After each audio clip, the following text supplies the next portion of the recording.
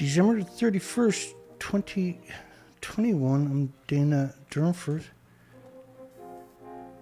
I'm also known as a nuclear proctologist. .org. I hope everybody's doing good. It usually takes 4 to 5 people to work the equipment that I'm using. So eyeballs are everywhere. So this is part 2 of 2021 review of nuclear news. And so I covered the nuclear news cycle 5 days a week each year. And we creamed each month. So in January it was 9,000 little clicks. And a click would look like that's 1 click, that's 2 clicks, 3 clicks, 4 clicks, and you get it, right? February was 12,500 clicks. A busy month. And I got a tendency to pull in all kinds of pictures and supporting documentations with all of those pieces of documentation. So it's a lot. And so we're looking at 3,300 clicks to tell the story of February 2021. And so there's 12 of these shows we got to do, we being me. And because we're doing this because they took down my main site with 24,000 plus subscribers. It was actually 24,200. And it fluctuated between 24,199 and 21,201 for 3 years. I never got any more or any less. It just sat there for 3 years at those numbers. So we got a poll today. It's a terrible poll, by the way. The poll is, was Canadian officials lifting all Fukushima food restrictions for Canadians on June the 14th, 3 months and 3 days after the tsunami and multiple nuclear meltdowns in 2011, a genocide? And I'm afraid the answer is yes. So June the 14th, 2011, Canada has lifted all restrictions on food imports from Japan. All restrictions. New Zealand done it in August of 2011. And so it's dramatic, yeah? Canada becomes the first country to lift all restrictions. Canada, the nuclear meltdowns were raging for the first several years. By the way, food restrictions for 55 countries was 14 prefectures, not just Fukushima. Canada never really had a restriction, obviously.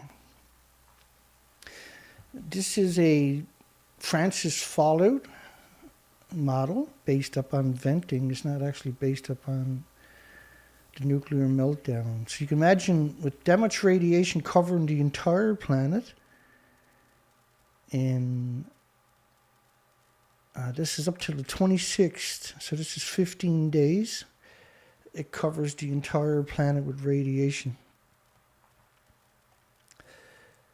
In 2013, the American, Canadian, actually the worldwide media had perpetrated a rather extraordinary deception upon everybody on the entire planet. All media, major media worldwide, came out and told this story here. Now, the building to the left is Unit 4. This is one of many, many, many, many medias to the right, claiming they're on top of a building 100 feet above 140 feet above what you see to the left. We are here inside Reactor 4 at the Fukushima Daiichi nuclear power plant that was severely crippled during the earthquake and tsunami of 2011, leading to the country's worst nuclear disaster. It's obvious she's not. So it wasn't just her. It had to be the producers, the videographers, the owners, everybody else. And then everybody that, all the scenes very popular worldwide.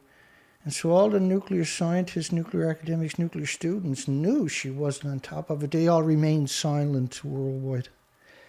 And all media worldwide told that lie. Now, why would they perpetrate that kind of lie is something you should really consider. And here we go. Origins and age of ongoing radioactive contamination of soil. So first off, I'm going to cover a bunch of headlines or academic studies about fuel reprocessing plants. They take used fuel and the toxic isotopes, what most people recognize as radiation, but it's actually thousands of different isotopes. They're so toxic, they're considered 1 billion times more toxic than industrial poison. And they take that and put it through a chain reaction again, which makes it 1 billion times again more toxic, rather than try to store it for millions of years. What it does do show you, just these first couple of pieces I've already showed you, it shows this contempt for all life, all species, but particularly humans. It shows you this incredible contempt for all humans. Origin and age of ongoing radioactive contamination of soils near France's reprocessing facility, La Hague, which, by the way, has 500 security guards. 500 security guards for 24-hour-a-day security around these disease factories. And 239, 240 plutonium, 238 plutonium, 241 americium, 241 plutonium. These are nasty genocidal isotopes. And 90 strontiums was discovered constantly hemorrhaging from these places. Nuclear reprocessing plants are sources of environmental contamination by gases and liquid discharges. Gases, atmospheric releases, and directly into the ocean. It's actually, Sellafield is 8 million liters a day for 70 years almost. Numerous radionuclides because of a nuclear meltdown, and they have a reprocessing facility. We'll cover that. We found that the analysis of the 241, 239 plutoniums from a few selected soil samples taken there to nuclear reprocessing revealed the presence of previously environmental contamination from several incidences in La Hague site involving atmospheric transfer, leaks in flooded waste pits. They actually dumped the radiation in pits. And dating methods indicating a contaminated period prior to 1983. A long-term contamination of the environment by used fuel that was supposed to be stored, not reprocessed. It's illegal in Canada and United States to do this. Reprocessing operations are very hazardous for both workers and the environment. The two main processing plants in Europe are situated close to the Irish Sea. Sellafield, or the English Channel, La Hague in France, in order to benefit the dilution effect produced by marine currents. So they're purposely situated in these environments because there's a big tidal areas going past it, and they are going to dump it. There's no such thing as diluting this stuff because you just spread it. The former has now shifted away from reprocessing to decommissioning phase of operations, while the latter is still in operations. Actually, it's still hemorrhaging editor. There's still reprocessing fuel at United Kingdom Sellafield. Scaremongering about Fukushima radiation is damaging. And this, of course, is New Scientists, who all of their studies were meant to demonize anybody asking questions. Alarmist. Anybody who's having a look or talking about it is considered an alarmist. Predictions about the long-term health effects of Fukushima nuclear accident are likely to aggravate harmful psychological effects of the incident. Alarmist predictions. Actually, it was 276,000 becquerels of radioactivity, 18 million becquerels, 276,000 becquerels per kilogram, 18 million per square meter. This is, you should have evacuated Tokyo too, see? Scaremongering about Fukushima radiation is damaging. Another study in Tokyo, 220 kilometers away, was 919,000, 55 becquerels a square meter is an evacuation zone in a nuclear plant site. 919,000 becquerels a square meter is the definition of absurd and insane. But New Scientists vilified anybody trying to have a conversation. Government said not interfered, and the results came in well above 1.5 million becquerels near the church. And before Fukushima, 100 becquerels a kilogram of just cesium, there's 1,000 fission products, is nuclear waste. But after they considered it safe to eat, actually Japan's, for the first 2 years, limit was 500 becquerels a kilogram. They dropped it down to 100 kilogram late 2012. And scaremongering about Fukushima radiation is damaging. Should have those people been arrested? Radioactive dust reported in Tokyo after recent fog, 4,000 becquerels a kilogram. I think the people that done that study should be arrested and jailed for doing stuff like that. Atmospheric and the people that allowed it to be published in that journal too should be arrested. Atmospheric tritium concentrations, tritium, which is radioactive water, from La Hague reprocessing plant in France.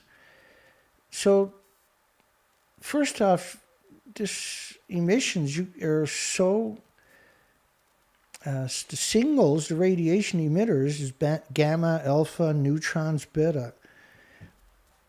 You actually wouldn't be able to measure the tritium because of the other radionuclides. Unraveling 5 decades of antipagetic 236 uranium discharges. This is a byproduct of reclaiming uranium-235, and that's a nasty isotope from nuclear reprocessing plants. The large 1970 releases may expand uranium circulation studies to the South Atlantic. The authorized radioactive releases included from nuclear reprocessing plants in the English Channel, Sellafield, England, into the Irish Sea, was on purpose, because they didn't want to store it. And this is why they're also making the reprocessed, the mixed oxide fuel. Impacts of anthropogenic man-made sources from the nuclear fuel reprocessing plant on global atmospheric iodine-129 cycle. After Fukushima, Canada and the United States had sustained 220 million atoms of iodine-129 per liter of per liter of rainfall. And so all the insects and birds and animals and mammals and humans, this is an absurd amount, uptakes this into their body. It ends up in their thyroid, a lot of it. And the thyroid turns the iodine-129 into radioactive hormones. And as you can imagine, you're talking about up to around 1,800 illnesses will manifest before cancer. Influences releases of the iodine-129 from reprocessing plants in marine environment. There was around 200 kilograms in all the world's oceans from natural iodines. These places had released, I can't remember the exact numbers, and I haven't got time to look it up because I got it there. The estimates was, say, 10,000 pounds by the 1970s. And this stuff lasts for 25 million years. Or 15 million years, my apologies. Impacts of 14 carbon discharges, radioactive carbon discharges from a nuclear fuel reprocessing plant on surrounding vegetation. So there's many, many different studies of these releases on all facets of the environment, how it's polluted. And this covers the entire planet, by the way. Discharges from a nuclear fuel reprocessing. Krypton-85 from Areva's La Hague reprocessing plant. Measurements of 85 krypton in the air. It's constantly released from the used fuel rods, by the way. They're still splitting the atoms for millions of years. They're still producing endless atoms. They're perpetual machines. They produce isotopes perpetually. That's how they make energy, right? But once you take it out of the reactor, that doesn't stop. So the energy that it was producing to power 1 million homes, that fuel goes into a fuel. Those atoms are evaporated by hundreds of trillions all day long into the surrounding and worldwide environment, as you can see here.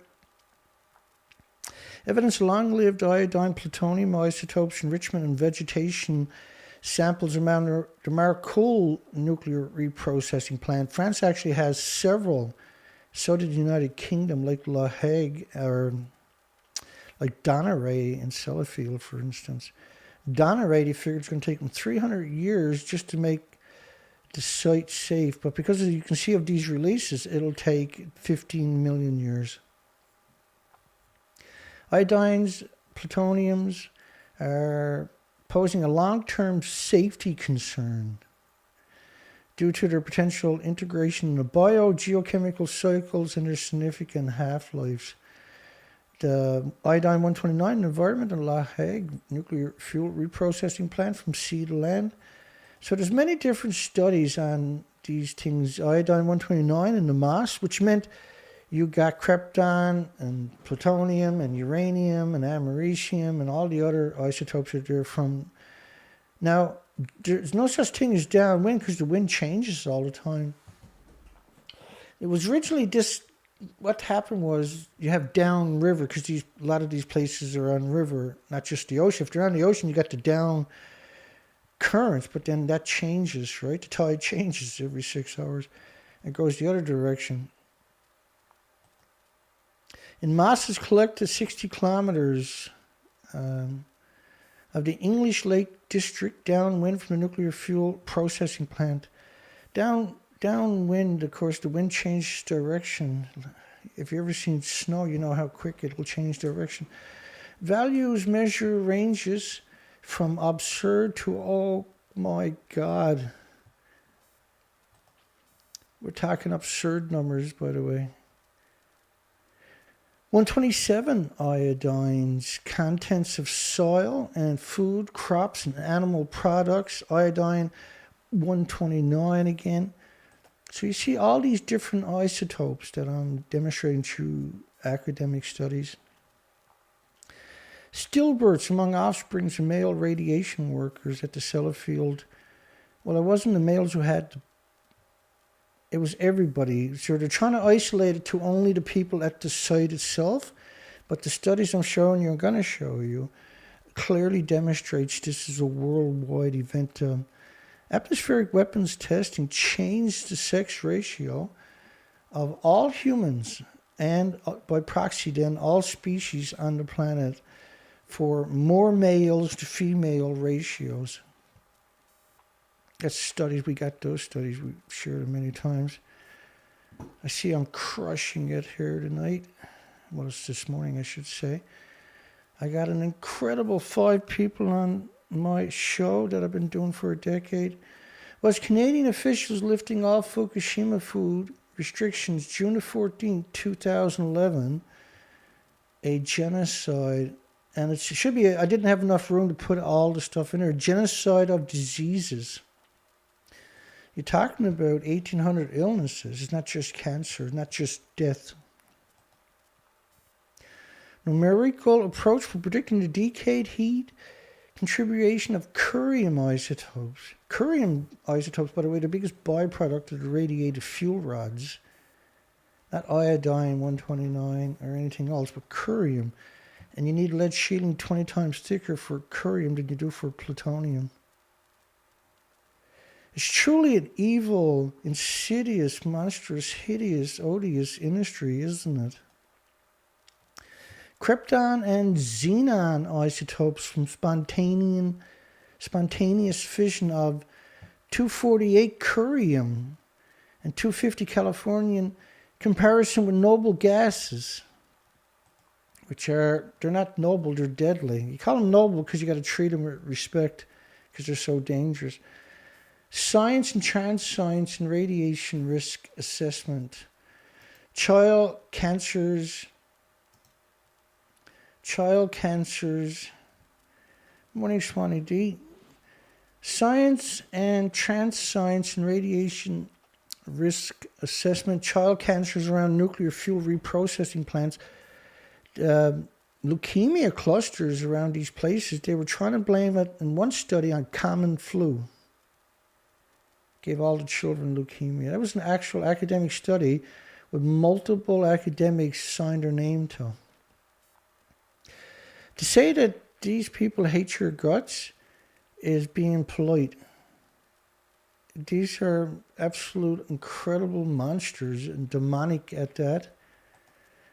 The assessment of health risk to the population for the radiation releases in the environment is complex and as yet incomplete science, which unequivocally it's not. They've killed billions of animals, for goodness sakes. And animals' kidneys are 50 times more effective at filtering plutonium and isotopes than humans are. Humans are 50 times more vulnerable than animals, and all the animals died in all the studies. Transfer and concentrations are poorly understood, which is absurd to suggest, obviously, because I just provided all kinds of academic studies showing the opposite of that statement, right? Models of radionuclides metabolism rely largely on inclusive, contradictory experiments with animals, and the principle by which results may be extrapolated to humans are unknown. But as I already showed you in all these studies so far, that's an absolute lie, yeah? Uncertainties in the dosimetry, the radiation intake of alpha emitters. Of course, there's beta and gamma and neutrons, which are much dangerous. Neutrons are the worst of the worst. In children and fetuses are acute and chronic doubt persists over the magnitude of low-level dose response for radiation carcinogenics. A single atom in your body attacks it for the rest of your life and builds a tumor around it in increments over a couple of decades. With white blood cells. In order to do that, you have to displace red blood cells for the rest of your life that carry oxygen and nutrition throughout your body, or animals' bodies, or insects, or birds, or mammals, or animals. It's not just humans. Scientific concern persists over the exceptional incidences of child cancers in the locality of these pollutants. World's largest reprocessing plant for Durnford. That's now closed. They estimate it'll be 300 years before you can remove the radioactive contamination buildings from the site, and 15 million years before the radiation mostly returns to just dangerous levels instead of oh my goodness levels. World's largest reprocessing plant, June 1985. I'm not sure why I got that there. Yeah, you can see the difference in the numbers of my site. This is the site they took down with no emails. There was no strikes on my account. They never gave me no warnings and no explanation. They just took my site down. And you see, I get 174 likes on a video. It was normal. Now I'm lucky to get 60 after 48 hours. The behavior of technetium in a nuclear fuel reprocessing plant, and technetium-99, for instance, is a terrible isotope. What it does to all species bodies is just absurd. Yeah, thanks Horizon. Well, my videos don't really reach an audience. They got me restricted to just a handful of regular people. The behavior of 129 iodine released from nuclear fuel reprocessing factories in the North Atlantic Ocean. Transport to the Arctic assist from modeling. Behavior of the releases. Of course, once again, I cover regularly was one study in the United States showed Canada from Ottawa, Canada, showed 220 million atoms of iodine-129 per liter of rainfall from the capital, yet they lifted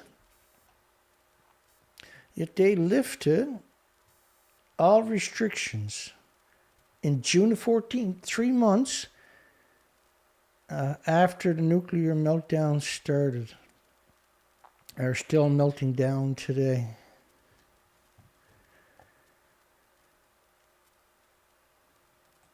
Transport to the Arctic.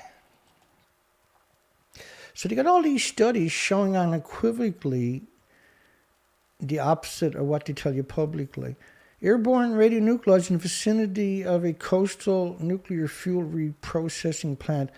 So every study, all the snails, all the mollusks, mussels, all the seaweed, all the estuaries along the coastlines for hundreds and hundreds of miles have been studied heavily, and they're all contaminated heavily.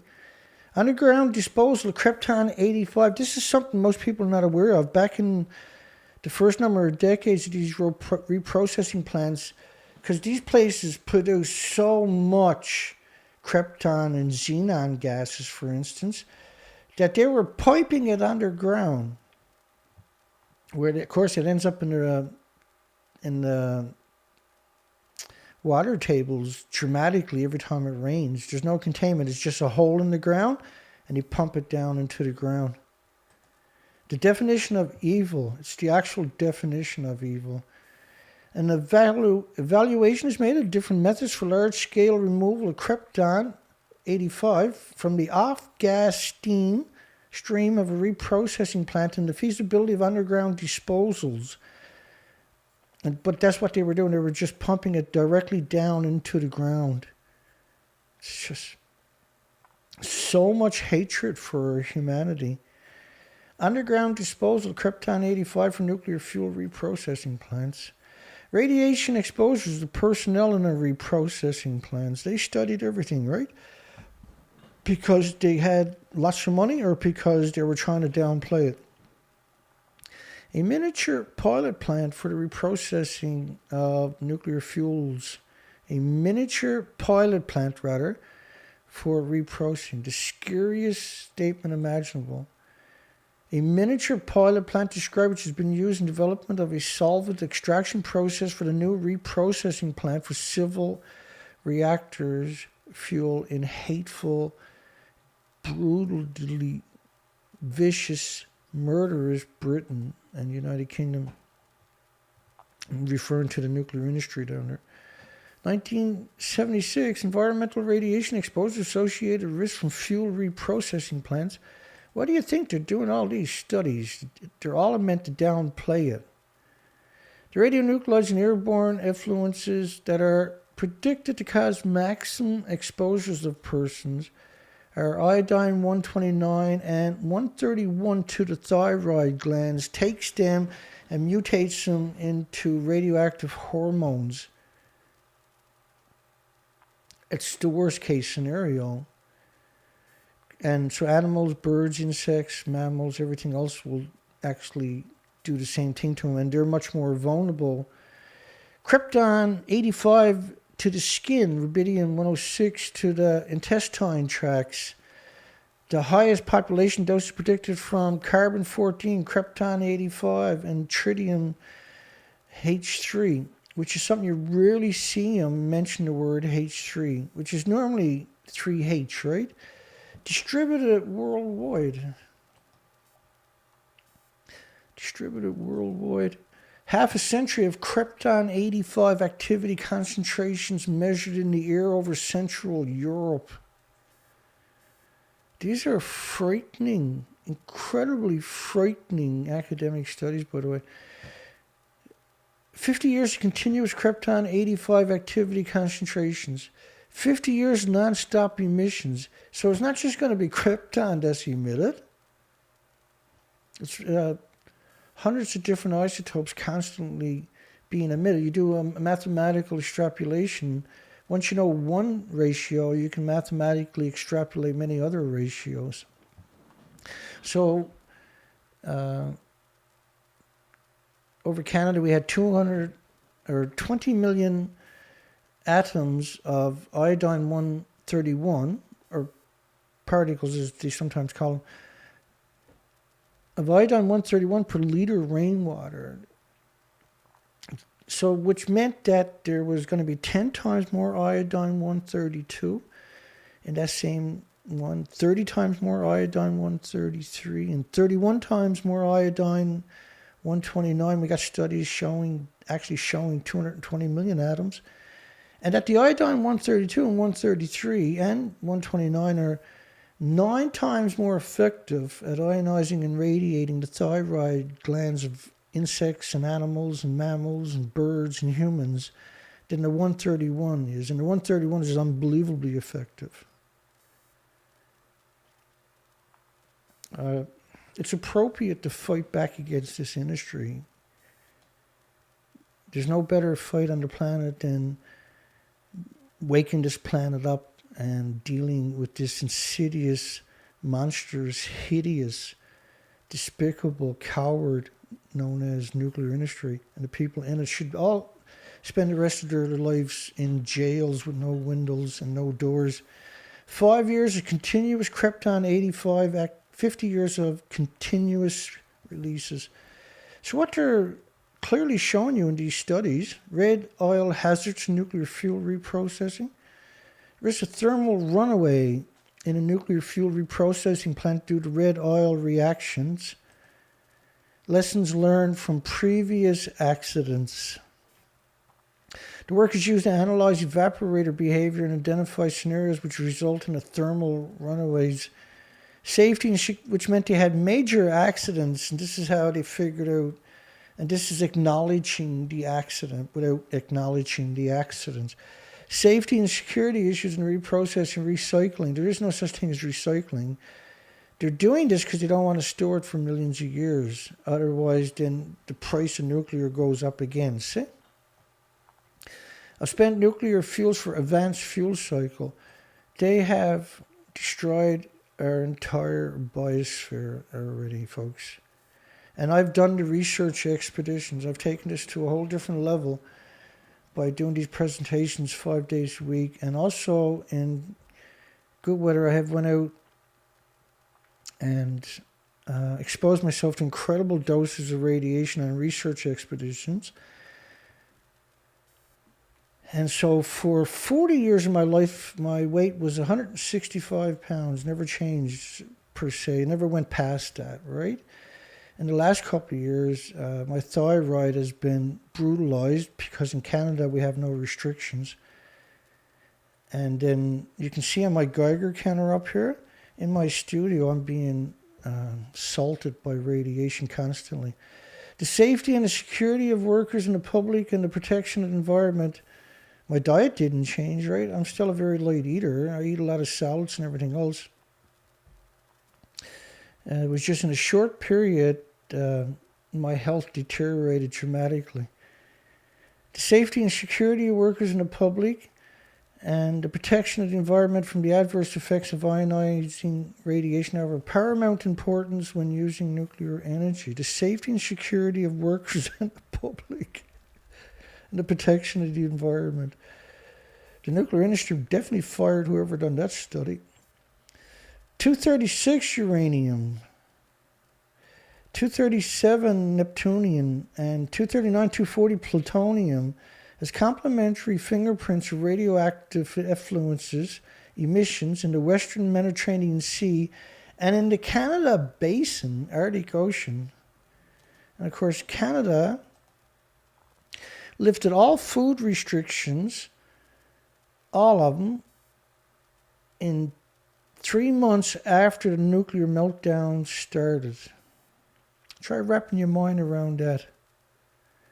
So was Canadian officials lifting all Fukushima food restrictions on June the 14th, 2011, a genocide and attempted mass murder and attempted pollution, and well, successfully polluted the entire planet. Because when you think about that, I want you to remember that 55 countries that banned the foods from all 14 prefectures, which meant they increased the shipments to Canada, because Canada was one of the very few countries that would take it. It defies reality. It really does. It's like looking up and you see this big meteorite coming right at you. And you say, hey, you see the meteorite? And they're like, I haven't got time. And you're like, no, hey, look, man. I don't care about that stuff. No, look, there's a meteorite coming right. Like, go on, boy, you're full of shit. That's exactly that's the equivalent of Fukushima. In the Canadian Basin, Atlantic waters showed the highest concentrations of neptunium and uranium ratios, which meant it would have been saturated with plutonium and americium and everything else. In agreement with the estimated values for North Atlantic waters entering the Arctic Ocean, tagged with the signal of the European nuclear reprocessing plant. So they're saying that France's 2 reprocessing plants, the United Kingdom at the time 3 reprocessing plants, has contaminated Canada and the Atlantic Ocean. Reprocessing of slag into material for the radioactive material for the building industry is what that's about. Can be used for cement, asphalt, and as additives in the production of cement, bricks, and other building materials, as well as reprocessed blast furnace slag can be poured into forms for the production of glass, ceramic. This is about leftover from the fuel reprocessing and turning into building materials. Concept for the reduction of waste volume, which is what we just talked about, by the way, from nuclear fuel reprocessing operations. Concept: it is desirable for environmental economic reasons, reduce the number and volume of waste streams from nuclear and fuel reprocessing plants. They do that by making bricks and cement and for pavement and stuff like that with what they consider lower levels. They also pipe it underground, of course, as I showed you in studies. Nuclear fuel reprocessing related discharges, possibility to stabilize plutonium inventories, sodium-cooled small modular reactors, pressurized water reactor fleets, possibility to stabilize, this is 2020 study. So the fabled small modular reactors, the unicorn of the nuclear industry, if you do manage to get it up and running, it's going to be used in mixed oxide fuel. And the only way to get the fuel for small modular reactors is to pollute the entire planet before you even got the fuel reactors started. And then they never stop polluting the environment once they're running. Pressurized, these things run at 1,000 to 2,200 psi. So once they get brittle from the neutron bombardment, then an earthquake or an adverse event could cause a rupture, and at these 1,000 psi, 2,200 psi, once you get a rupture, it doesn't stop at those high psi's, right? It explodes now. Think of a car tire exploding. Well, think of a car tire at 1,000 psi instead of 30. Distribution of iodine-129 around West Valley, an inactive nuclear fuel reprocessing facility in western New York. That was after they shut it off. They're still cleaning it up today, and probably for at least another 2 to 3 to 4 decades minimum. So New York was highly contaminated from the same reprocessing facilities as I was just showing you up to now. Distribution of iodine-129 around West Valley. Of the iodine levels in surface waters around inactive nuclear fuel processing facilities will be there for 15 million years. And so the levels of iodines are extraordinary numbers you're seeing there. Observed at the site boundaries. So 10 to the power 11 is 11 zeros, and so 1.3 times 11 zeros is in samples outside the boundaries. Other creeks in the West Valley, which they're only acknowledging as iodine-129, but as I showed you earlier, obviously it has to be polluted with curium and krypton and xenon and uranium, plutonium, and americiums and neptunium. These are nasty, lethal particles for all species. Indicating atmospheric transfers of the radionuclides is significant. And the levels in the surface waters around West Valley are 10 to 1,000 times higher than the background levels in western New York. And so clearly demonstrating New York was highly contaminated by this facility, which is one of the reasons they also shut down now Indian Point, right? Anthropogenic iodine concentrations, which is man-made again, and 127 iodine ratio in rainwater in Spain between 2005 and 2008, affected by airborne releases from Sellafield, which, by the way, is surrounded by farms. And so eating food from there is a death sentence. By airborne releases from Sellafield and La Hague, and it happens in increments over time to you. Destroys your health, you liquidate your assets, trying to survive, and then you die. Because you go to the hospital, they stick more of this into you and finish you off. It's a very long-lived radionuclide, 15 point something million years per half-life, so 150 million years. Just no such thing as.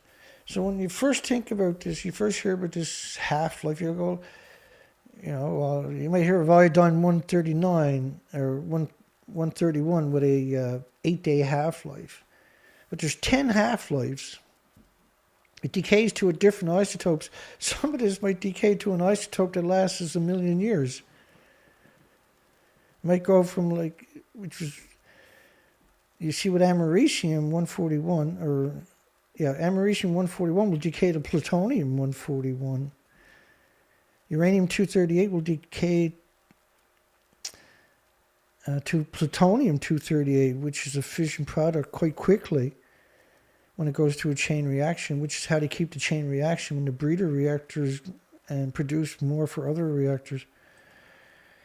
Nuclear Power Will Save the World, a book to understand and leave perceptions behind. Well, I just showed you in order to get you acclimated to the rest of what I'm going to provide. Because I assume a lot of people don't know nothing about this subject when I start doing this. Because you might only get one opportunity for somebody to pick up this information. So you got to bombard them with enough documentation so they can actually extrapolate the documentation I'm showing them themselves without the explanations. Nuclear power will save the world unless you're... So one thing about nuclear power plants, the majority of nuclear power plants are surrounded by farms and communities if they can, but particularly farms. And what happens is the isotopes are constantly released from the nuclear power plants. Constantly is being generous, and it pollutes the entire environment. The calculations are made as radioactively speaking, safer to live next to a nuclear power plant than to eat a banana. So does it look like it's safe? I mean, it's absurd to say it's safer to live next to these sites than eat a banana. And then, of course, Wikipedia is happy to stab you in the face. Let's remember the famous radiation dose equivalent to a banana. I mean, it's absurd that somebody would even, at this, originally when Fukushima happened, I pounded everybody who mentioned banana, and everybody did. After several years of doing that, they stopped using the word banana in comparisons. So nuclear power will save the world, but in reality, nuclear power generation is the only invention that may destroy the future of all species and humans. In fact, in Japan, within 1 year, there was 865,000 excess cancers compared to any other year. So imagine how bad Canada got, because they lifted all bans on food on June the 14th, 2011. 3 months, the reactors were still melting down, and still are today, certainly, but we're still emitting huge amounts. They were still... Now, if you go back through my videos, you'll see where I do these pictures of Fukushima shows, where I cover pictures that were released by TEPCO in big batches. It clearly shows that this site is destroyed. There's shocking pictures. We still got several episodes of that to get to. Scientists, Valley native working towards a cleaner world. Again, it's hard to look at her and understand how evil she actually is and how complacent she is. But by proxy, she's so educated, there's no way she doesn't know what I already showed you. Therefore, it's definition of evil. Enrolled as an engineering major at Penn State University, where she got hired in a nuclear research program. She was licensed as a genocide reactor operator during her junior years, and on a national level with the student division of the American Nuclear Society. American Nuclear Society. Excuse me, there is no such thing as a nuclear society. There's a nuclear secret death cult. Excuse me again. Her recent appointment earlier this month as leader of Berkeley Lab. You can't get that job unless you're unbelievably evil, by the way. She co-founded the Nuclear Innovation Boot Camp to train students to be evil just like her. Country Commission wants Los Alamo Lab to conduct a study. And so, say you got a bank and robbers come in and rob your bank. Do you then, now you put them in jail. Now, do you get the robbers to do a study on did they rob the bank? It's absurd. Country commissioners charged with the protection of the health and safety of their citizens, of their sheeple. And doing a site-wide environmental impact statement is just a basic protection of the constituents and the citizens of Santa Fe County to protect them from what may or may not happen at Los Alamo. And Los Alamo is built on one of the biggest freshwater aquifers in the United States. It's absurd amount of radiation coming out of these places. And Los Alamos is the only spot in the United States that currently allows the reprocessing of fuel. They're not allowed to take it off site and use it, but they're allowed to reprocess it. And the studies I showed you earlier clearly demonstrates that this is constantly hemorrhaging off the site. He said the review needs to consider the safety concerns that could result from wildfires. And they point to the big blaze in 2000 that forced evacuation of Los Alamos, the abandoned a nuclear wasteland, and the temporary closure of the national labs. They had major damage there. The fire brought to the forefront concerns about radioactive waste was stored on lab property and potentially contaminated if barrels were destroyed or damaged. There also a lot of documentation showed they were dumping in the 50s and 60s and 70s. It's absurd how much they dumped into the local rivers. It's absurd. And including the landfills, too, on top of that. No mercy from the nuclear industry is the one thing we know about them. Nuclear regular officials report in 2017 the lab didn't meet critical safety expectations. The same year, the Defense Nuclear Facilities Safety Board, Defense, found lab workers are possibly exposed to lethal doses of radiation. So over 900 people got cancer disabilities there. 900 were refused. And who knows how many are currently applying.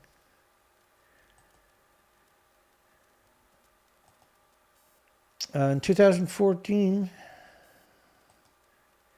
an inappropriately packed drum of radioactive waste from the lab ruptured and forced the closure of the waste isolation plant in Carlsbad for 3 years.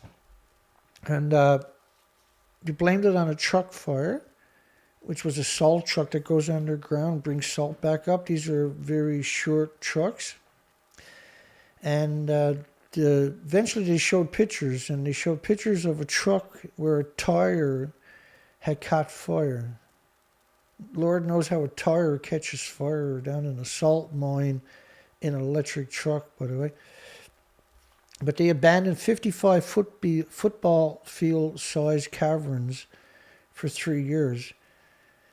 It was originally 10 days, and then they went to go back down after 10 days of having a truck fire where there's 55 foot. If you had a car tire catch fire at a football field and you're at the other end of the football field, will you be concerned about it? How about if you had 50 football fields? Would you evacuate all of them because of a car truck fire where the tire caught fire? The emissions were all over that part of the country. I actually done presentations on it when it happened. And I was vilified on TV, in Carlsbad TV, clipped my video and demonized me. 1 in 5 sailors in China's submarines in South China Sea suffer from mental health problems. 1 in 3. And I mean, you can't use the weapons. You're not going to use the weapons. And then you cause this aggravation. Oh, you got to have ships now, and you got to have this, and you got to have that, and you got to have satellites, and you got to have instant response, you got to have ballistic missiles. And then you're not allowed to have hospitals or schools or institutions or anything else because you spend all your money on this idiot machine. China claims almost all of the 1.3 million square miles of the South China Sea as a sovereign territory, and China's been building military bases on artificial islands in the region. Also claimed by Brunei, Malaysia, the Philippines, Taiwan, and Vietnam. German Greens MEP call for quick phase out of nuclear energy. They close down 3. They're supposed to close down 3 nuclear reactors today in Germany. Leaves 3 there. They'll be closed. The last 3 will be closed before the end of 2022. I haven't got to the stories there. I grabbed them this morning, but I didn't have time to read them because I was setting up to do this. There are 400 nuclear power plants globally, and most are 30 years of age and will probably not run for much longer. Think of a car that's 30 years old. And the problem with the reactors is to become brittle. And particularly in China or Japan, where they're built on fault lines, major earthquake tectonic plates, I should say. And so once they become brittle, you have an earthquake, you cause cracks in it. They're very high pressure, 1,000 to 2,200 psi. If you cause cracks, then the cracks will explode, and you have a planet-wide event. We've seen the mass die-off of all insects, all mammals and animals and species in the last 10 years. And the nuclear industry doesn't want you to be aware of that. They want to blame it on your tin cans, your pop bottles, your cardboard. We should not rely on nuclear plants. They're not delivering energy security. And people must understand this, and that nuclear can lead to a devastating disaster. But it's a constantly emitting radiation. The fuel pools are still splitting the atoms. They're putting the reactor cores in the fuel pools after 16 months or so. they're splitting the atom for millions of years. So they're still splitting the same amount of atoms to power a million homes. And they'll do that in a pool where they boil off the water in the pool. And that's saturated, each liter saturated with billions and trillions of fission isotopes. All day, every day release. It's so evil. It defies reality. It really does. But unfortunately, I provide the documentations for my assertions. And so it is a reality. By producing clean energy at scale, there is no clean energy. But wind and solar, which can be done much more quickly than nuclear power. Last year was 300 nuclear power plants where the renewables came online. The equivalent, 300 nuclear power plants worth of renewables came online in just 12 months. This year was 333 nuclear power plants where the renewables came online. And in the next 5 years, the estimate will be 5,500 nuclear power plants worth of renewables online, which was more energy than we need. It surpasses all fossil fuel plants and all nuclear power plants currently on the planet. And that's without storage. And you can store energy by using compressed air technology and pumped hydro. So you got peak power at your fingertips all the time, in other words. And you do that by harvesting excess energy you're not going to use during peak. We have to decarbonize quickly, and we got to denuclearize. Nuclear is global warming, not carbon. Gas, oil, coal emissions don't pulse energy. This is a model of the radioactive fallout. This is 19 days at this stage right here. So gas, oil, and coal doesn't have these attributes. They don't cover the planet also, and they don't pulse energy at the speed of light every second. These plumes are pulsing energy at the speed of light, invisible plumes. It's really something, isn't it? Since the Fukushima disaster, 2011, the lunatic death cult known as the International Atomic Energy Agency has recommended that no nuclear power plants be built within 100 kilometers of a community.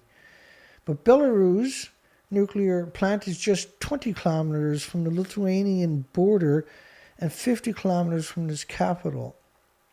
So the International Atomic Energy Agency realized that if you pollute a big city, you got to evacuate it. That's the end of nuclear. And then people might actually wake up and understand what I'm showing you, and they're going to want revenge. And they deserve revenge. And I am here to try to provide it.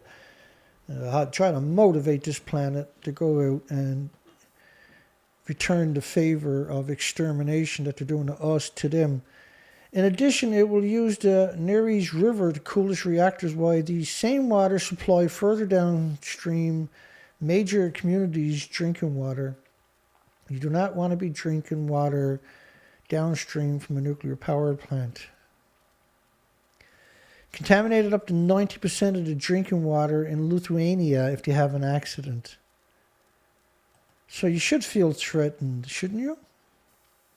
Nuclear is out of date, unsafe, and dangerous.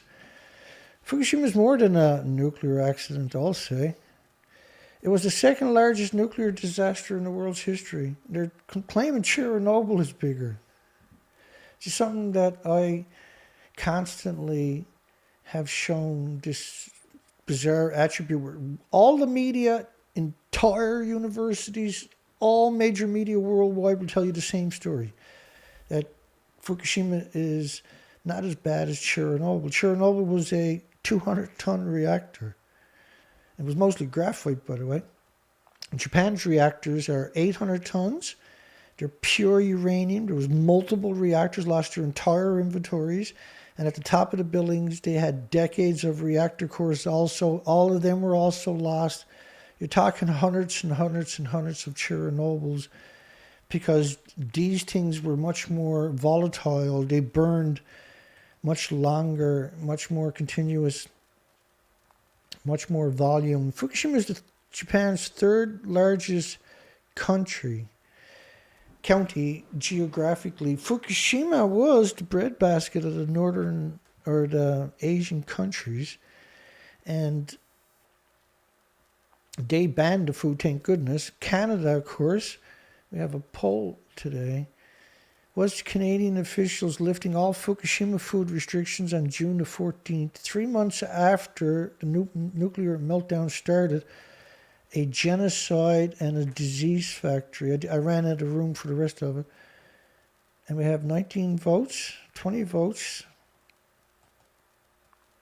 It is rich in rice, fruits, fish, and mushrooms, and is known for producing Japan's very best sake. You don't want to eat anything from Japan or Canada.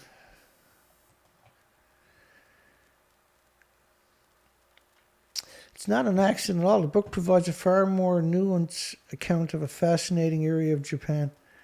You do not want to eat anything from Japan. Get the latest investment ideas delivered straight to your inboxes. And they're showing uranium. This is crimes where they steal your pensions. You do not want to invest in uranium ever under any circumstances. The Globe and Mail in Canada has been pumping uranium stocks as they were diving. So everybody invested lost everything. They do it at least 3 days a week for over a decade. Mayor okays 2 aged reactors at Takahama nuclear plant for a restart. Aged reactors, 40 years old reactors, because the nuclear industry ain't going to go away without people. See, if the world spoke out, then the nuclear industry can't exist. They can't do stuff like that. But the world is sleepwalking, and they are in real trouble now. We're in real trouble.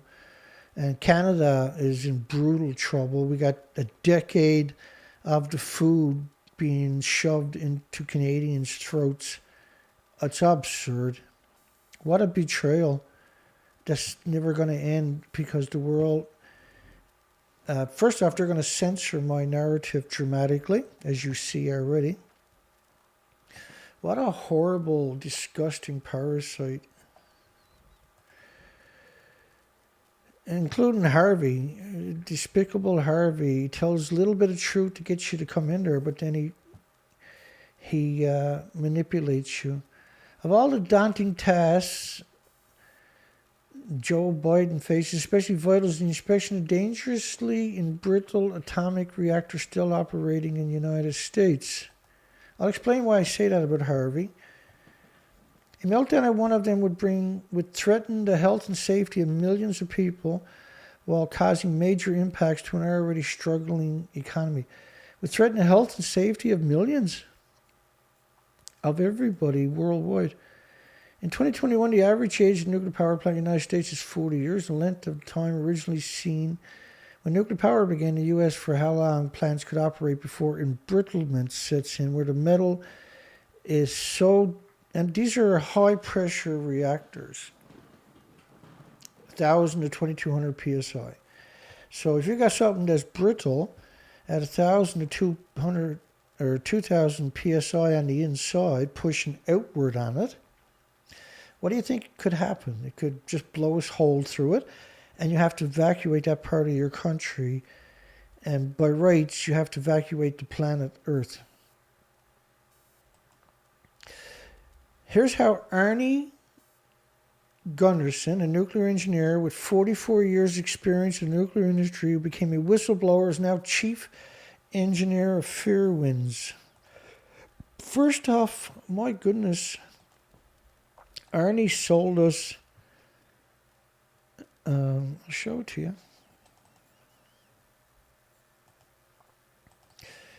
Arnie's pretending that the building looks like that, not like this. Now, I built the... I apologize for that. That was lower than that. Now, I built... The division I ran built nuclear fuel racks for boiling water reactors exactly like Fukushima. And Unit 4... So he built the fuel assemblies that goes into the pool behind him. I put that picture there, or that's his picture. And in the picture to the right I put there to show you the lie. Unit 4 has always been my biggest concern. If you watched our website, on the very first week of the accident, I was saying that if Unit 4 were to catch fire, you'd have to evacuate Tokyo.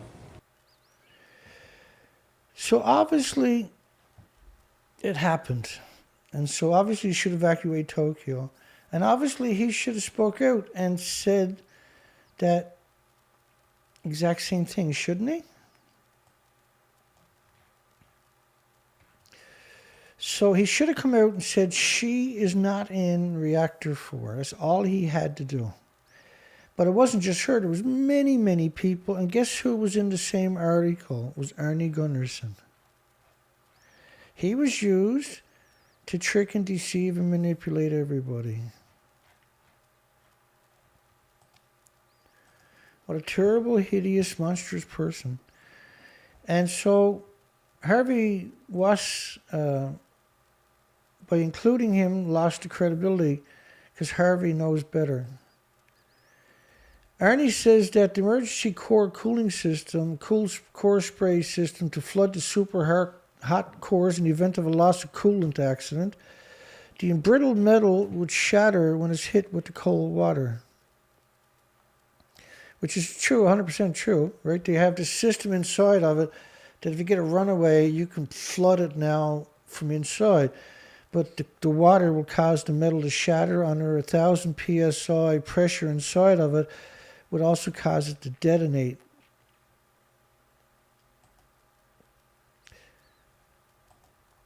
So they tell you the truth to suck you in, right? And then they lie, manipulate, and deceive you and leave you vulnerable. The apocalypse outcome was barely missed in Pennsylvania, where starting at 4 a.m., blah, blah, blah, 3 Mile Island. Now, who was in charge of the cleanup of 3 Mile Island was Arnie Gunnarsson and Lake Barrett. And they boiled off millions and millions of gallons for 2 years. Boiled off the radioactive water and released it into the environment. See, what I'm doing here, unfortunately, is unique. Sadly and pathetically, this is what I do is unique. And I'm not doing nothing special. I'm not some super guy or anything like that. I'm honest. That's apparently a flaw, is being honest. A far greater disaster would have occurred. The entire northeastern U.S. could have been blanketed with deadly radiation, you know, like already happened from Fukushima. That's radioactive fallout from Fukushima. That's just a tiny fraction of what actually came out of there. That's America and Canada you're looking at. There's the Pacific to the left and the Atlantic to the right. Time to stop the nuclear con job, says Erika Gray. Our position is a resounding no, declared Paul Guntner. And Paul Guntner, of course, also says that they didn't lose the fuel pool. And obviously to the left, they lost the fuel pool, which meant dozens of reactor cores melted down and were released into the environment. Biden must act to prevent what would constitute a nuclear suicide in the United States.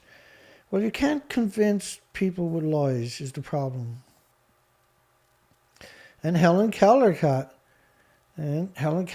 sold us out, and she promoted Arnie Gunnarsson relentlessly, the Arnie Gunnarsson fable.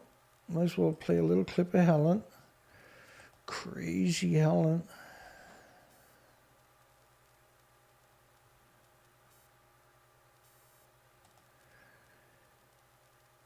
Crazy Helen.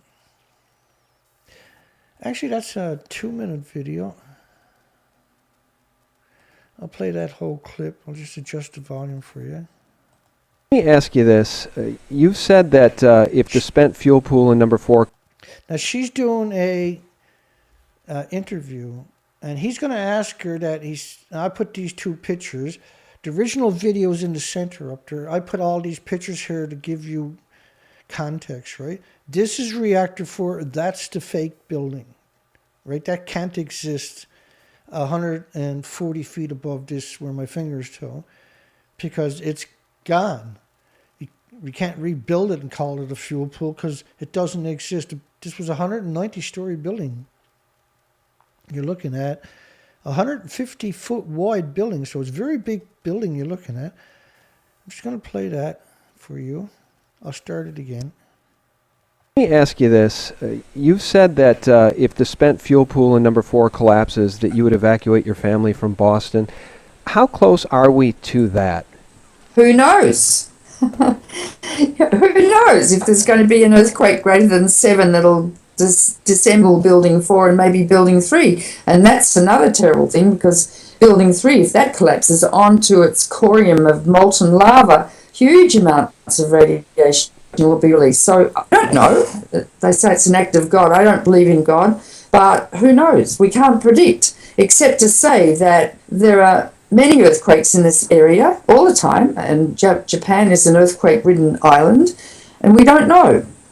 Do you think we would ever know the truth of what's going on there? And the reason I ask is because we've seen coverage in the national news media here in the United States from ABC News and others that take video cameras in, saying that they're being given exclusive access to number 4 in the removal of the fuel rods, which is said to have begun. And what we see in the video being shared here in America is a pristine interior building. It doesn't look like a building in which the top blew off in a hydrogen explosion. There are many out there, like Hattrick Penry. I sent you a PDF document, a 445-page PDF document called Plumegate. I'm not sure if you've had a chance to look at that. But there are many that have looked at the Freedom of Information Act documents. I've read it. Okay, what's your take? Can we believe anything coming out of Japan, out of TEPCO, or out of the American news media? Yes, and I think Patrick Hendrick goes too far, and I don't agree with some of the stuff he says. You've got to be really up to date with your facts and totally...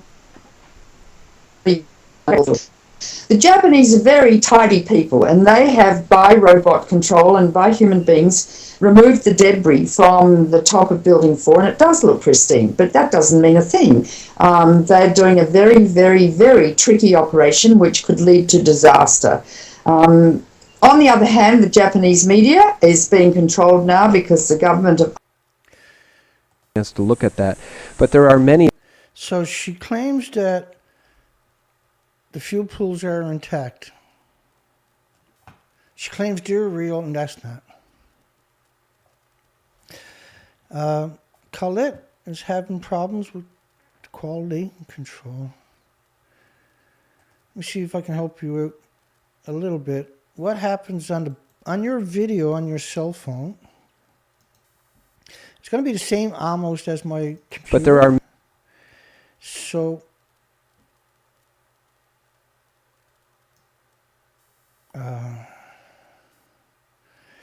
if you go up at the bottom of your video, Colette, and you'll see a little cog wheel, and then when you click on it, you'll get an option. And so what you want to do, let me do it again for you. Can't take me anywhere. So I'll do it again for you here. So once you click on it, you'll get different quality. You look for quality in the bottom of your video. If you just hover along there, that'll open up for you. And you can scroll up. In my case, the video is in 1080, 60 frames a second. And so if you click on that, you'll get a much higher quality video anyway. And while I'm here, I might as well turn on, because Google hates my guts. I'll turn on. Give me a second here.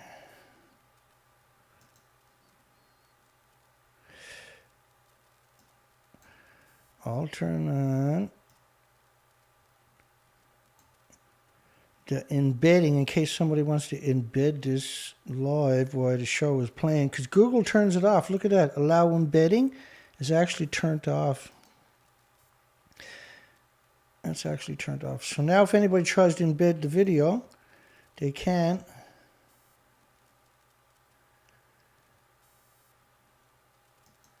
You're welcome, Colette. I hope that works for you. Was Canadian officials lifting all of Fukushima food restrictions June the 14th, 2011, a genocide? And so that should shock everybody that 90 days after the nuclear meltdown stopped, Canada removed every single restriction. And you wonder why I'm angry sometimes. Because it's murder, and you should be angry too. And Colette, all you gotta do is hover. If you hover, she figured it out, good stuff. You know, like you say, if it doesn't, you can't find it, just hover back and forth at the bottom of the video and it should show itself. She found it. Great news. Considering nuclear power.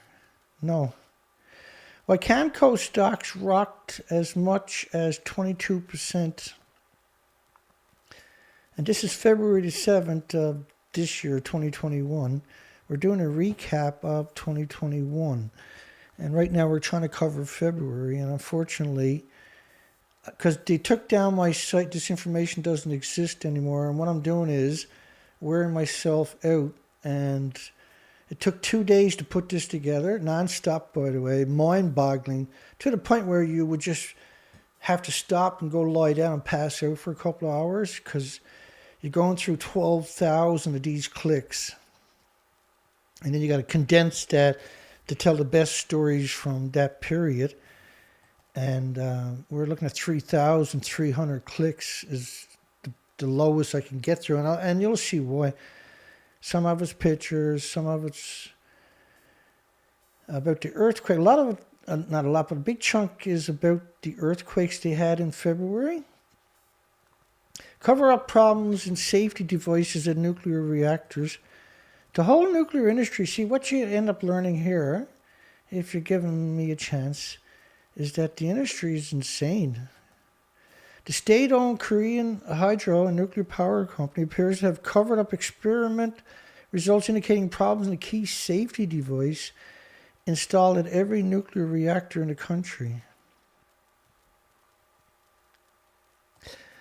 And remind you, Colette, that increasing the quality of the video increases the amount of bandwidth you're going to use. If you have a cap on your bandwidth and you need a pretty big bandwidth to start streaming these shows in high quality, because I go for long periods of time, right? And so just make sure you know what you're getting into, because they will charge you if you don't have you need a big bandwidth to get high quality. So you can always lower your quality to 480 or 720 rather than 1080. So just be careful of that, because that could end up costing you a lot of money at the end of the month, right? If that's how your bandwidth works. Like some bandwidth you got unlimited, some got 50 gigabytes. Like 50 gigabytes here in Canada is $70. And you can probably go through 50 gigawatts on high quality in a very short order and with just a few days. So just be careful of that. The device called a passive autocatalytic, it doesn't matter, removes hydrogen from the containment of a nuclear power plant during accidents, purpose to prevent hydrogen explosions. And 29 billion South Korean won to install the device at 26 reactors in the country after the Fukushima nuclear accident was 29 million. It was 33 million Canadian. Of course, that doesn't work that way, because the hydrogen is produced by a meltdown. The meltdown causes the hydrogen. And so venting it won't stop the explosion, right? Because you produce so much of it. It displaces the oxygen in the containment building. And there's no containment building, by the way, because everything is vented up those big, tall, skinny stacks. Nuclear power key to zero emissions, which of course this is pure propaganda to suggest that nuclear power. On the left, former California Governor Jerry Brown, exclusive chair of the Bulletin of Atomic Scientists. So the former governor of California is the chair of the Bulletin of the Atomic Unconcerned Scientists. So friends, you try to get anti-nuclear activist Jane Fonda appointed to his administration while governor of California. So fringe. So you're fringe if you're anti-nuclear is what they're saying, right? And you can see how the media just demonizes everybody that is honest. Normalcy returns to Fukushima fisheries, but new reactor cooling water releases loom. Of course, the reactors, the tanks are empty. 1,000 tanks in 2013, 1,000 tanks in 2021. By the way, they had 1,200 tanks in 2014, 900 tanks in 2017. I produced full presentations on the tanks in Fukushima. You can look them up.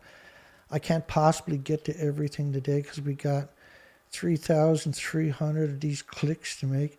In trial fishing, the number of samples in which radioactive materials above the standard limits were detected.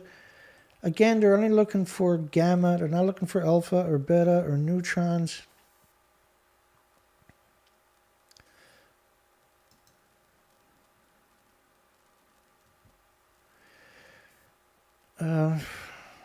Above the standard limits, under the government standards of 100 becquerels per kilogram, the standard was increased after a nuclear accident, and it was always increased constantly after that. There is no standards, or no standards that they'll follow. There is no safe limits. It's an incredible propaganda. And then they only acknowledge cesium, but there's 1,000 fission products.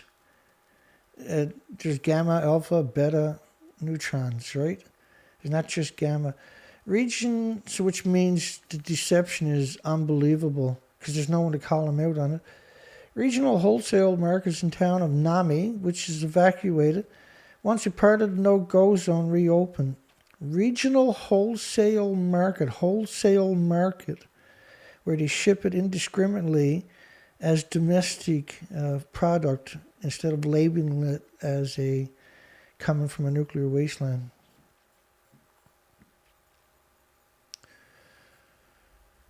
As in the case of South Korea imposing new restrictions, the World Trade Organization, and we covered all of these stories, settlement panel ruled in favor of Japanese seafood in 2017.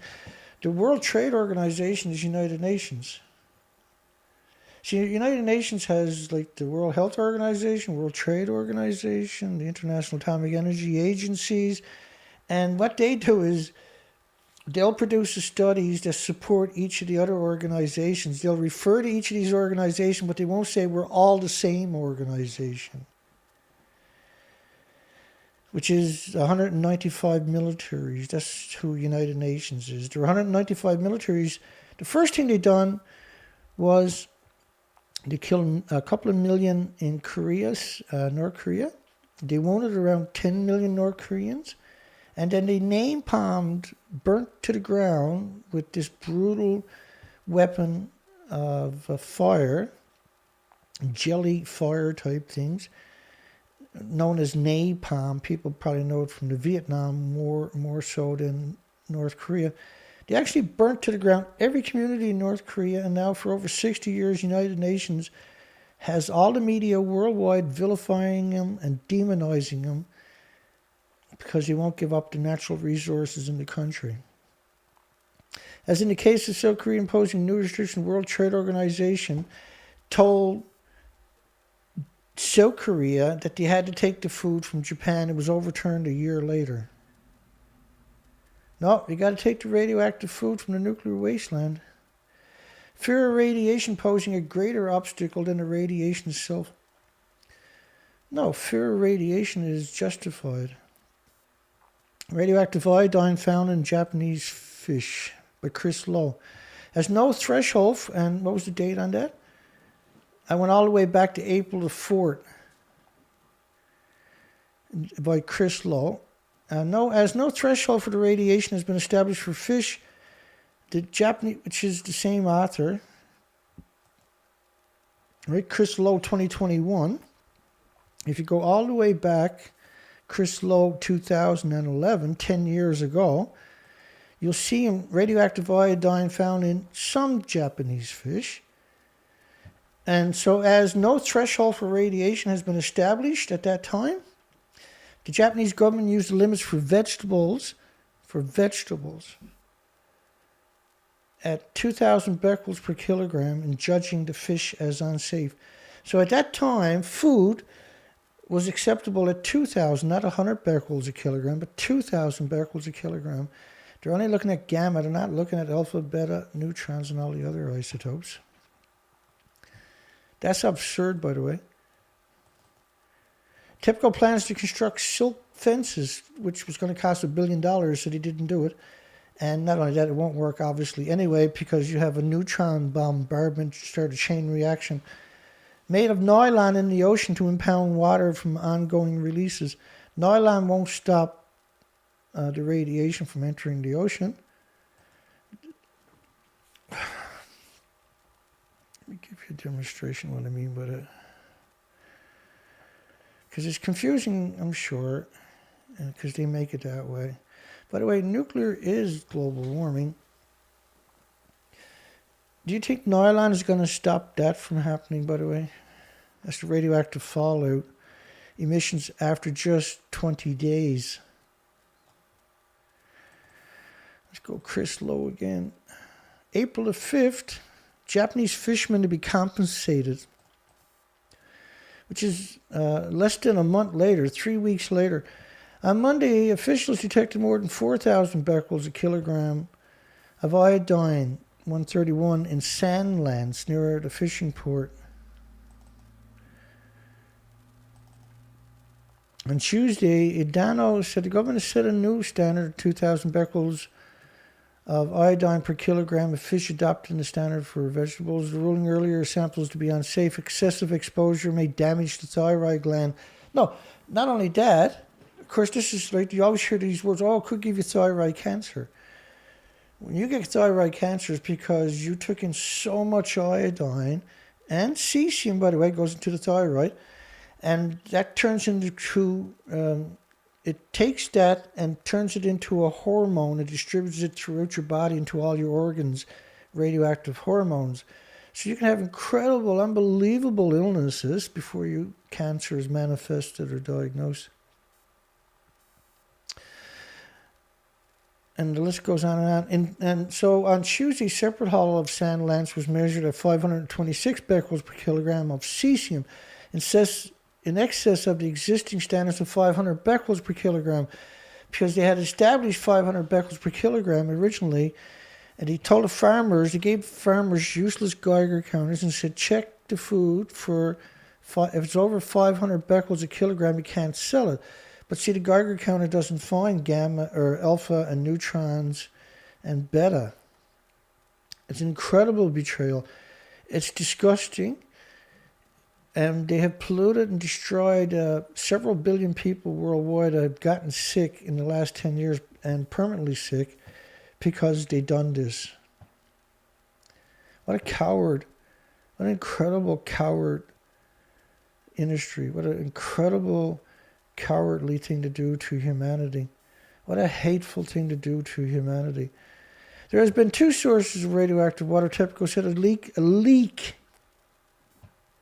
was coming from a faulty joint where a holding pit meets a duct, allowing radioactive water to seep, a leak and seeping into a layer of gravel underneath and thence to the sea. We've covered pictures of this period where they wrote these stories, and it's total destruction. We covered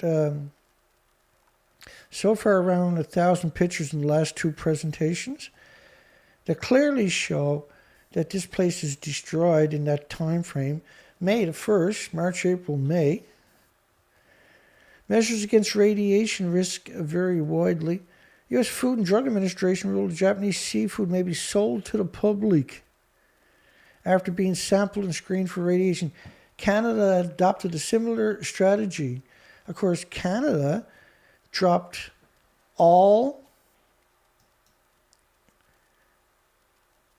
was Canadian officials lifting all of the Fukushima food restrictions June 14, 2011, a genocide? They got 26 votes saying, yeah, of course it is.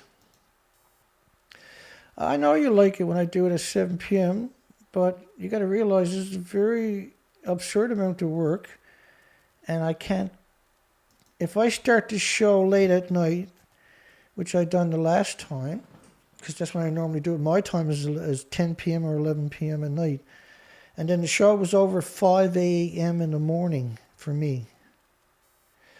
See, the video is going to be here, no matter what time you get here, the video will be sitting there, but I still got to have a life, and if you start breaking your sleep patterns like I'm doing now, you like, it's absurd how much work I actually do every day.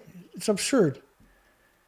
And then if I start breaking my sleep pattern, everything starts falling apart, right? It's very difficult, unfortunately. So the idea is you can watch the video whenever it's convenient for you. I can't, right? I have to do it at appropriate times for me. Because let's face it, I got 3,300 clicks to get through today. Do you got any idea how long that's going to take me? You know what I mean, right? I'm just saying, right? It's a lot of work, and I can't accommodate everybody. Unfortunately, my apologies, by the way. I wish I could, but I can't. IAEA develops drone technology for radiation monitoring.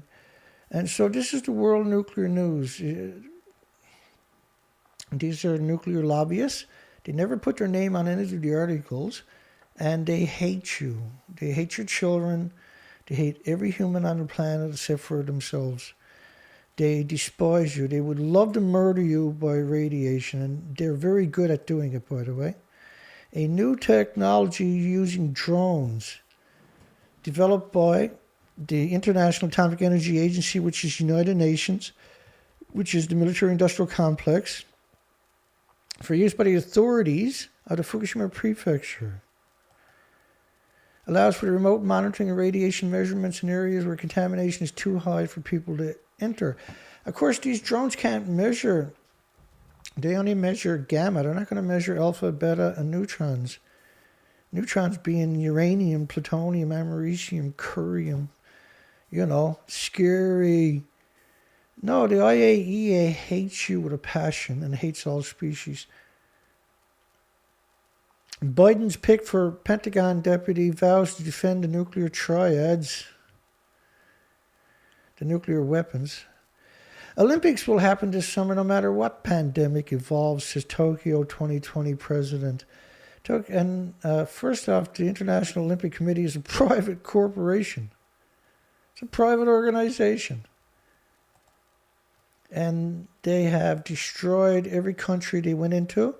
They left a police state behind by bringing in $1 billion worth of weapons for the police and leaving it there when they left. This year, the show must go on, and 11,000 athletes from 207 countries. It involves countless numbers of officials, sponsors, medias, 80,000 volunteers. It cost roughly $1.6 billion a day was spent on it, rather. $1.6 billion. It's worked out to about $140,000 a day for each athlete.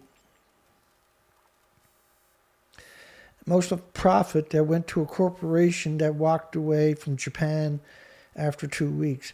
The Olympic torch, and with all that money, and left a police state behind. The Olympic torch relay schedule will go from next month back then in February, beginning on March 25th, from the nuclear wasteland in Fukushima prefecture. It's insane. Every facet of nuclear is a lunatic. What post-nuclear disaster France would look like, the realistic anticipation novel.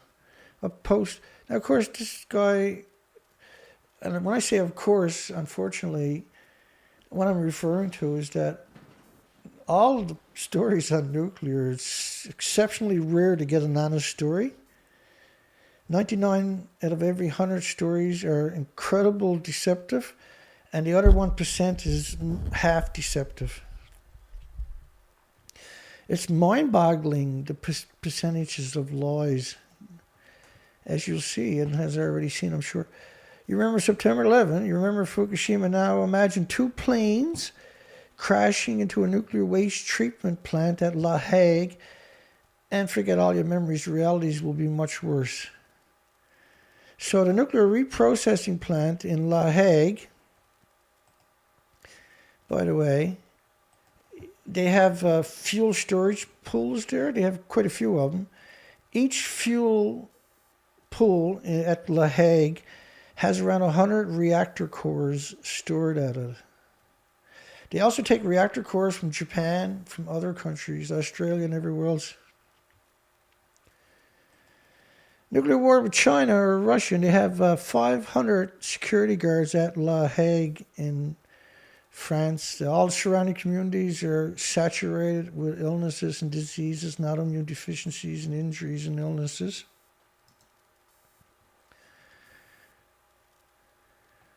I hear you, Peace Word. Peace Word likes to chat. I'm not saying nothing. I'm just saying, I'm just acknowledging your comment. That's all. And I'm just saying that unfortunately I can't do the show, these types of show, late at night, because it'll be 5, 6, 7 a.m. in the morning before the show is over. And it's, you know, it's just very difficult, right?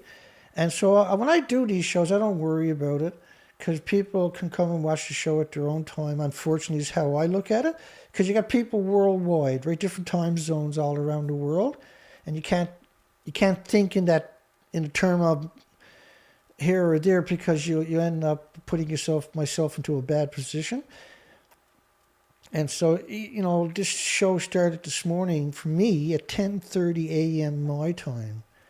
And who knows when I'll get through 3,300 clicks. Oh my God. And you got to do it because it was removed from they removed my other site from the internet. This information doesn't exist anymore.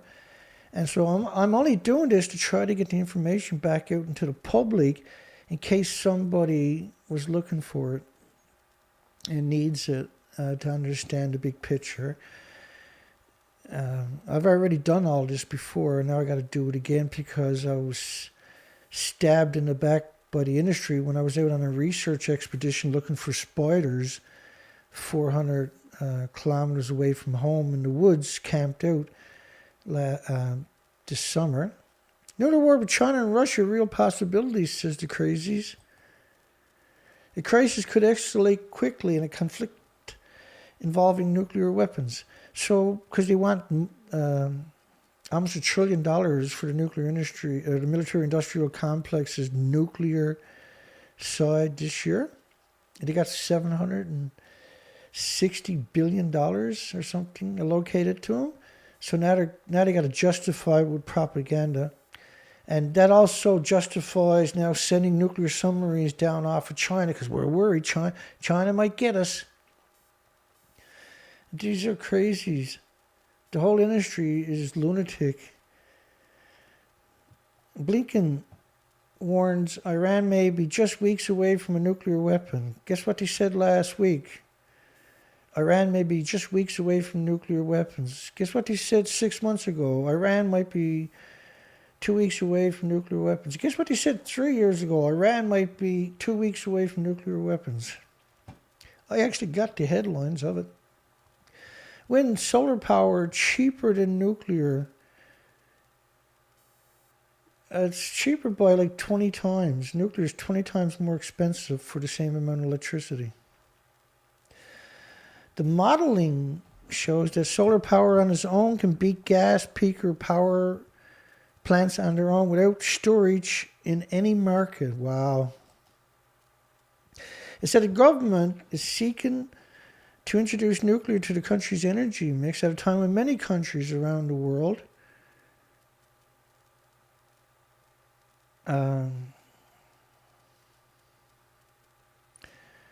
Portugal, Spain, Germany, Belgium, Greece, Italy have either shut down or are in the process of pulling the plug on their nuclear because of complicated relationships.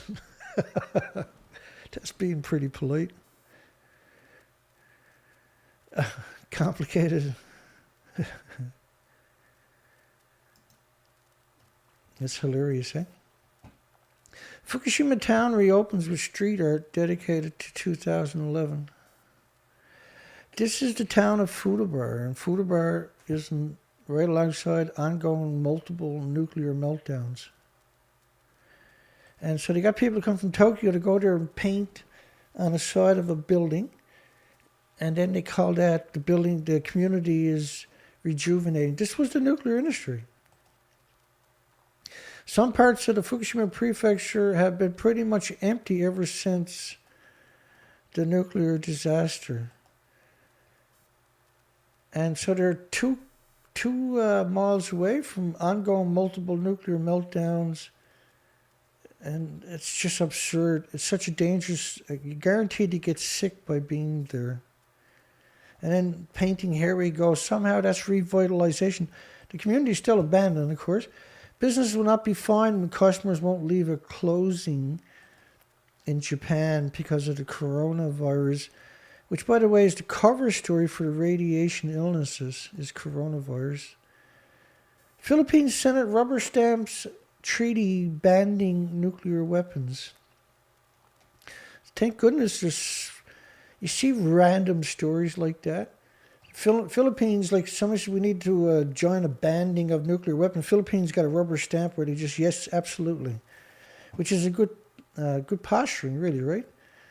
Boat adrift. Video shows a 750-foot ship breaking from the anchor in the United Kingdom at the Huntington Nuclear Power Station on the River Clyde. That's the ship. Fukushima 10 years on, remembering the loss of a young journalist and the life he saved. Mimima Soma, which was 10 to 20 million becquerels per kilogram. Within a 20-kilometer radius of Tokyo, Fukushima Daiichi nuclear power plant, meaning entry to the city was forbidden after the...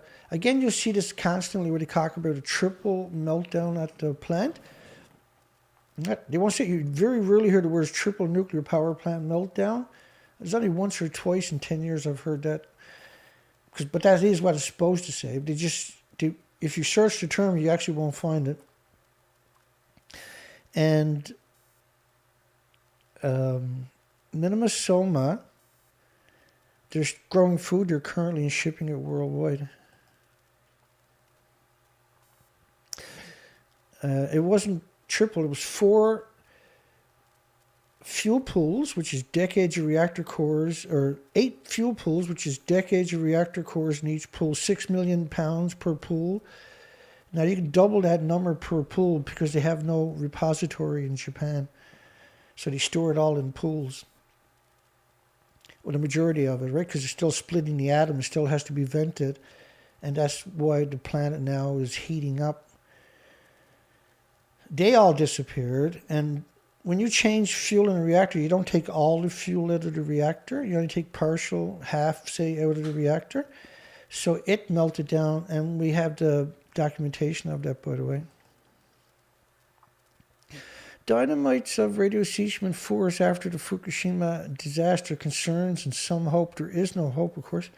After Chernobyl disaster, 1986 to Fukushima 2011, was the second worst nuclear accident in history. So, of course, this is absurd to even suggest that each of the reactors in Japan were the biggest in the world at the time, by the way. Pure uranium, pure plutonium, 800 tons per reactor, versus Chernobyl was 200 ton, was a single reactor, brand new reactor, but it was a single reactor.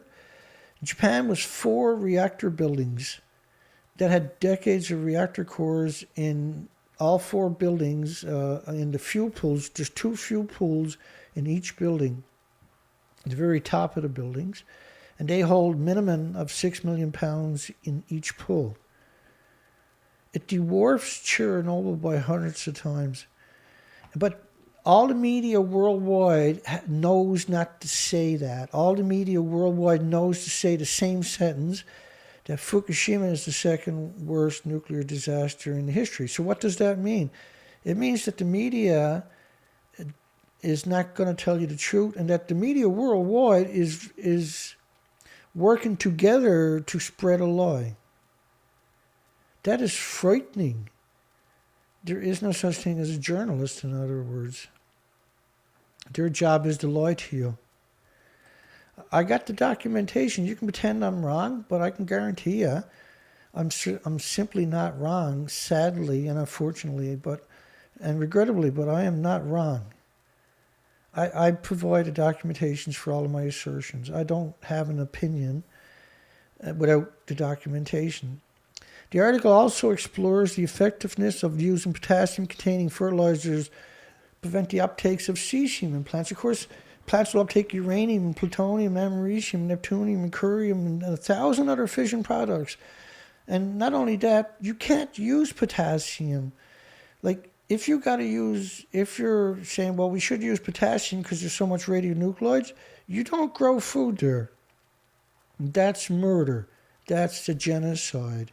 And you don't ship it to other countries. That's murder, and that's a genocide. Was Canadian officials, this is a poll we got today, lifting all of Fukushima food restrictions June the 14th, 2011, a genocide? And unequivocally, 31 votes, 100% yes, because that's what it is. That's a genocide. Will be helpful force remediation both in Japan and the rest of the world. And the rest of the world. So all the world is polluted is what they're acknowledging. And you can't use potassium to displace radiation. It simply doesn't work. It's like calling up your friends and telling them you just found a unicorn and you got them tied up in your garden. Nobody is going to come and look for the unicorn, okay?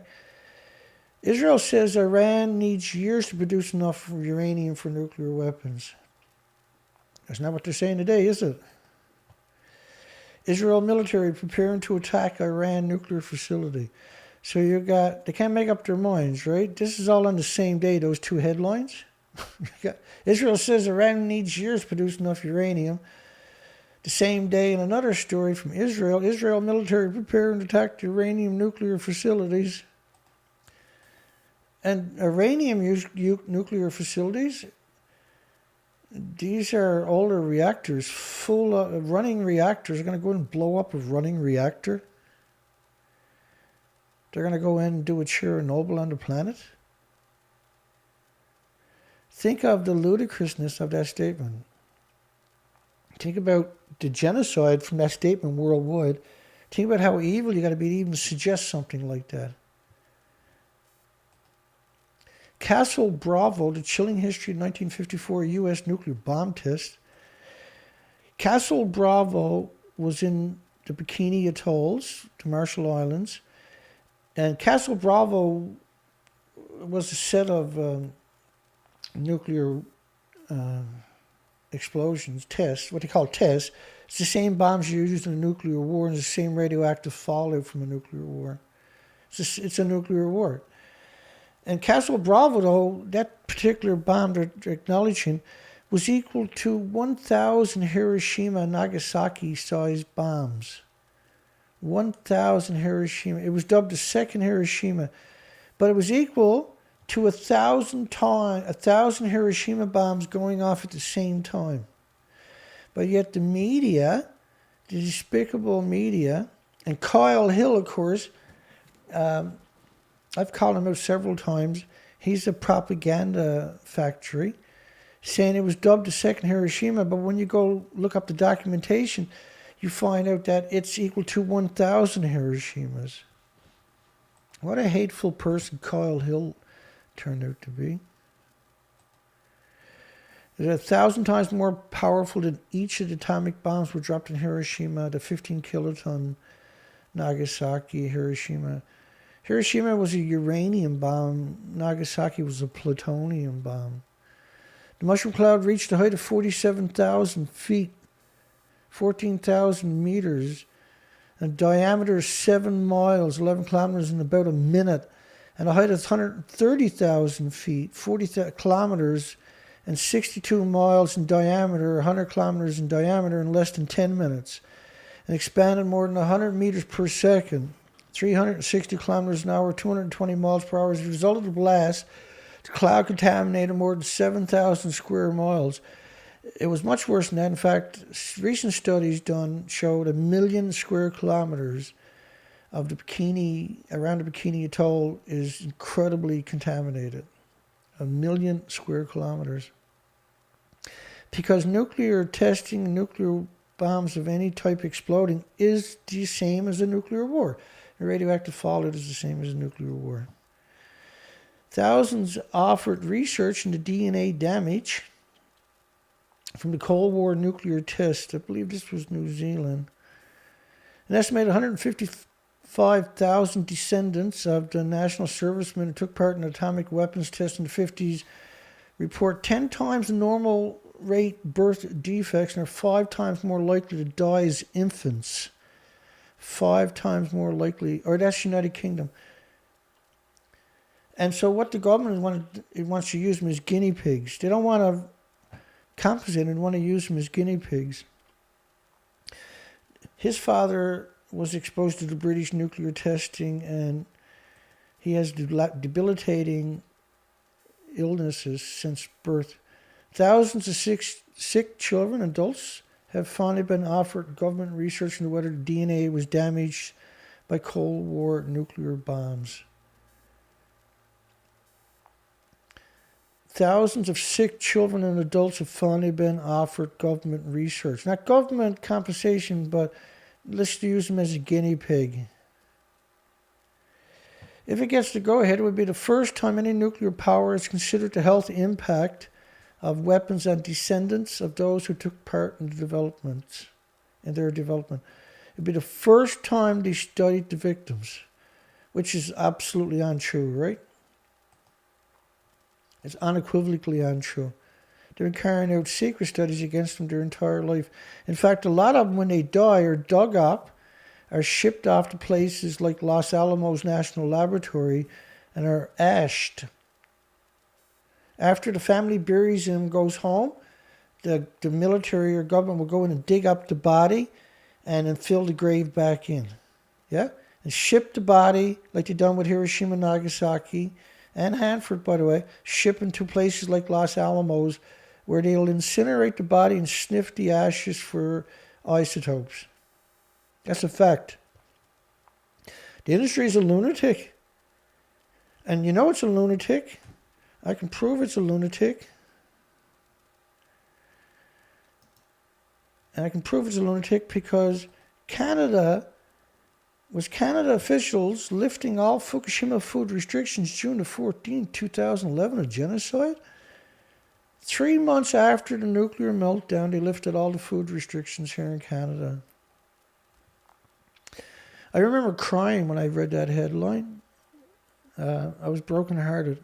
I was horrified. I mean, tears came out of my eyes. I actually broke down and cried when I read that headline that I showed you at the beginning. That shocked me that they'd done that. That horrified me. Still, even today, it haunts me every day that they have done that to us. Mr. Mercer also pledged to consider introducing U.S.-style automatic war pension payout, well, which they didn't, obviously, for veterans, similar to programs introduced by Ronald Reagan, which very few people have ever got any money out of. They had a very limited amount that you can get. You had to live at the nuclear wasteland for at least a year.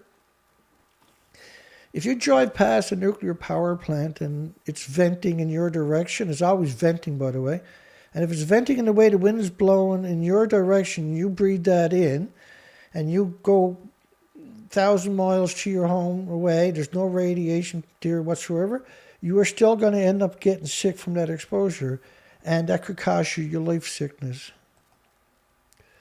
It only takes a single exposure, so living there or consuming it is the worst case scenario. Honored any veteran can prove service of a U.S. test and later developed one out of 25 illnesses qualified for a $76,000 payout in the United States. but British veterans ordered to serve at American tests have qualified for it. Some of them have. Although the UK government has fought all claims for compensation. UK government has fought every single claim, actually. We've covered all of that. Members of the press and naval ratings had these get-ups on, but the soldiers never had anything, yeah? His dad, David, was a flight lieutenant, which is him right there, in charge of the airfield in Maralinga, South Australia, during hundreds of highly toxic explosives of atomic detonators. These are dirty bombs they're talking about. And United Kingdom and Australia done a lot of nuclear tests. They waited for the winds to blow across Australia before they set off the nuclear weapons. But they also, on the interior of Australia, set off hundreds and hundreds, I'm not sure the actual numbers, over 700, dirty bombs where they wrapped uranium and plutonium in conventional explosives and detonated it. The definition of evil, travel all the way to Australia and then poison them that way. It's absurd. They wouldn't do it in their own country. They had so much contempt for the people of Australia, they had no problem waiting for the winds to blow across the country before they set off their nuclear weapons. Nuclear phase-out or renaissance. Germany nuclear phase-out will be completed next year. Russia no longer wants to subsidize the construction of nuclear power plants in its own country, but it has wasted no time going to all the impoverished countries worldwide and investing or wanting to build nuclear power in the countries, and because countries are impoverished, they're willing to fund it. It's absurd. It's absurd. It shows you incredible contempt, incredible hatred. That's a war, by the way. They got in a war against these impoverished countries by slow kill. So final repository for highly radioactive waste in the U.S., it is stored on site at the power plants. And state-owned groups like EDF, which operates the French reactors, is in debt to the tune of 42 billion euros, 50 billion US, and will have to invest an estimated 100 billion by 2030 to keep the old reactors in operation. The brittle ones. Poland has been planning to go nuclear since 1980 and started building 2 reactors. We covered that last show, I think. But stopped construction after the Chernobyl reactor disaster. So they had their 3/4 built reactor. They stopped it because of Chernobyl, because their country was polluted, right? Still is today, and we've covered that recently, from radioactive fallout from Chernobyl. Ireland, Scotland, United Kingdom, for instance, closed 9,000 farms because of Chernobyl. 9,000. So they should have evacuated United Kingdom, see? Because you can't close 9,000 farms because of radiation without also banning drinking water and banning communities. The radiation doesn't just float around looking for farms. It's insidious. It's insidious. It's 100% unequivocal an emergency. What we're talking about here today, of dealing with this despicable, invasive creature. It's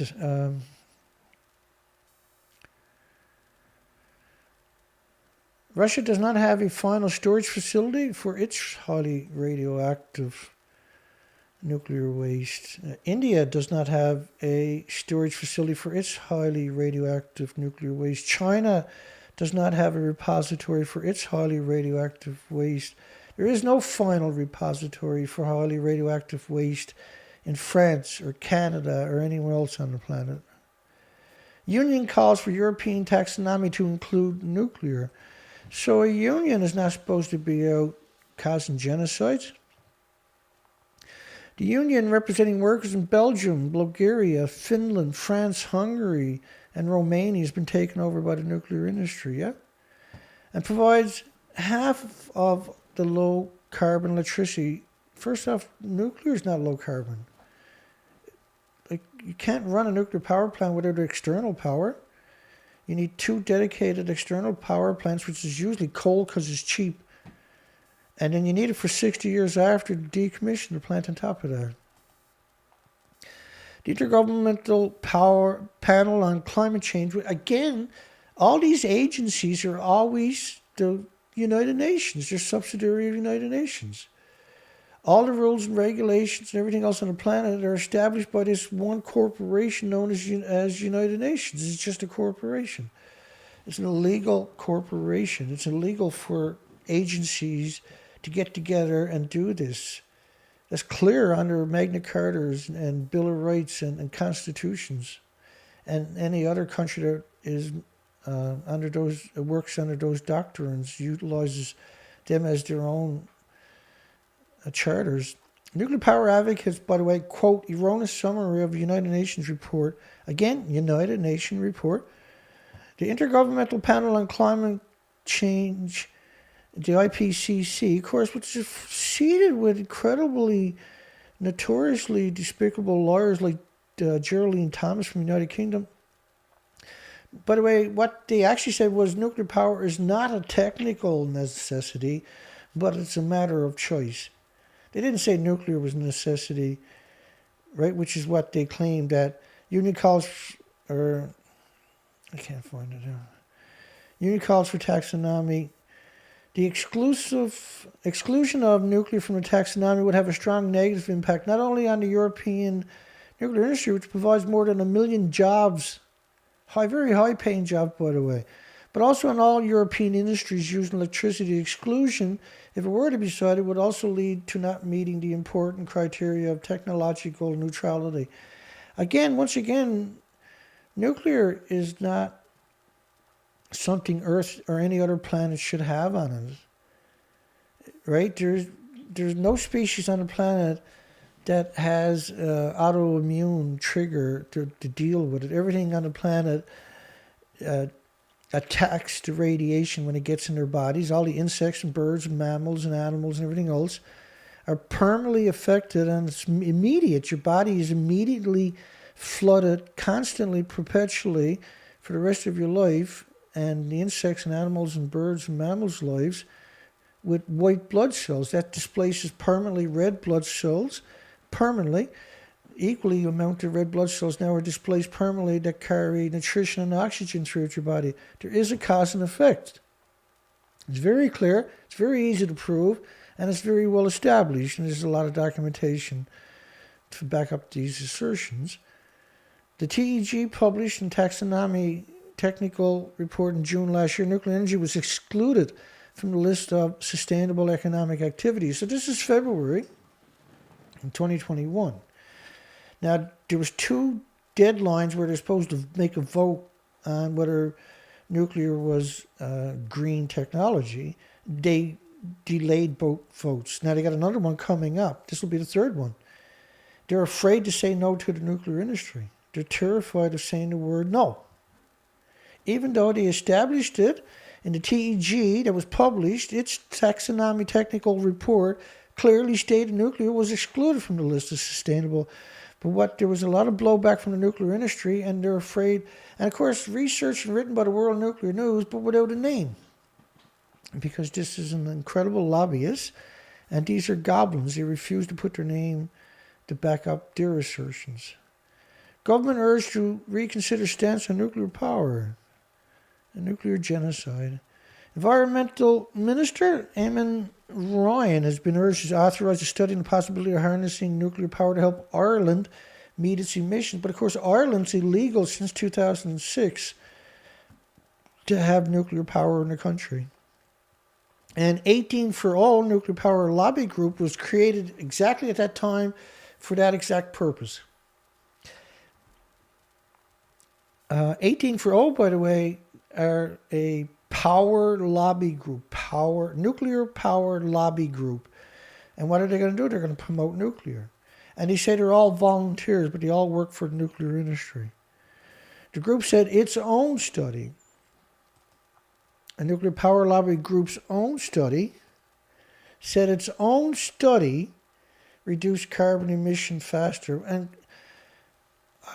I've done the studies. It simply does not. It simply cannot. It's patently false to even suggest that's possible. A popular comedian who's a prospective Olympic torch relay runner backed out of the event, citing disgust at remarks made by the head of the Games Organizing Committee, the former Prime Minister of Japan. Estonia looks to deep boreholes for rad waste disposals. This again is the Nuclear Engineering International.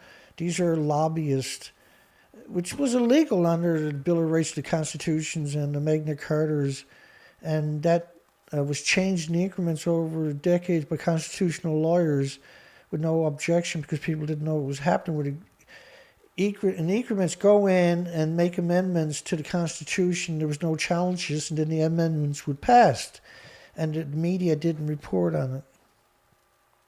And so nuclear corporations and corporations in general started getting certain facets of human rights. Not all the human rights, but enough that you couldn't surprise inspect them, for instance. You couldn't slander, you couldn't accuse them because they were protected by slander laws because they had certain human rights. Back in the 1930s, there was a Chief Supreme Court Justice from the United States of America called Hugo Black, who had wrote an eloquent dissent of how absurd it was that an amendment meant to free black people from an oppressive government was being used by corporations to enslave a sovereign people, which is what we're supposed to be. We're not owned and we're not regulated per se, right? The government was meant to perform functions, not regulate the people and stuff like, which is, they no longer recognize the charters or constitutions or Magna Cartas or Bill of Rights. The governments, we want to serve, I want to get a job and serve the people of our country. As soon as they get the job, they stab you in the back all day long, every day. And then they loot the system from the inside, so there's nothing left for future generations. Estonia looks to deep borehole. You know what a deep borehole is? You dig a hole in the ground. They're not trying to come up with a solution. This is why we have no solution. And they show you this idiotic, moronic, right? You can see like a hole in the ground, literally a hole in the ground, and call it a deep geological repository when it's nothing but a hole in the ground. They're quickly deployed. All you got to do is drill a hole in weeks. The U.S. Naval Institute's monthly magazine, the U.S. Navy's monthly magazine, there's a real possibility a regional crisis with Russia or China could escalate quickly to a conflict involving nuclear weapon if they perceive a conventional loss would threaten the regime or state. Of course, this is the military-industrial complex, which is United Nations also, by the way. Nothing stupider looking, literally nothing stupider looking, to me anyway, than somebody in a military outfit. It means you gave up life and you sold your soul. It means you're no longer a human. It really does mean you're stupid because you won't stand for facts. You won't stand for the truth. And I provide nothing but facts and truth. And I work extremely hard to do the things I'm doing because we need someone out there for dissent and discourse, yeah? You need somebody on the planet that's honest. Or do you? I don't know. I'm beginning to wonder sometimes. Nuclear Care Partner is helping former Pantex workers because this is a weapons production facility in the United States. And everybody's getting Alzheimer's and dementia and autism and heart problems and liver and lung and respiratory and pituitary and thyroid and adrenaline and cancers because they worked at this despicable, disgusting, hideous, monstrous nuclear industry. Since 2000, the Energy Employees Occupational Illness Compensation Program Act provides up to $400,000 financial compensation to government employees. No-cost medical benefits to former government employees who have been diagnosed with cancers and other chronic illnesses due to their workplace exposure to radiation including former Pantex plant workers. And so these people are help the people, you get hold of them, and they'll help get you $400,000 free medical care because you were government employees, and they don't want you turning against them. France must act to finance nuclear renewables. France must act to finance nuclear and renewables, said the minister. France is one of the last ones to take up renewables, by the way. They hate it, and they set their own trap, right? They painted themselves into the corner because they're completely dependent upon nuclear, and now their reactors are old and brittle and breaking down, and now they're in real trouble.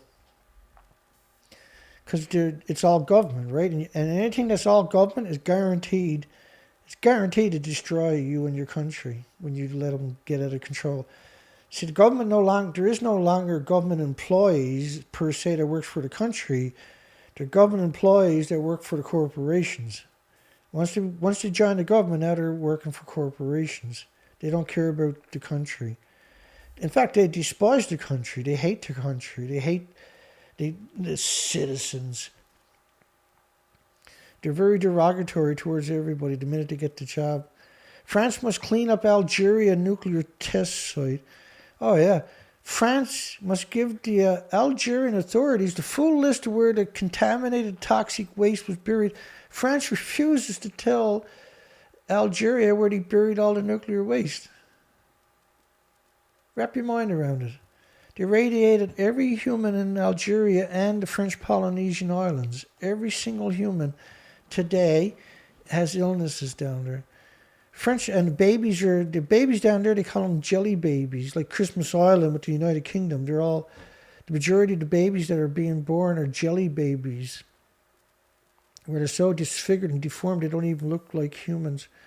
French Polynesian nuclear test veterans elect a new leader, which the French Polynesian nuclear test veterans elect a new leader because the French government has refused to acknowledge that they got radiated.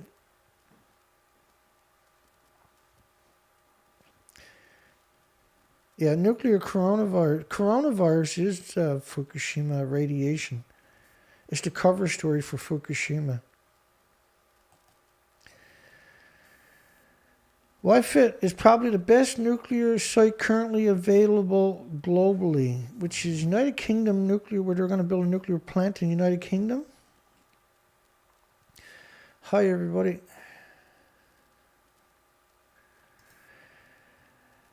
Was Canadian officials, this is a poll we got today, was Canadian officials lifting all Fukushima food restrictions June 14, 2011 a genocide? Got 35 votes with 100% yes. We got 14 people on my show because I'm blocked everywhere. And the nuclear industry can't handle the truth.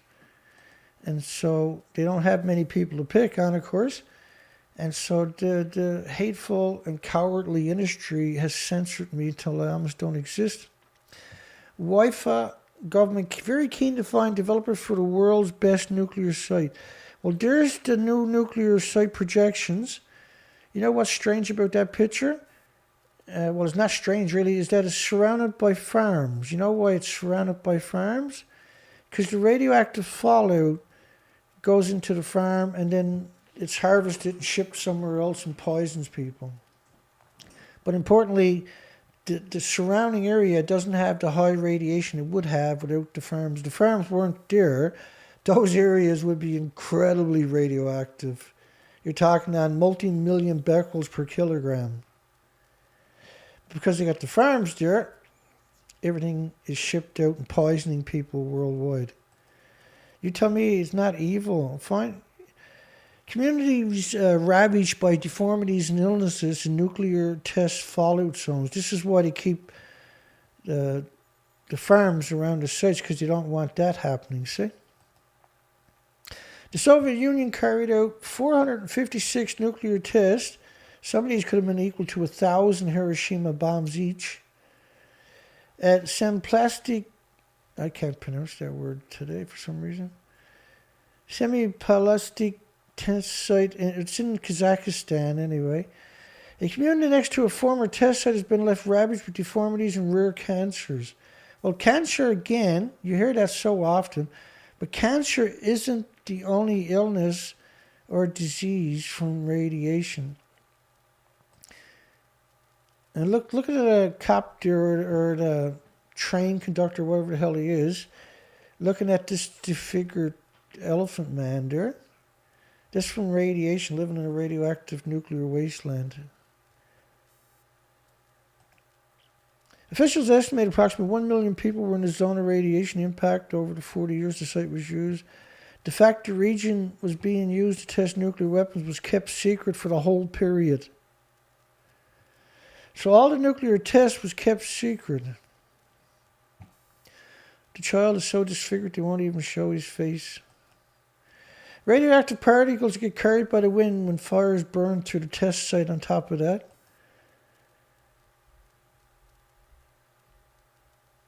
And they have no support, no compensation, no acknowledgement. There's also said to be a museum in the regions with a room which contains jars of deformed fetuses and human organs. And anti-nuclear campaigners say, anti-nuclear campaigners.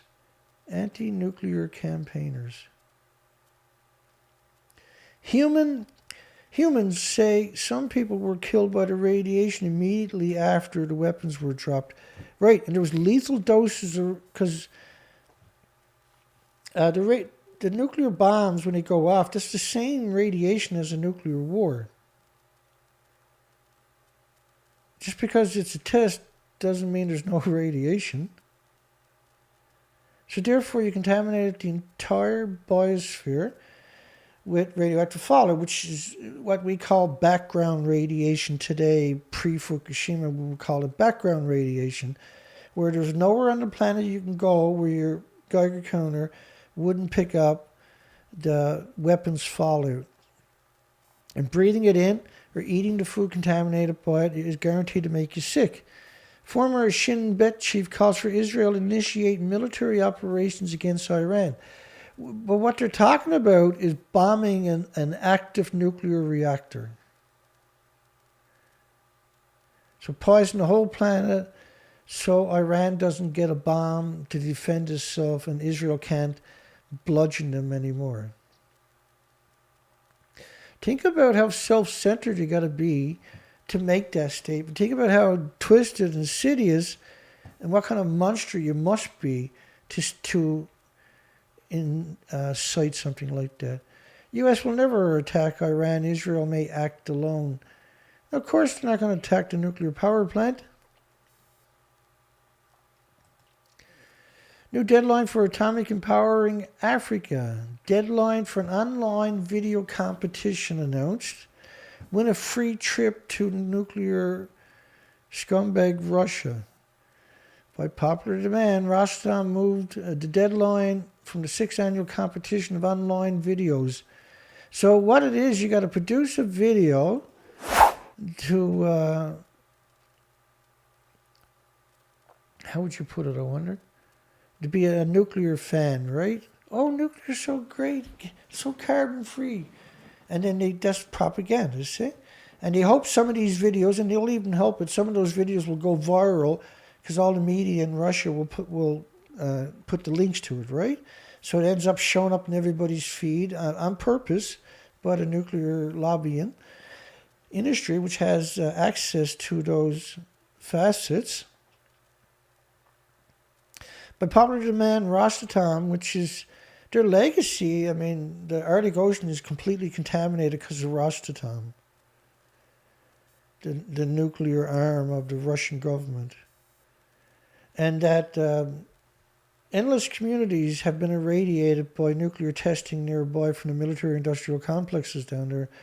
And Rosatom has scuttled nuclear reactors in the Arctic Sea, dumped them actually from everywhere from icebreakers to submarines to ships stuffed with fuel rods, and went out and scuttled them in the ocean.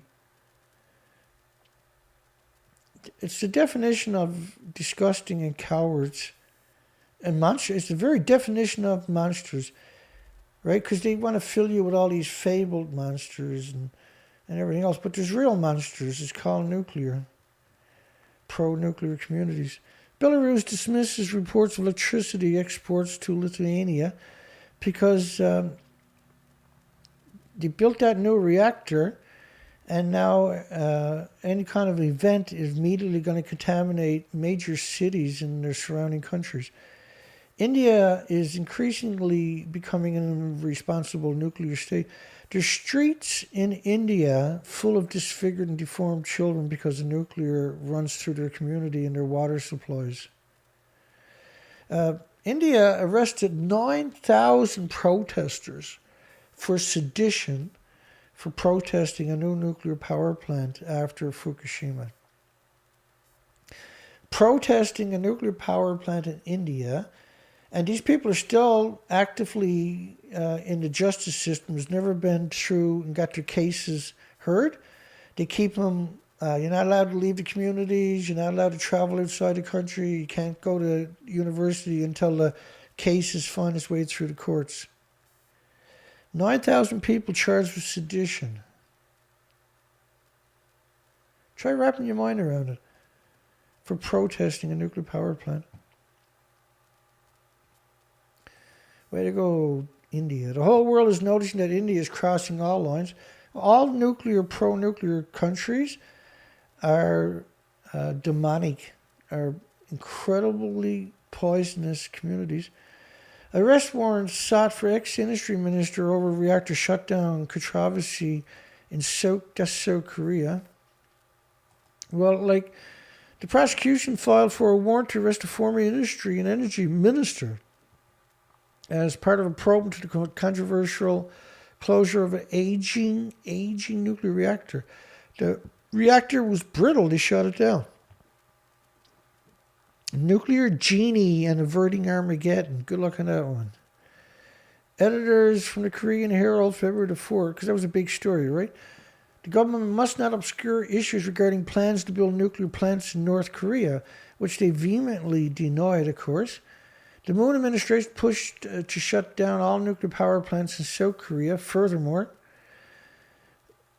And so in order, because the government in charge was saying we wanted to shut down all nuclear power plants, the media came out and said, he wants to build reactors in North Korea. And of course, the whole world comes out and screams, South Korean government wants to build reactors. But they don't mention the fact that he just said he wanted to close down nuclear. This was nuclear's way of demonizing them. We can't give up on a world free from nuclear weapons.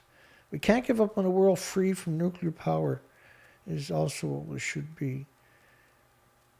We are headed in that direction at this stage, but we need to get it in second gear. These underwater testing that they done are not underwater, is it? Look, does that look like it's underwater to you? And that the emissions from these tests in the oceans, from the sulfur is liberated at these incredible temperatures. And it forms these spherical balls, like a soccer ball, shapes, and that they are able to absorb hot particles and become super hot particles that are very mobile and not solutable in water and easily liberated and into the environment, and are able to cross the oceans and cover the planet without the trade winds, without jet streams, rather, but just conventionally. And so think of the one thing you got to remember with radiation. Radiation has a weird attribute, is that it's pulsing energy almost at the speed of light. So on a sunny day, when you look in your living room or your kitchen, a very sunny, bright day, and you see all these dust particles in the sunshine, you've seen that. We all seen that, right? But some dust particles will actually move. That's the nuclear particle, because it's pulsing energy at the speed of light. And so it's a little nuclear engine. It does that every second at 186,000 miles per second. It's pulsing this energy in every direction. But that gives it the ability, right, it's a nuclear engine. It's the same as a nuclear engine. But once it's inside of birds and animals and mammals and anything else, humans, it's in your body, it's pulsing energy in every direction. It could pulse out of your body and to somebody in the next room on top of that and harm their DNA and chromosomes and everything else. And if you do enough of that, you're mutating all these stem cells and DNA and chromosomes. It's an incredible. You're being harpooned, and so your cells have to constantly replace themselves, right? Once again, also leave uranium in the ground, 75th anniversary. Got to keep moving here because we got a lot to get through. In Hiroshima, 30 days after the first atomic bomb destroyed the city and shook the world, people are still dying mysteriously and horribly.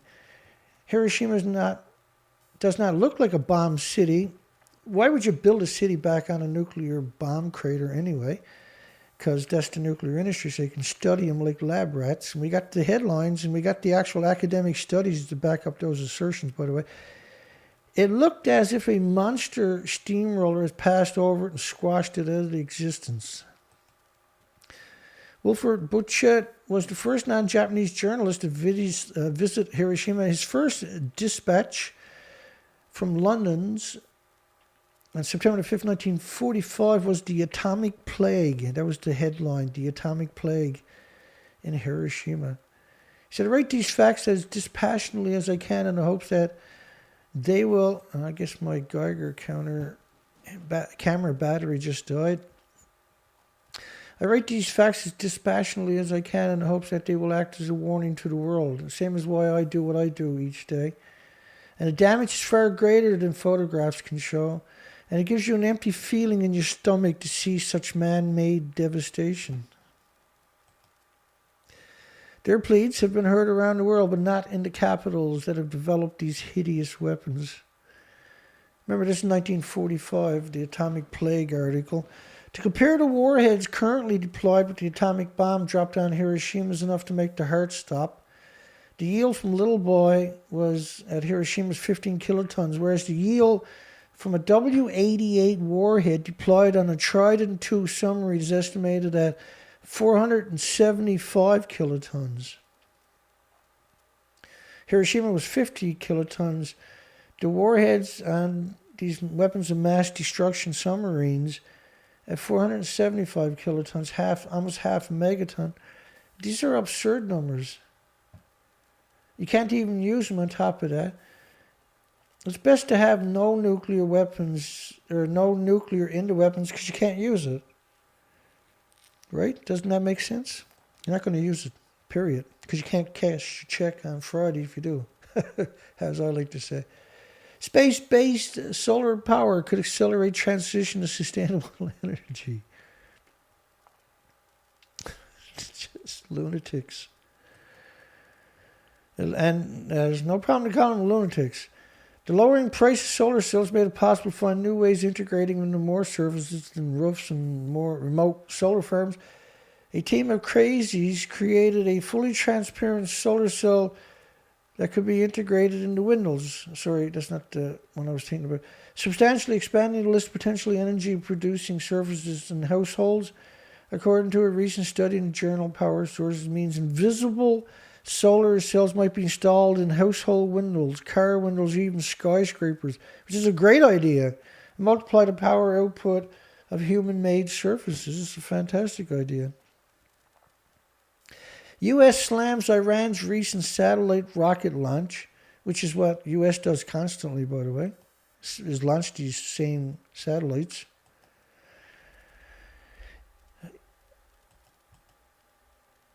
Recent satellite rocket launch, and the United States has the most satellites up there. AJ Hospital observes World Cancer Day. And radioactive, of course, World Cancer Day now is every day. And cancer is not the only thing that you get from radiation fallout, by the way. There's global warming on top of that. But then World Cancer Day, you got to think about, they're shipping food from worldwide. They're shipping food from all those prefectures worldwide. Which also, we got a poll today, was Canadian officials lifting all Fukushima food restrictions June the 14th, 2011, 90 days after the nuclear meltdown started, a genocide. And we got a staggering 38 votes saying yes, unequivocally, which is the right answer.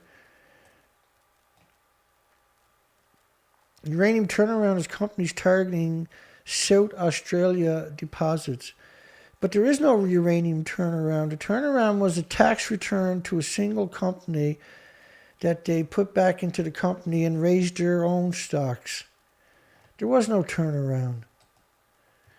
But they've done this for 10 years and then try to get you to invest your money so they can cash in theirs and take your money.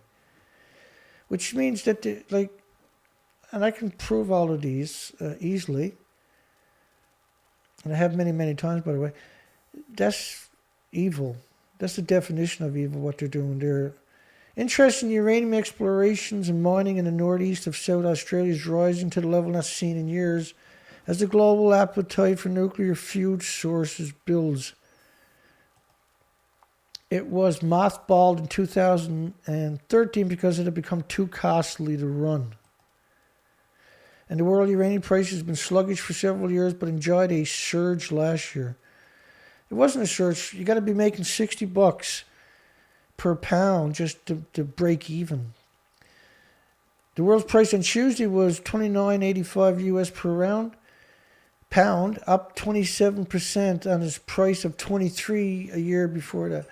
Actually, the uranium lowest it's ever went was the day after they announced my conviction. And the next day, uranium bottomed out, flatlined.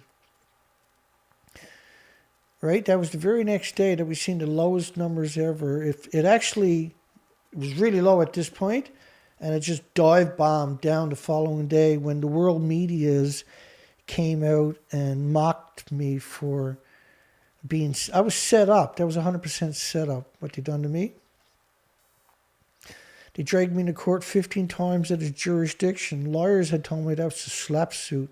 It was meant to bankrupt me, and it did bankrupt me, right? According to the World Nuclear Association, of course, the World Nuclear Association is not an association. It's a bunch of goblins and demons and absolute incredible cowards. These people are incredible cowards. We've covered them at least 1,000 times. They've never done nothing but be cowards their entire life. Their entire existence is predicated upon being cowards. Not like every time Baruch blast victims want the truth. Nearly 300 tons of ammonia nitrate blew up, right? Remember that? And I showed videos of it. You can actually see charges going off throughout the whole spot before it finally detonated. And we counted something like 90 or 100 charges, small explosions going off, which caused a big plume of dust, of nitrate to rise up in the air. And then there was a big detonation went off, and then she blew. And the detonation was like a nuclear weapon going off. Somebody actually done that, most likely Israel. Construction worker killed in RNPP. Russia's own company died on the spot after an iron sheet collapsed on him at the Roper nuclear power plant construction project on Thursday. In these impoverished countries, they lose a lot of people at these nuclear power plants when they're building them. Apple's first electric vehicle will be fully autonomous, insiders claim. This picture was from the pro-nuclear site where they're trying to say, well, you can't have renewables unless you do this to your communities worldwide in order to get you to only look at nuclear. NIST, do you remember this story about NIST research reactor? That's coming up in a little tiny bit. Over budget and fraught with problems, Tokyo Games sparked calls for Olympic reforms. Estimate Japan will spend as much as $35 billion to host the games, smashing through the original $7.5 billion budget. 5 times the budget. And we're talking taxpayer paying for $35 billion to a corporation that came there and had sports games and left a police state with $1 billion worth of equipment behind. Like, to make the world, to get the world on track, what do we got to do? We got to do a few things for sure, right? We got to end the nuclear nonsense as quick as we can. We got to stop with this nuclear posturing, nuclear weapons, because you produce all this military-industrial complex based upon that concept, and they use all the precious resources and metals on the planet. You got to stop growing food in the nuclear wasteland and shipping that worldwide and poisoning everybody. You definitely got to get rid of GMO. That's insidious technology. It's hideous, monstrous technology by the same corporation that created Agent Orange, which was used to chemtrail the country of Vietnam for 9 years until he defoliaged every plant in the country. They took the leaves off every plant in the country, destroyed the soil, and the coastlines were washed down to. And currently there's 3 million children there with insidious disabilities and deformities and disfigurements. There's only a few things we got to do to have a future, really. One of them is come up with solutions. 2 of it is get rid of the biggest polluters, which is obviously nuclear. And we got to come up with technology to get the used fuel pools in some kind of containment where they're not splitting the atom into the environment anymore.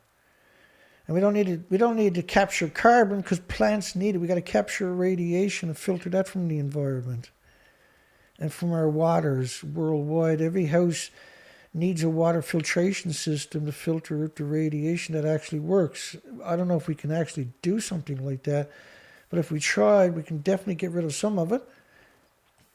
There is no future unless we do stuff like that, by the way. Has started removing 4 deformed nuclear fuel assemblies from the storage pool at number 3 reactor. Excuse me. Okay, so they faked reactor 3, because that's what it actually looks like. Right? And so the fuel pools were the red depictions at the top of the building, which doesn't exist. So you can't, again, this is a fake story. They built this structure off-site, brought it in with cranes, in order to trick you and deceive you and manipulate you into thinking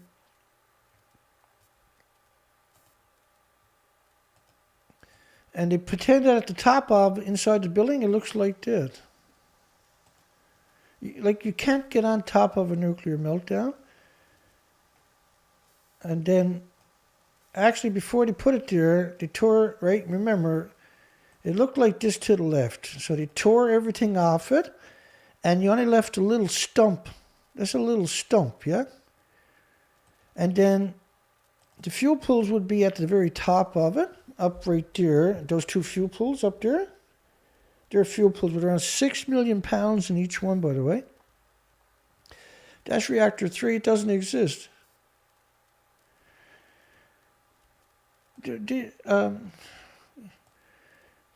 This bizarre industry, if that's what you want to call it, that's being incredibly polite, this destructive, hateful group of people is more appropriate. Can't remove assemblies from a storage pool that doesn't exist. The melted fuel from reactor 3 is the highly lethal mixed oxide fuel. And you have to be the last to attempt fuel removals, says the plan in 2013. But no, well, there is no fuel there because look at it. It went straight up in the air. Now remember, that little rectangle building behind me right here is a 190 feet high reactor building. So the assemblies are falling out of the sky. The blast at Fukushima Reactor 3 ejection of nuclear fuel implies there was a criticality excursion. The reactor blew up, not the reactor building. It's completely gone. There is no building. Unburned MOX fuel containing plutonium was in the mushroom-like cloud. This was a mixed oxide building on top of that. This is the worst of the worst scenario. They should never be used mixed oxide fuel.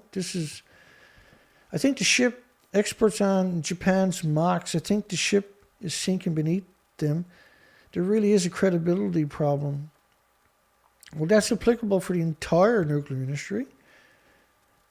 The entire nuclear industry. I started removing 4 deformed nuclear fuel assemblies from the storage pool.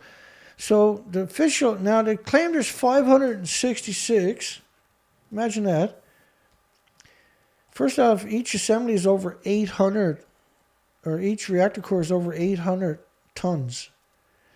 And these assemblies are about 1,800 pounds each. So like you're talking about 1 million pounds or something? It should be 1.6 million pounds roughly for each reactor core. And at the top of each building, in those fuel pools up there, is around 12 million pounds. And so they claimed they took out 4 assemblies, but then we never heard from them again. They said they had to take time off because of whatever. And then earlier this year, they claimed it was all taken out of there randomly with no in-between reports on it. And now they're claiming that there's 560 assemblies, 566 assemblies in the spent fuel, including 4 assemblies. All 566 unused and spent. Unused on top of that.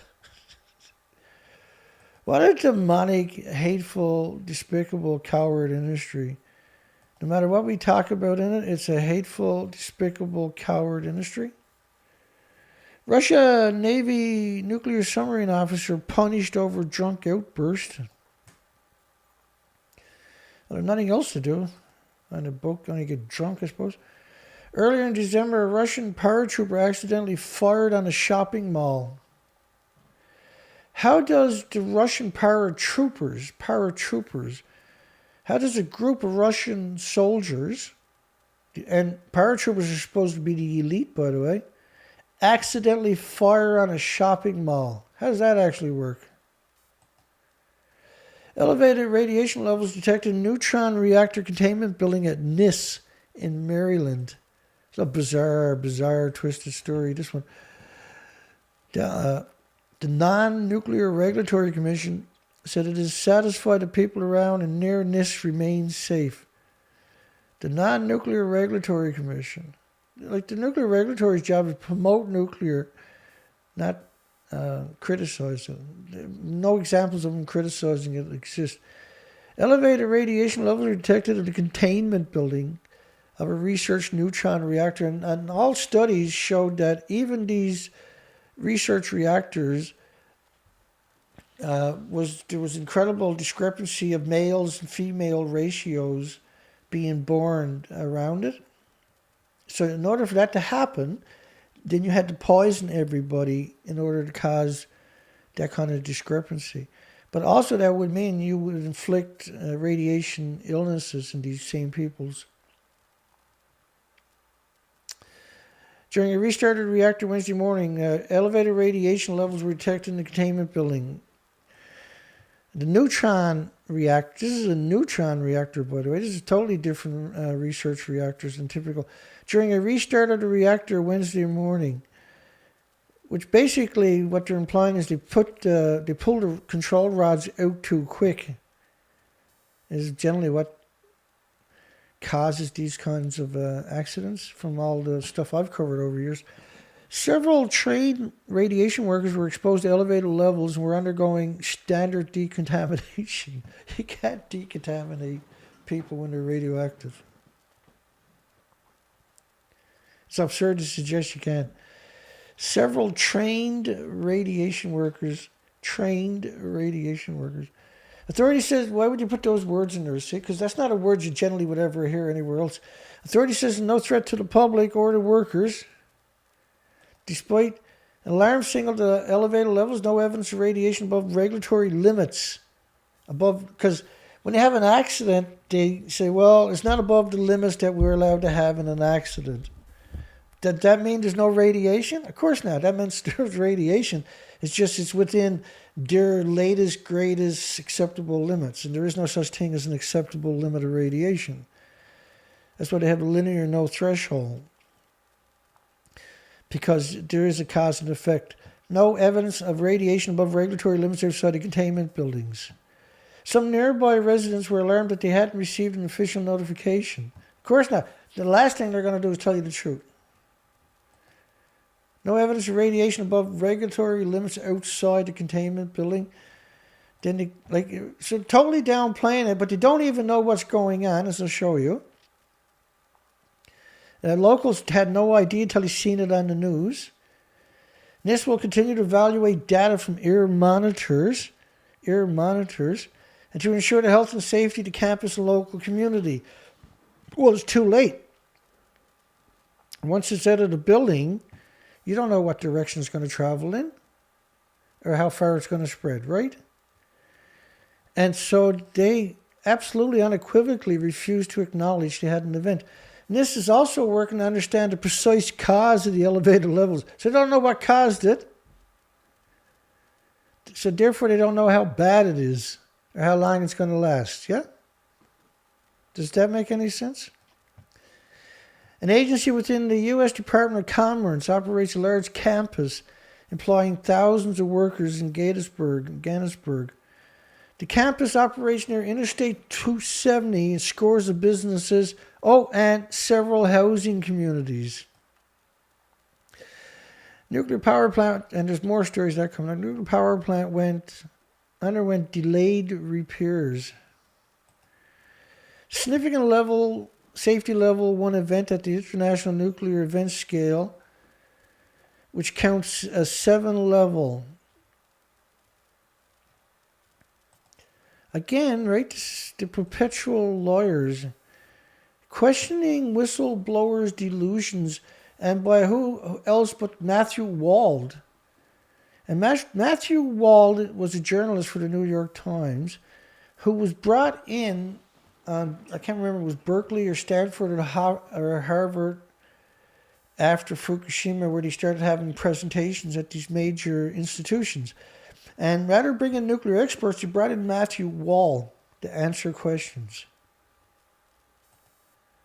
The Department of Labor has concluded the Pacific Gas and Electric Company maneuver to have psychiatrists find paranoid delusions in a veteran manager because he complained publicly, which is, by the way, the nuclear regulatory has policies that say you got to do that for anybody who complains. You got to send them to a psychiatrist.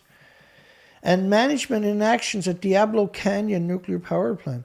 Utility company says it only had public safety in mind when it had sent Mr. Atkins, 54, to psychiatrist for an evaluations, and then it later fired him. 4 operators and managers at the plant said in a separate interview they believed Mr. Atkins was mentally sound and was fired because he embarrassed executives. Soon after, utility sent him to the 2 psychiatrists.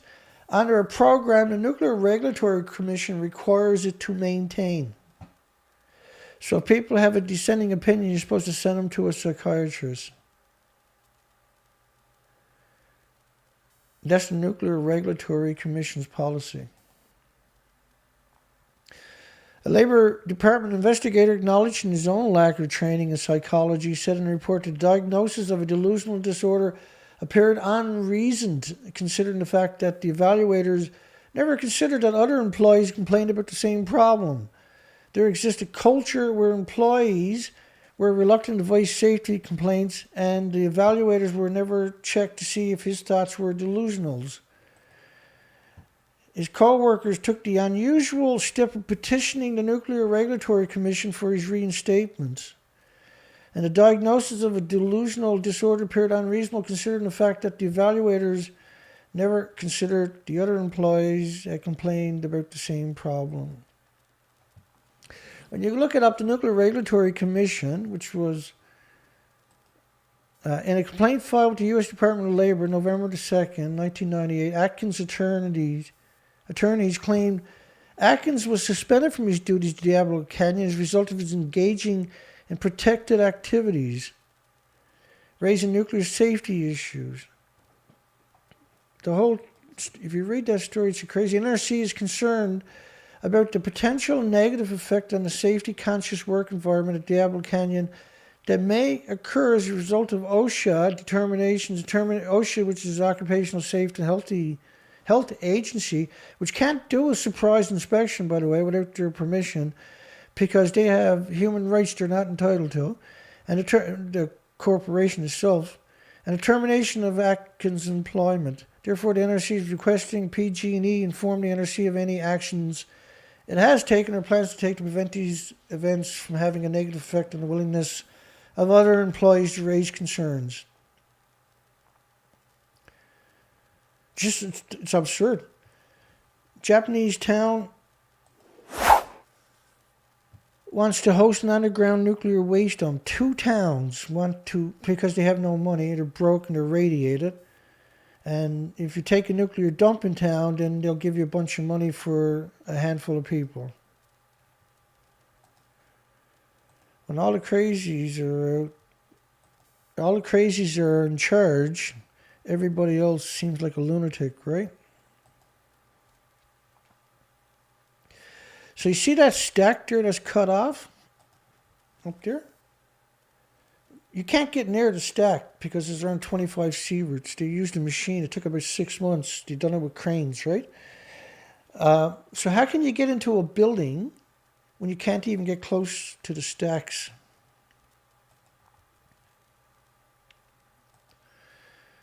And I mean, I showed you earlier the fake Reactor 3 cover just to trick you and deceive you.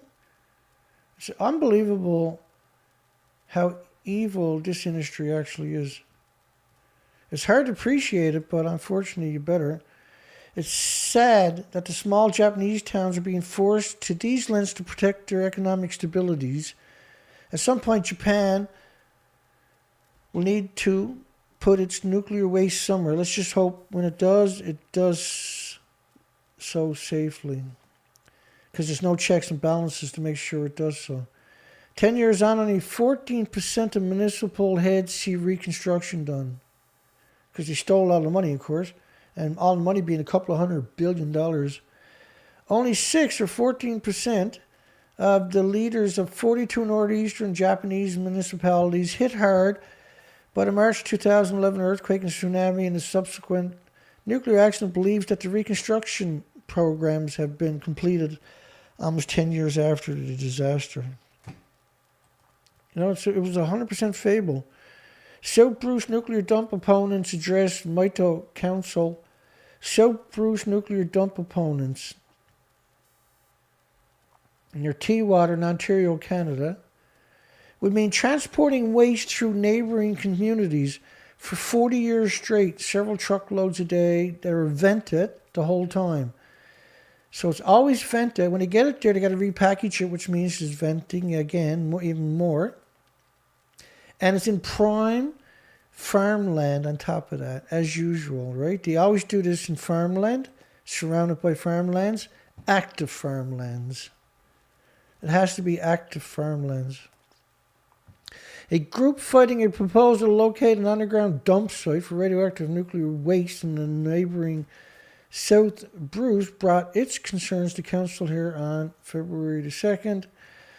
Over 50 years ago, the nuclear industry told the government to let them start producing nuclear power and they would have a solution for the waste within 5 years, said Michelle Stein of Protect Our Waterways. She's done a really amazing job of fighting back, but she's outgunned and outnumbered, unfortunately. But she never gave up. No nuclear waste during a council video conference meeting, but they didn't. Now they have a problem.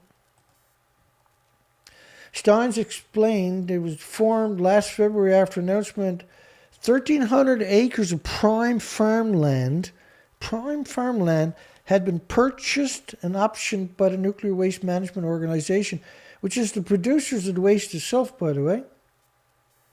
Which is absurd to put them in charge. They're going to go for the cheapest, dirtiest solution.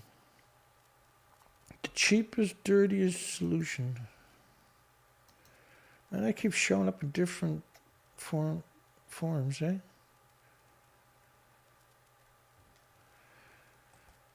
There's a lot of money on the line, so the industry has set up the New World Order Nuclear Waste Management Organization, which is funded and directed by the scumbag nuclear industry. And the best idea they come up with is to take the highly radioactive nuclear waste, dangerous for millions of years, and bury it under prime farmland in municipalities in South Bruce.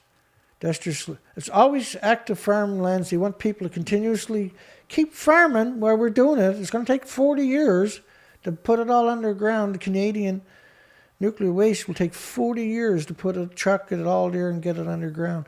Meanwhile, for 40 years, they're still producing it. A lot of the money is spent on promoting the project because they give out millions and millions of dollars every few months to the communities they're looking at. Well, you can do whatever you want with it. We got no say in it. We're just trying to get along with each other. We know you don't got much here, so go spend it how you need it. There's no incentive to be evil there, is it? Can you imagine how much they're slipping to the mayor and to council members who are going to make the decision? And Stein, she wants them to have a referendum, but there's zero possibility they're going to have a referendum.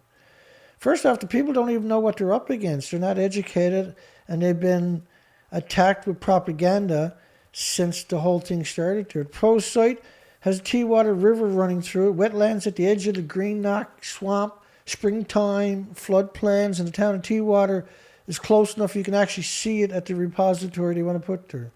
With an elementary schools and a plant right next door. Why do that, though? Why put it in the community in major farmland on top of that? So the idea is the community won't acquiesce to it, see? And it'll never get done. So it's always venting into the environment. So eventually you exterminate all the species on the planet. If you never had a single meltdown on the planet, ever. If you never had any dumping in the oceans ever, or anything else like that. And all you had was the emissions from all the fuel pools at all the nuclear power plants, around 1,000 of them on the planet. You would exterminate all the species on the planet over time because they're still splitting the atom all day into the environment with no containment. Which is by design, by the way. The engineers actually designed it specifically so it can do that. And then the urgency of what I'm talking about is not a game.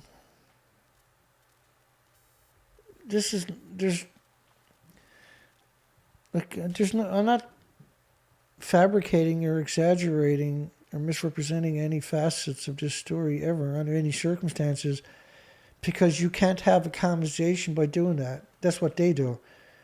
You can't have a conversation without the documentation. This is what I hopefully provide. Well, I know I provide, but hopefully enough people find it and they're able to comprehend it. This is why I go through such great pains constantly. Last show and this show, the amount of work that went into those two shows is staggering. I can't possibly articulate how much work it actually was to do something like that. Outside of, I went through 19,000, almost 20,000 pieces of information like that. Almost 20,000. Which is 2 months worth of the documentation that I covered in January and February of this year. And so I had to shift through it all and just find important facets to retell the story, because they took down my site where I had already done this and all this information was supposed to be for a whole decade. All my research expeditions for a whole decade was gone with no strikes on my account, with no debate, with no acknowledgement of why they took it down or anything. They just snatched it while I was on an actual research expedition. right? And that seriously harmed me. That defunded me on top of that.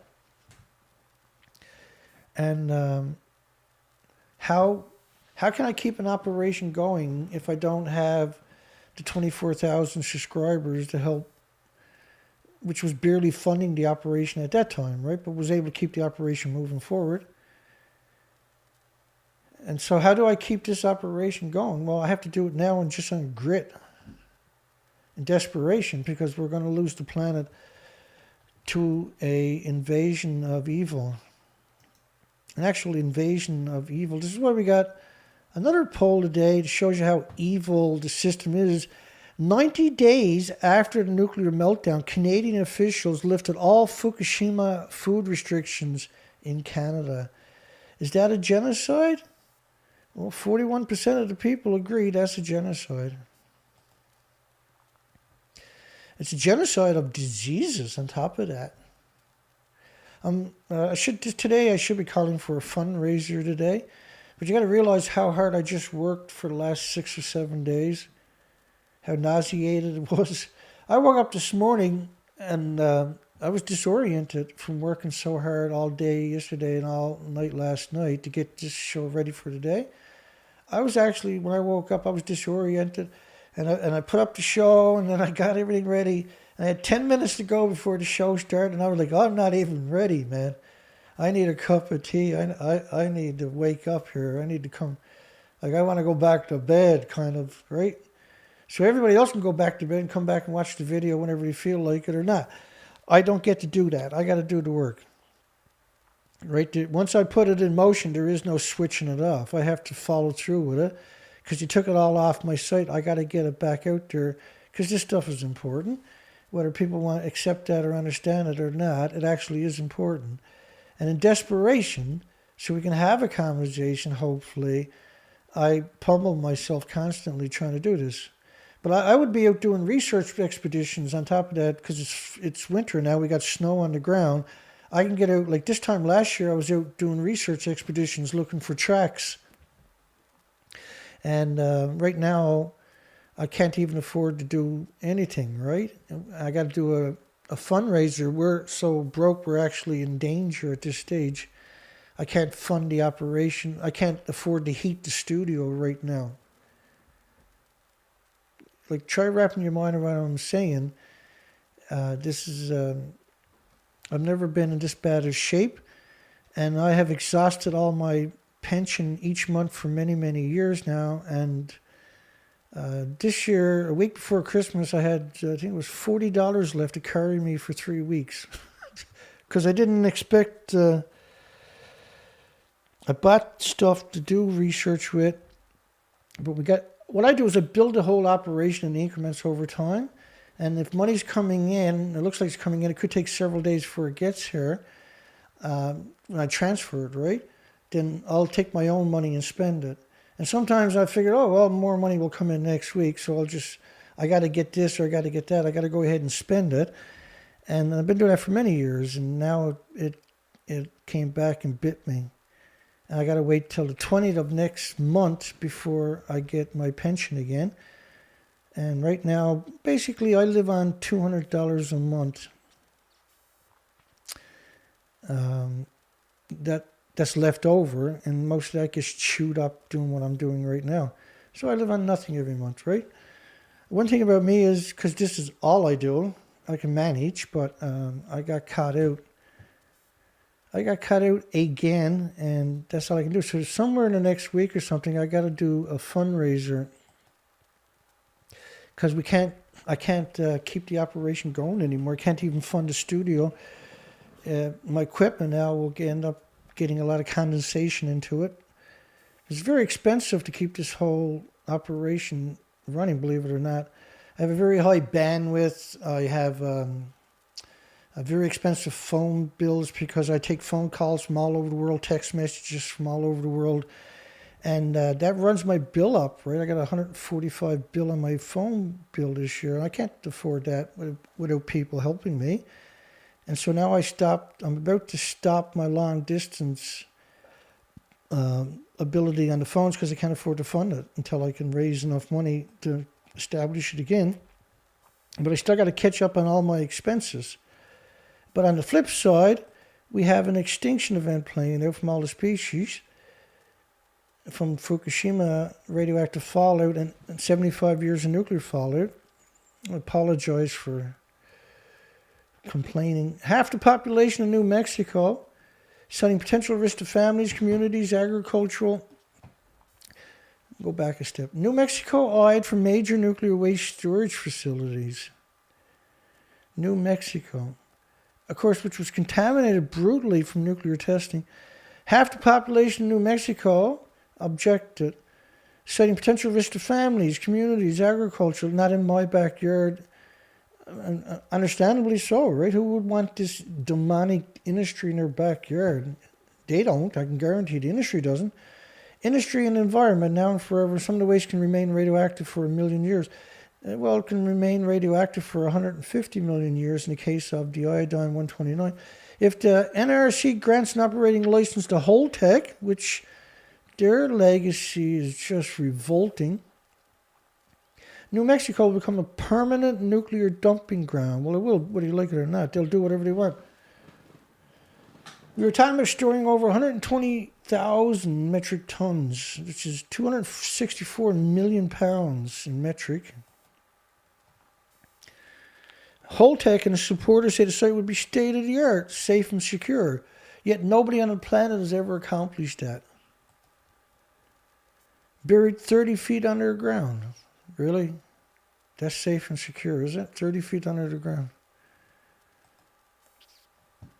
These are lunatics, by the way. In 2019, Holtec began acquiring decommissioning powered plants. Such plants bring large profits. So whatever's left over after decommissioning, Holtec has as profit. So there's a pretty big incentive not to do the job properly, isn't it? Can't make a profit if you do the job properly, because you'll need a lot more money than they have for the actual project. So Holtec is the enemy of all of humanity.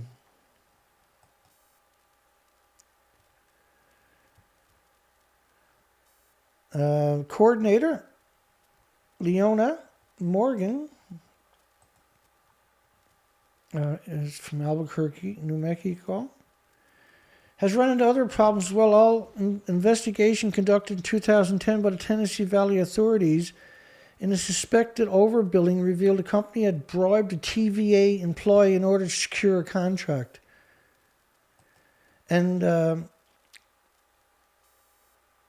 concealed $54,000 they got from... So all Holtec had to do was give someone $50,000 and they're able to save themselves $1.5 billion. So what are you going to do when you're in that scenario? In the wake of the investigation, TVA ordered the scenario company to pay $2 million fine, which is 1% of what they got. So it's the price of doing evil, isn't it? It's 2%. Opens its operation outside monitors, which obviously should have been going on all along, and faced a largely symbolic 60-day ban from doing federal business, the first debarment in TVA's history. So you can imagine how bad it actually was that they'd done something like that. Holtec failed to mention the debarment on tax credit applications, allowing the company to receive $260 million more in tax credits. They can't help but be evil. That's who they are. They can't have the company unless they're evil. You can't conceive what they're doing unless you're actually evil. No intentions, zero intentions of doing something sensible, yeah? Companies that are dealing in nuclear materials are in a world where there is very little transparency. Exactly.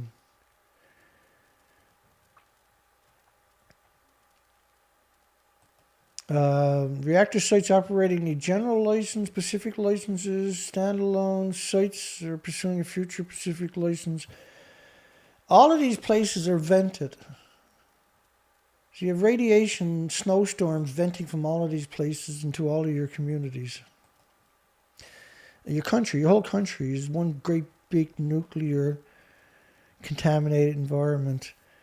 NRC has issued a draft environment impact statement that concludes the risk to the environment and local communities is minimal when it's 100% not minimal.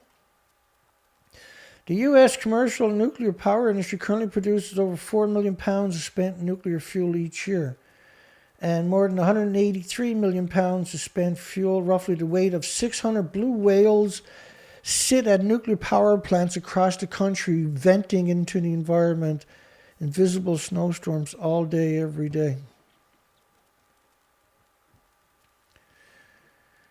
And I remind everybody, I don't expect anybody to sit here and watch these very long shows. I really don't.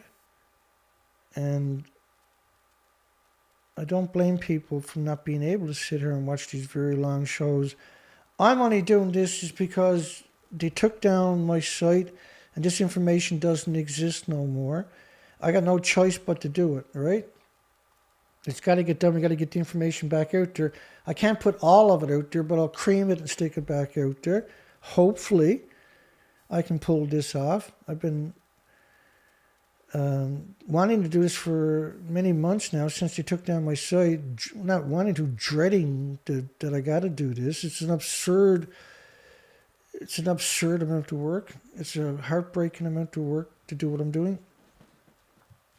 But it's not about doing a show. It's about putting the information back out, so at least it's out there. I hope that makes sense to people. But it's such a desperate thing that we got going on. They took down my site. We got to get the information back out there that we already are able to take them with. The waste is stored in deep pools of water, which means it's boiling off that water all day long. Each liter is trillions of isotopes. Once the water boils off and goes up the stack, the isotopes are liberated into the environment and will hunt down the 8 million species and poison every single one of them in increments over time. From the nuclear industry's early days, the federal government has known it would have to deal with the high-level waste. Well, the high-level waste is, what do you mean by that? Is it's still splitting the atom, still producing trillions and trillions and trillions and trillions of isotopes each day in each place. That's flowing out of there. It's invisible. You can't see it or smell it or taste it or hear it or feel it or touch it or pick it up or throw rocks at it. South Africa's new nuclear power plant is a high regret option. Why is this picture so weird looking? I wonder if they're trying to mimic radioactive fallout or something. South Africa's nuclear power plant, by the way, is built on fault lines, earthquake fault lines on top of that. It's very brittle. It's very poor construction done to it. The cement is deteriorating dramatically from the ocean. Radiological nuclear science technologies provide a wide range benefits UK, EU citizens in many areas beyond the production of nuclear energy, in particular for human health and the fight against cancer. Well, nuclear doesn't help in the fight against cancer. Nuclear is the reason why cancer is everywhere constantly. And you can't take nuclear and put it in the human and cure cancer. If you do that, we would eradicate cancer by now, right? Nuclear. The victims who have the radiation put into them, their excrement has to go to a deep geological repository, which is what Australia is actually doing right now. Ionizing radiation and cancer treatment. The radiological and nuclear technologies are indispensable in the fight against cancer. Of course, you go get cancer treatment, you got a tumor here, and they radiate you. You end up with tumors everywhere else within a year or two. Not only that, the study showed only about 3% of the people survive longer with it than without it. And by the way, 3% is the typical misdiagnosis. And the studies asked the question, why are we using chemotherapy? It was 2.1% effective in the United States or Australia, and 2.3% effective in United States. An effective being that you lived around 5 years. Your quality of life just flat bottomed out. It's a horrific genocide machine. Is the ultimate. Once you look at it deeply like we do, and you cover it from so many directions, which is really what I'm doing today in one sense, you start realizing that this technology has no redeeming qualities, no redeeming attributes whatsoever. They contribute significantly to all stages of cancer patients' cure. And it even got the disgusting palliative cure where they murder you. And people who die from radiation, they don't want them incinerated because they radiate the incinerators. The rooms they keep them at the hospitals are $1 million rooms that are lined with lead because you don't want them, the victims who got to radiate the people in the hallways. How can you be that radioactive and get cured? It's absurd to suggest it. But because it's such, you imagine working in these hospitals on those palliative care floors and everything else, they become desensitized, right? With about 500 million procedures carried out in the EU annually, this is genocide. That's 100% genocide of ionizing radiation. Despite the many benefits the medical radiation technology brings to patients, the growing use of these technologies have also caused a significant increase in radiation exposure of the European population. A significant exposure to the population. You get what's going on, man. It's like I came to a different planet one day and realized, holy cow, they're killing everybody with radiation. Why so evil? Why so monstrous? Why so demonic? Recovery in uranium stocks not seen since the 2011 Fukushima disaster in Japan by shutting down major supply sources. So they artificially inflated the price of uranium stocks by shutting down Cigar Lake here in Canada and pulling back in Kazakhstan and Namibia. Imagine uranium mining in Namibia. So they created a civil war also down there so they can get their cheap uranium, same as they done in Niger, the French had done. For 60 years, they've destroyed that country. The government, the borders, they destabilize the country so they can have cheap uranium for their dirty nuclear power plants. Prices have fallen slightly from the highs recorded after the closure announcement. $29 a pound in February, and December 2020 was 29 pounds. When you need $60 a pound just to make a profit, see? Yeah, terrible story. So this first ship, the NS Savannah, world's first nuclear ship, this was the nuclear industry, the Atoms for Peace, right? Dwight Eisenhower's 1955, who was just regurgitating the nuclear industry's narrative. The concept of nuclear-powered merchant ships was proposed by Eisenhower in 1955 as part of his Atoms for Peace. It's atoms for genocide, atoms for misery. Modifying the standard C-3 cargo ship design, plans were developed for a 600-foot-long passenger cargo vessel that can carry 60 passengers with a crew of 109 and 9,600 tons of cargo, complete with an atomic logo on her superstructure. Well, whoopee-doo, buddy. That's the generators there. And control room in the background. The keel was laid May 22nd, 1958. The reactor's nuclear reactor shielding added extensive weight to the ship. By the way, the shielding becomes extremely bombarded with neutrons, and that's nuclear waste after too. And special provisions were made for the ship to host tours, including a viewing platform with windows looking into the nuclear engine room. Whoopee-doo. The Savannah was fueled for the fourth time in 1960 with 14,000 pounds of uranium oxide, which was expected to give it 3 years of life. In 1964, she sailed on her first voyage across the Atlantic and visiting places like Dublin, as well as reported over 153,000 people visited the Misery Machine. America Export decided to operate her as a cargo ship, only using her passenger accommodations for cadets. However, having been based on a now antiquated design and envisioned as a demonstration ship, she was not a commercial success, and proposed retiring her as early as 1967. She was refueled in 68 and continued to operate until 1970, when the U.S. government ended her subsidies. So 1964, she sailed first, and in 1970, she was defunded. So she very short lifetime, just a few years, and the radiation lasts for 1 billion. Damaged by a hurricane, she later went into the U.S. Reserve Fleet. Damaged by a hurricane. So that's, one hurricane, it sinks to the bottom and radiates the seafood in the ocean for 1 million years.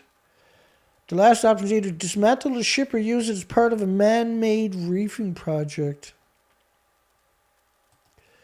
Using a radioactive nuclear... It's absurd. It's 100% absurd.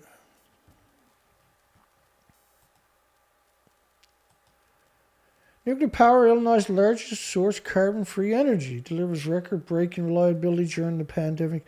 Again, nuclear power, largest source of carbon-free power. It's not carbon-free. It was never carbon-free. It can't be carbon-free. It's nuclear. It needs two power plants just to supply it. Exxon Generation's Illinois nuclear fleet produced a record-breaking amount of reliable carbon-free electricity.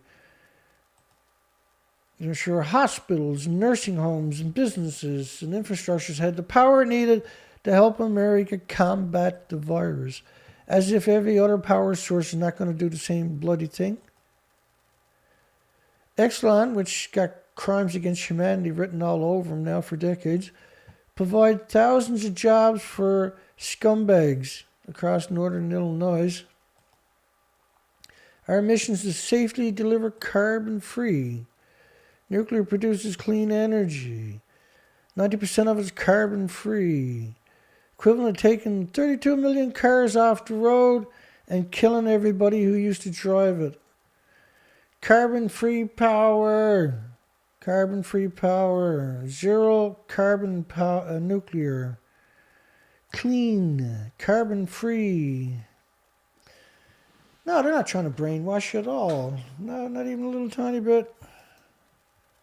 How are we doing today? We got staggering 12 people on our video. And we got 43 votes. All of them saying that was Canada's official lifting all Fukushima food restrictions June the 14th, 2011, 90 days after nuclear meltdown started, a genocide. We got 100% vote saying, yeah, baby. Nuclear-powered rocket proposed for Mars travel. Why not go to the moon before you try to go somewhere else? First off, males can't live more than 2 years in space to go blind. Women don't, though. Women can go... I don't know about other issues, but they won't go blind. But men do. What does that tell you, I wonder? Nuclear rocket. So in order to get up to space, they got to pollute the entire planet.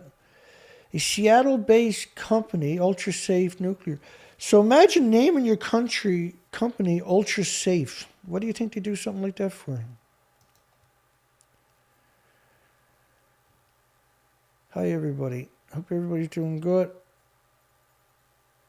Watch this today and tomorrow, the next day, and next week, and next month. Believe me, like I say, I get how tough and difficult this subject is for everybody, but It's, it's definitely more difficult for me than it is for you, I can assure you. Ultrasafe believes, NASA believes, which is an opinion, right? Scientists will have to stabilize uranium fuel a rocket would need for use, and there is the risk of radiation exposure.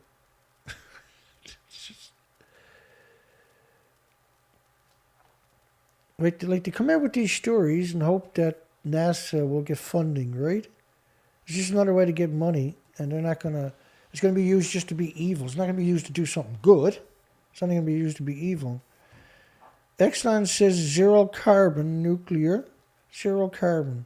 Exxon. It's the top zero carbon. Exxon is. However, it threatens 4 nuclear plants shutdowns due to lack of Illinois rate-making support. Zero emission. Zero carbon. Clean energy. By the way, it's right from the Exxon site. It's not propaganda, it's pure propaganda. It's 100% propaganda. Zero emission nuclear, clean fueled, clean sourced, zero emissions. Nearly 100% clean fuel, including nuclear. The biggest challenge for Exxon right now is its battle to recover costs for its nuclear plants. Clean power, clean energy. Econ. Get it? The name of this guy, he runs a market, who wrote the story, his company's called Econ. And he just conned you with all of this stuff, right? See that? Con.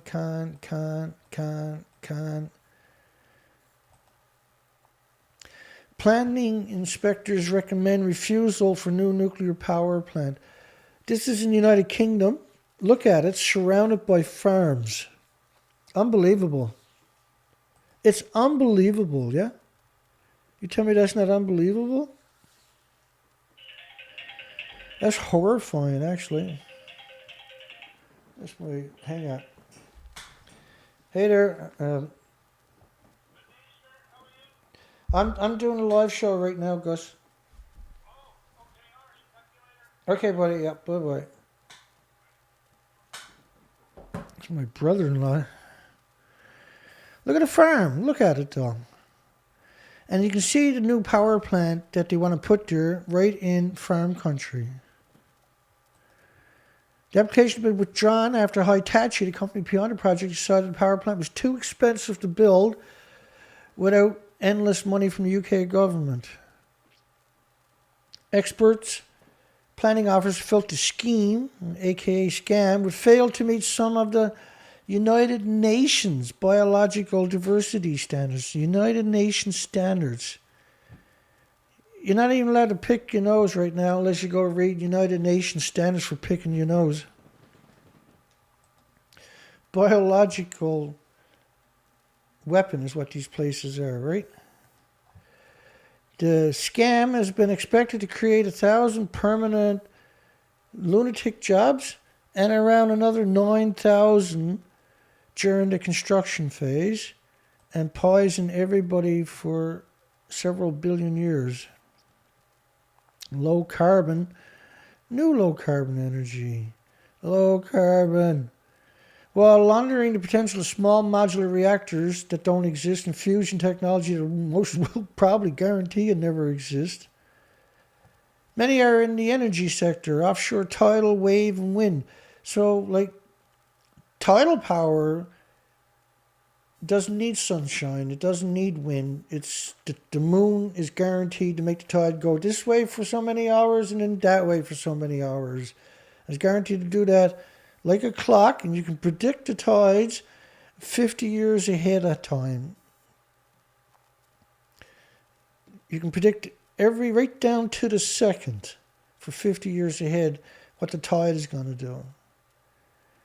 And the tide is extremely strong, powerful. Think of a tidal wave. Ah, yes, Savannah River site transfer spent nuclear fuel opening space for mission work. It's the scariest thing I ever heard. Workers at the incredibly disgusting Savannah River site recently began transferring dissolved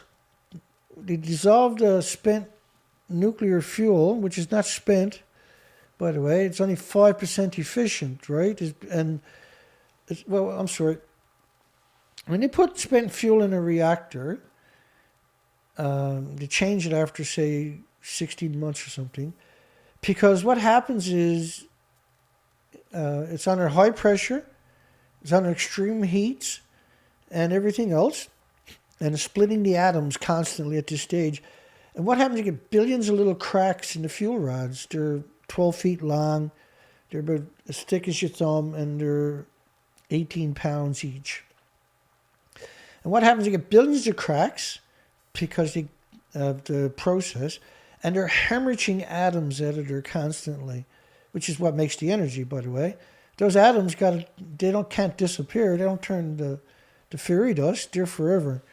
And so when you take that out, you release all of that into the environment. Plus, now you're going to put that in a pool at the top of the buildings, and that's going to boil off the pools all day long each day, and each liter is going to be saturated with isotopes into the environment. The whole process is it's insane. And so when they conceived it and implemented it, it showed you the industry was unstable. It showed you that they had zero, they understood the harm that it was going to do, and they done it anyway.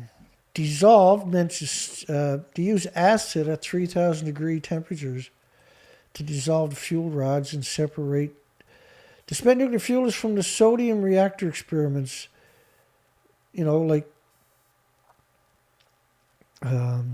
Santa Susana was a sodium reactor, and it released more radiation, 460 times more radiation than 3 Mile Island. They hid it away since 1959 from everybody. And then 3 Mile Island, they downplayed that to the point where they claimed that 2 million people got the same dose as if they watched color television for an extra year in an academic study. And watching color television is completely different. And now, TV are not very good for you. Like those older TVs, they were actually really harmful. But they're not like radiation or anything close to it.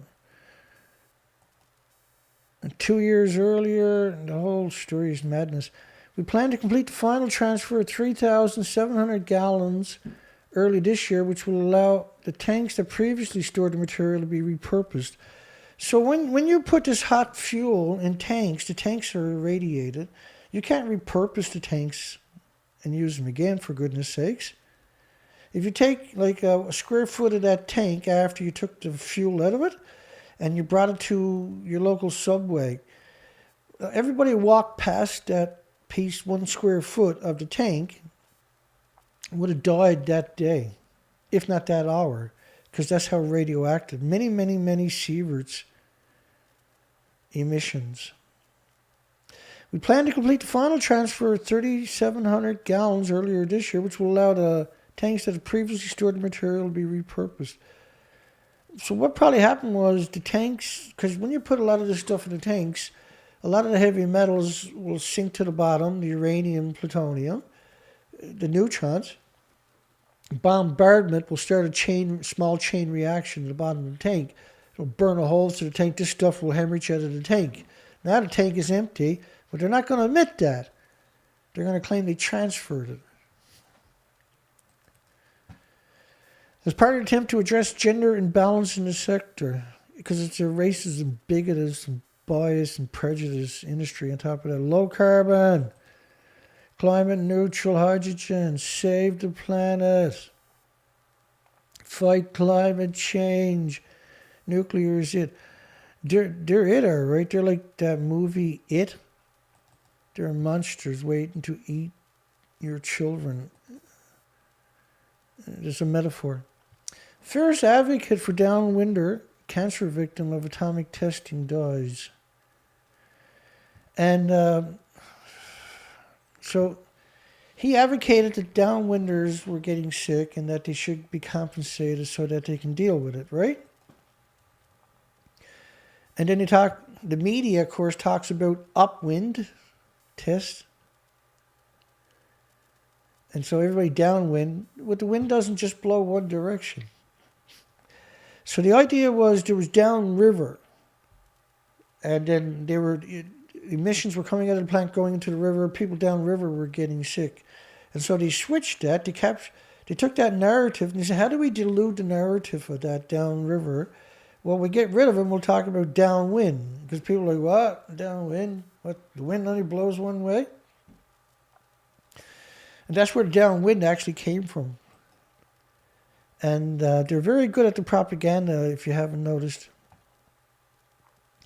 Said his earliest memory was sitting as a child on his father's knee in Utah in 1955, transfixed by a light show in the sky from a nuclear bomb testing in nearby Nevada, including watching pink-gray fallout clouds pass overhead. Yeah, that can't be good.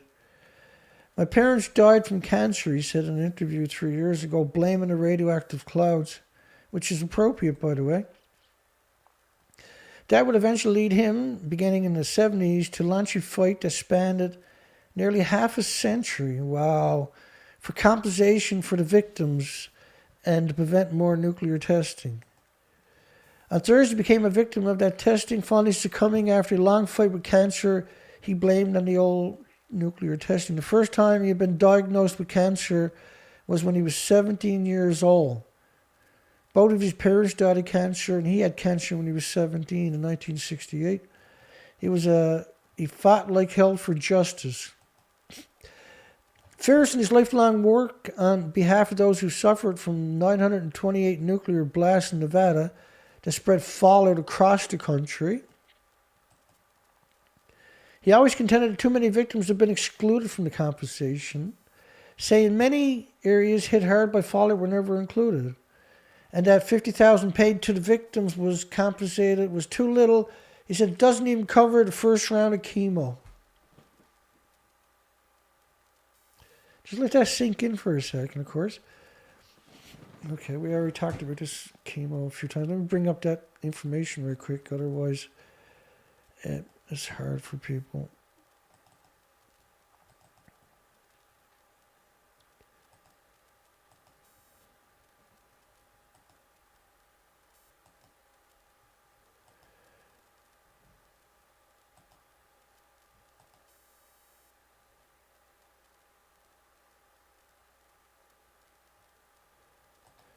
There we go. Of course, I'm not going to be able to read you all the study, but the study was original conclusions based on facts in 1985. And another study validated conclusions in 2004. And that an estimated 2.3% in Australia, 2.1% in the United States were cured of cancer by chemo, but were lived up to 5 years. The question is, why are they continuing to do chemo when it's only 3% efficient? That's the study. Why are we bothering with that? The best thing to use is DCA. He always contended that too many of his victims, too many victims had been that got cut out, not been compensated. Saying many areas hit hard by fallout. We already covered that. He supported another bill which failed in Congress that would have boosted compensation to $150,000. He learned quickly that the first victims of nuclear weapon or nuclear power is the truth, and the first casualty is the government's ability to tell the truth.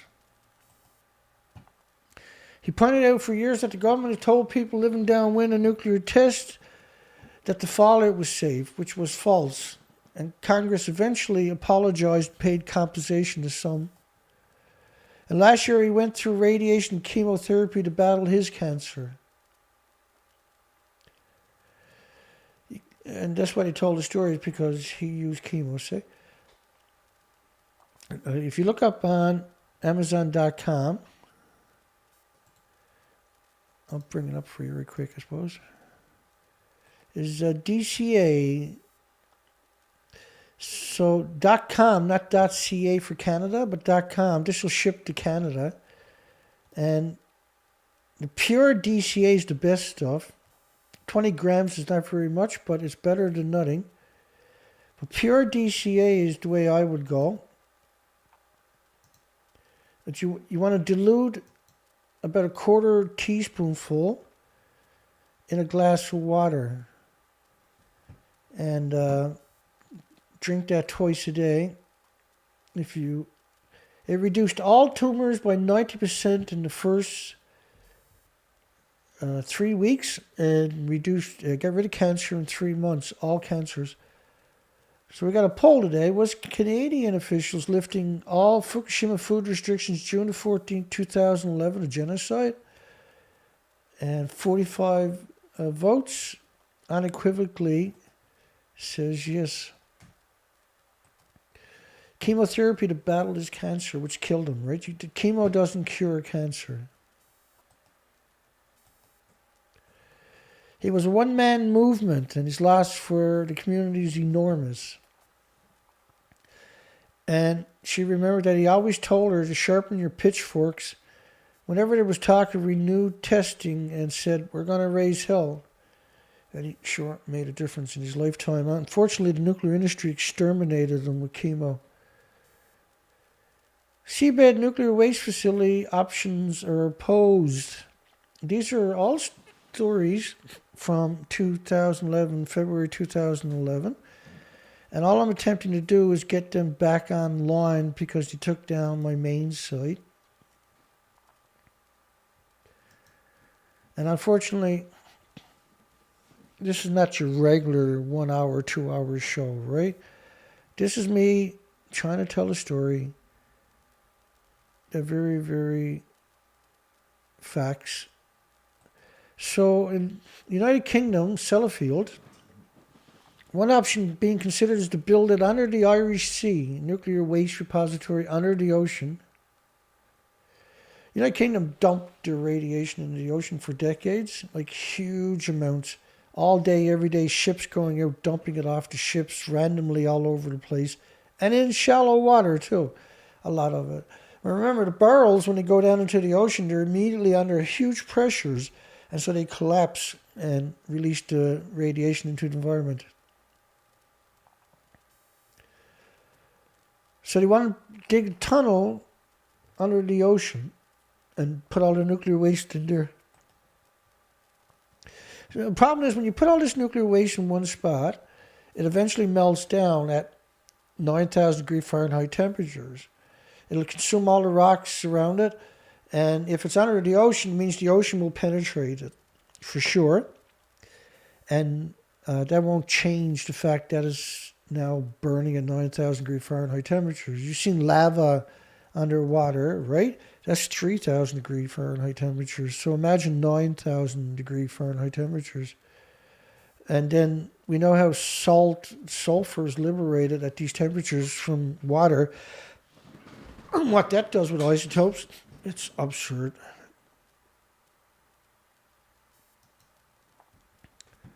It's absurd.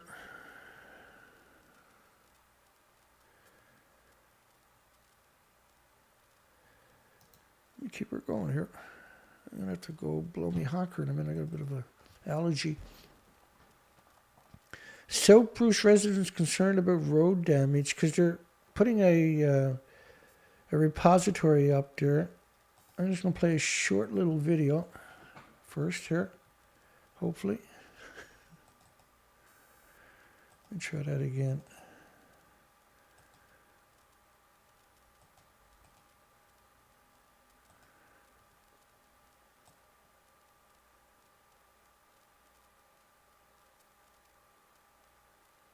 Let me see what we got here for you.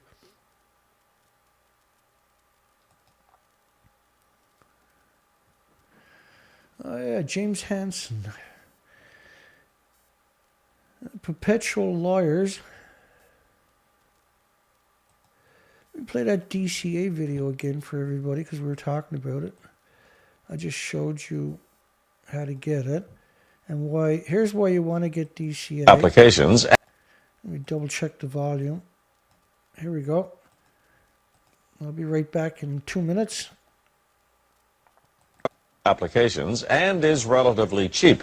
But as CTV's medical specialist Avis Favre. So that's the D. Let me go back for a second here.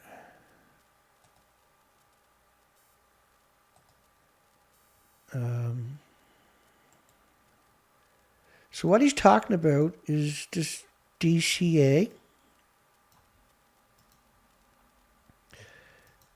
And you can buy it online at Amazon.com in different types of quality. I prefer the 100% stuff, but you can buy the salt at 99.9%. What they call salt diluted a little tiny bit because it's a caustic acid. And it's a cure for cancer. It reduced all tumors by 90% or 70% in the first 3 weeks. Let me play it for you anyway. Applications and is relatively cheap. But as CTV's medical specialist Avis Favreau explains, redeveloping the drug may not fit into the business plans of the big pharmaceutical companies. The tumor, the 3D Dr. Evangelos Mikalakis has given cancer researchers a brand new lead with an old drug, a cheap, inexpensive powder that costs just pennies a dose. You typically get this eureka kind of feeling, and it's actually the most exciting thing scientists can get. The drug, called DCA in short, has been used for decades in humans with some rare inherited diseases. When he added it to the water of mice and rats given human cancers, the results surprised him. And has this big tumor growing in his back. So you can see that even after 3 weeks there is a significant or 70% decrease in tumor size. It shrunk brain, breast, and lung tumors in the animals in a matter of weeks, and the drug had no side effects, confirmed by tests of DCA in humans for other diseases. This kind of results, to my mind, are as good as it gets. And it seems to work by reviving the energy-producing components of human cells, allowing the cells to work normally again, triggering cancerous cells to commit suicide. Scientists agree that DCA now needs to be tested quickly in human cancer patients. This is exactly what we want, a drug that has activity, but has also minimal side effects for patients. But there's a problem. DCA isn't owned by any pharmaceutical company. There's no patent on it. So on one hand, it could become a very inexpensive new treatment for cancer. On the other, drug companies won't be interested in funding studies for a drug that won't make them a profit. This is a difficult question because typically, there are market considerations. So now Dr. Mikalakis has to find someone who will pay for the next round of testing. We hope that we can attract the interest of universities here in Canada and in the United States. And he doesn't want to let the medical dream of a cheap, effective anti-cancer drug disappear just because it might not make someone a lot of money. It costs, some say, about $100 million to get a new drug through all the phases of testing onto the market. So it will be interesting to see if this old drug actually gets a new chance at becoming an anti-cancer medication. Lloyd? Well, Avis, your report tells us that this drug has great promise. So why aren't companies and institutions lining up to get behind it? Well, first of all, Lloyd, this is the initial report. Secondly, because the drug isn't patented, it's an old drug, if someone invests in researching it, they're not going to make a profit because anyone can make it. This is all bullshit, by the way. It's very cheap, pennies to make it. And because no one wants to invest in it, it's bullshit because it's all over Amazon.com. So people definitely want to invest in it. If it was recognized as a cure for cancer, do you think these people are going to stop producing it? Or do you think they're going to produce even more of it because they're selling so much of it? Right? So what they're claiming doesn't hold any water, because if that was true, it wouldn't be all over Amazon.com, would it? It's easy to produce and talk about that.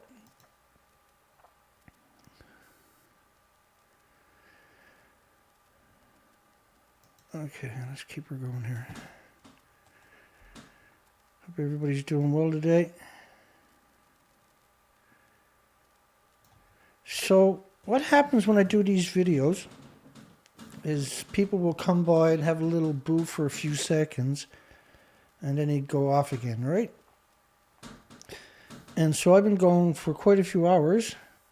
So how many people do you think came by and looked at my video in, say, 4 hours? 187. So Google says only 187 people after 4 hours watched my video. Just like took a boo at my video. This is an impossibly small number, by the way. And so was Canadian officials lifting all Fukushima food restrictions June the 14th, 2011 genocide?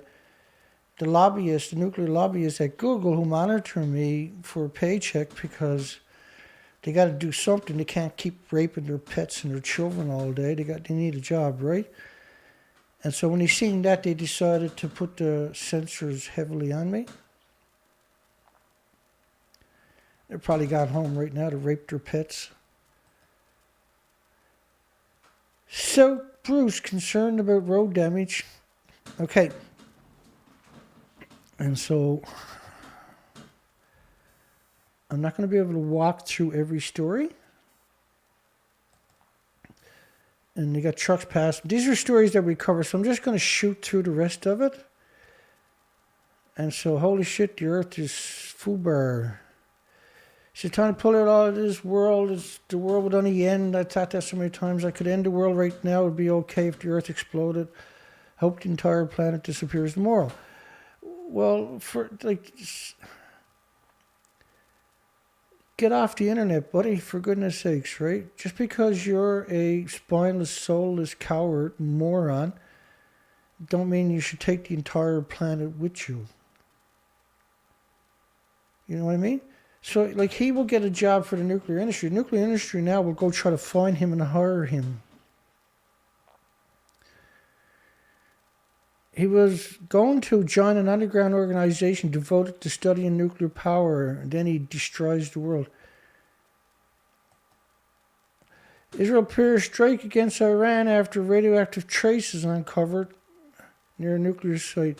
So the strike against Iran is to go in and blow up a nuclear power plant because they found radioactive traces around a nuclear power plant.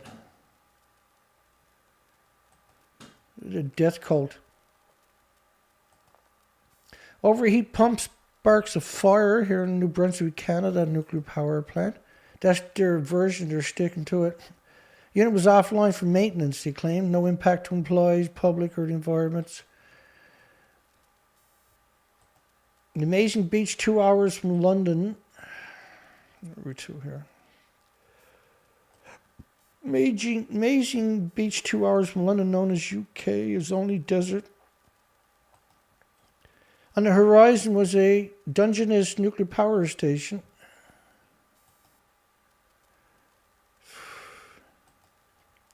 Can nuclear power make a comeback? No. This decade, no. And that Victor up there, I don't know if anybody remembers the story. What a dummy that guy turns out to be. All types of energy and nuclear power has arguably suffered the most. Oh, poor nuclear.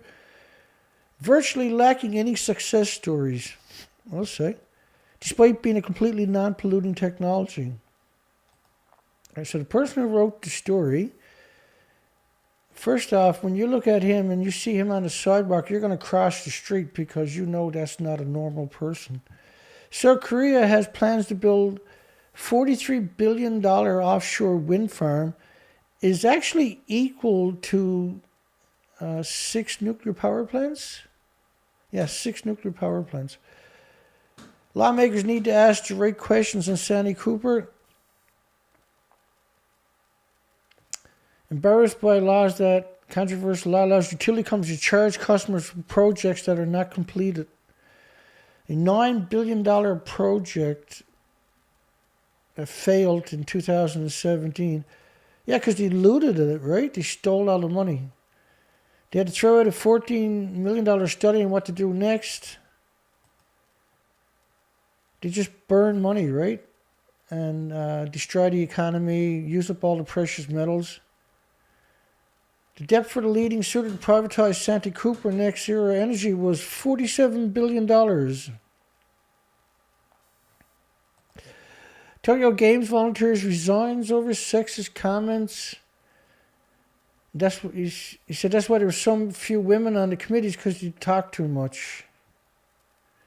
80,000 volunteers for a corporation known as the IOC. Game sponsors weren't advertised because of bad mood. No, it's just that even though the IOC, which is just a corporation, and the Japanese government were picking up the tab and giving them billions of dollars of profit, the organizing, and leaves this behind in police state, the organizing committee feared the 4 torchbearers would look lonely walking down empty streets, which create a bad image for the corporation. First atomic blast in 1951 shook and shaped Las Vegas and Nevada, and covered the whole country with radioactive fallout on top of that.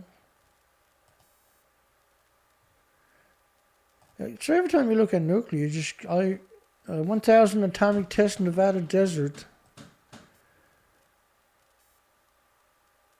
And they had atomic miss pageants, atomic hairdos, atomic vacations. Come and watch the nuclear detonations. Political attitudes about nuclear testing shifted, and as the tendency of the public to trust government assurances about safety also shifted. National Atomic Testing Museum. That's frightening, eh? Harvard astronomer argues the aliens had paid us a visit. And look at this guy. There's some scary looking picture. A top astronomer who argues the simplest and best explanation for the highly unusual characteristics of an interstellar object that sped through our solar system in 2017 is that it was alien technology. Right, and so there was this object that came through our solar system, and 196,000 miles per hour, briefly classified as an asteroid until measurements found it was accelerating. This was a depiction they drew of it, very elongated, which was unusual apparently for our solar system. The aspect ratio of 10 to 1 is unlike any other object seen in our own solar system. It spins on its axis every 7.3 hours. No known asteroid or comet from our solar system varies so widely in brightness with such a large ratio between length and width. It had no dust, by the way. The most elongated objects we have seen to date are no more than 3 times longer than they are wide. The Pan-STARR team dubbed it Oumuamua, which is Hawaiian for a messenger from afar arriving first. It was considered the first interstellar object to come through the solar system. Right? They got all this money and energy and time and people, but they're not trying to solve Japan for some reason. Aviva fears environmental fallout of the backs new nuclear reactors, which is France. EDF seeking funding for the planned 20 billion Sizewell reactor. And Sizewell, of course, is surrounded by farms. Whether with back to new nuclear power station, government backs the technology to help cut carbon. Of course, it doesn't cut carbon because it needs 2 power plants to run a nuclear site, dedicated to build it, to run it, and to decommission it for 60 to 100 years. And not only that, it boils off a couple of billion gallons of water every day and kills all the creatures. It's the furthest thing from carbon-free by far. Investors also need to be comfortable with the management of nuclear waste, water usage, remote but catastrophic risk of a nuclear accident. The crazies in the UK and the UK government after Fukushima were terrorists. They had all the attributes of terrorists. Net zero emission. A spokesman for Sizewell C said, A compelling case for nuclear given its vast production of low carbon energy. Low carbon energy, one of the safest forms of producing electricity. This is pure propaganda. With a good track record of managing radiation and waste. Really. There's no repository anywhere on the planet. The social benefits of sizable sea included thousands of jobs. As if you got to have power, so no matter what power source, there's going to be thousands of jobs. A global nuclear phase out, hopefully. Study calls for European nuclear renaissance, which is, of course, World Nuclear News. They're pro-nuclear, calling for a nuclear renaissance. Gee, what was the odds of that, I wonder? Will France abandon nuclear power? They were saying a couple of years ago France could run on 100% renewables, yeah? 100% they claim. Japan needs nuclear power, says stupid. That picture should have been somewhere else. How to make the emerald oils green, which is right across from Sellafield, isn't it? 8 million liters a day coming from the mixed oxide fuel meltdown in the United Kingdom called Sellafield. How to make the emerald oil green. Oh, yeah, that's 18 for All. Nuclear lobbying group that started up, all volunteers from the nuclear industry. Here's one of the demonic lunatics right there. You can tell that's not stable just looking at him. That guy is not stable. There are 2 legal barriers to developing a nuclear power program in Ireland. Yeah, it's illegal to have nuclear power in Ireland. It's okay, we can get the laws changed, Dana.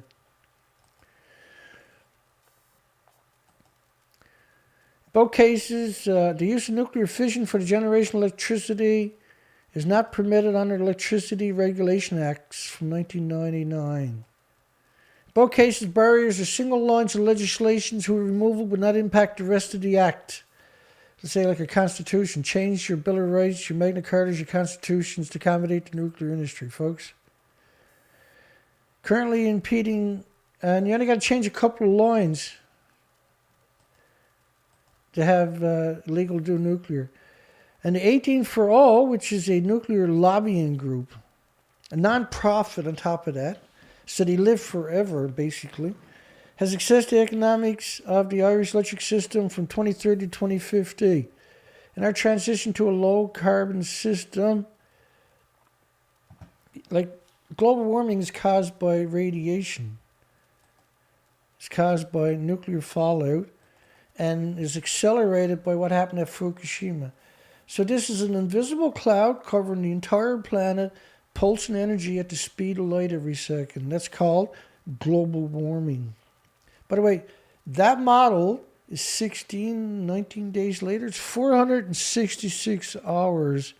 I can't remember the math on it anymore. Ireland got a population of 6.5 million people. First medical clinic opens in disaster-struck Fukushima town of Okuma. Is it? I can't remember. Yeah, Okuma.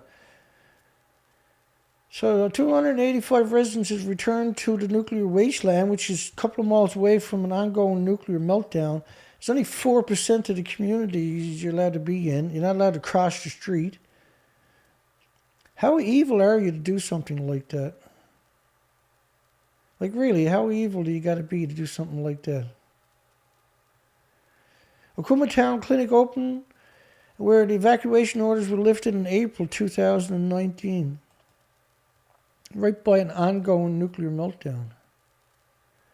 He returned to Iwaki, Fukushima Prefecture, in autumn of 2019, now lives in a nearby public housing complex.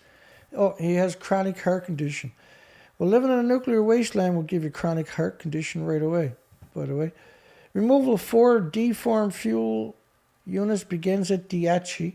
Of course, the building reactor 3 they talked about doesn't even exist.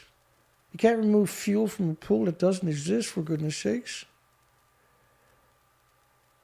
The whole story is crazy. Update on the status of NIST Center for Neutron Research. What they've done to that community is outrageous. It's outrageous.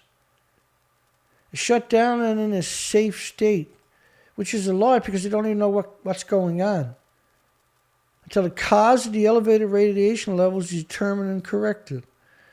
So it can't be in a safe state if you don't even know where the radiation is coming from, for God's sakes.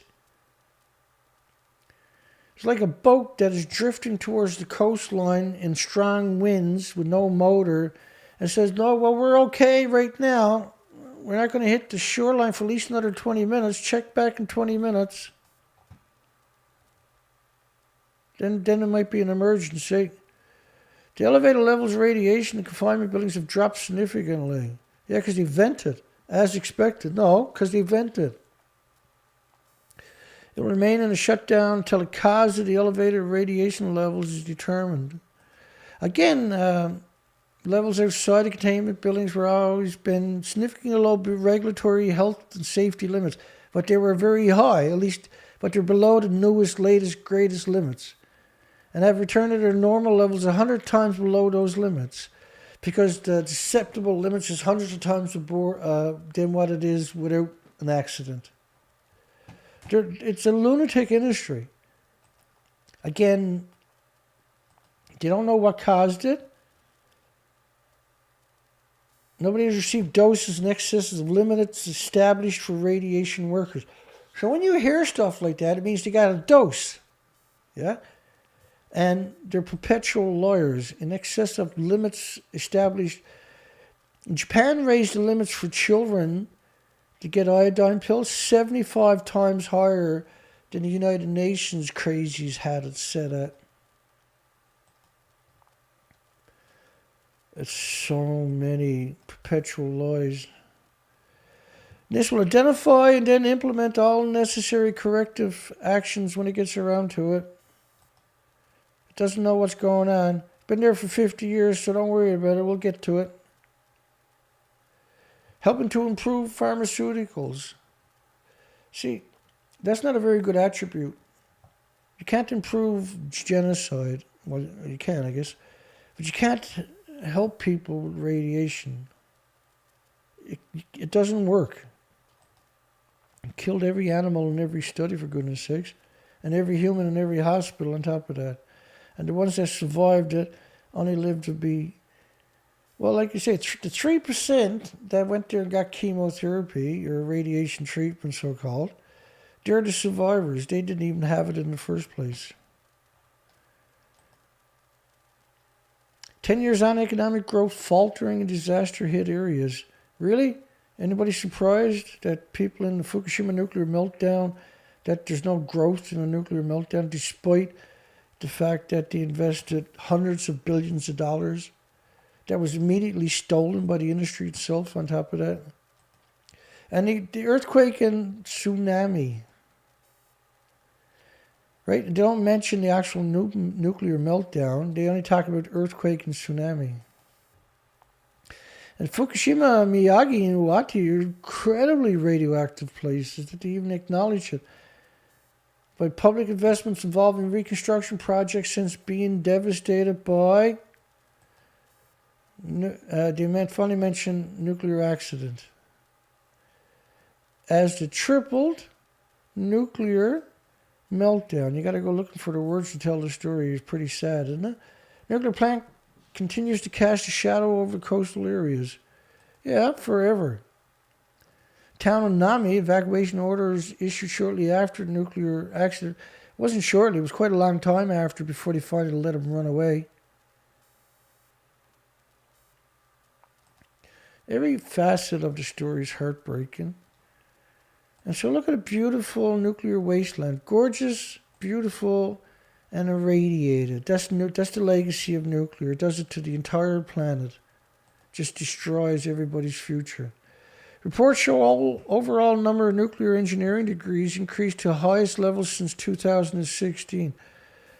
Well, it decreased all the way up until 2016. Then it started coming back up again. And Oak Ridge, then you know, when you hear the word Oak Ridge nuclear, think evil as it gets. This is according to a study conducted by the Oak Ridge Institute for Science And education surveyed 34 U.S. universities with nuclear engineering programs. The number of bachelor degrees remained about the same, while the number of master degrees increased after a 2-year slump. Oh, how about this one here? You get a kick out of this one. Royal Navy lieutenant, who's in charge of the nuclear missiles, is caught shooting X-ray videos with her leading seaman boyfriend at a top-secret nuclear submarine base.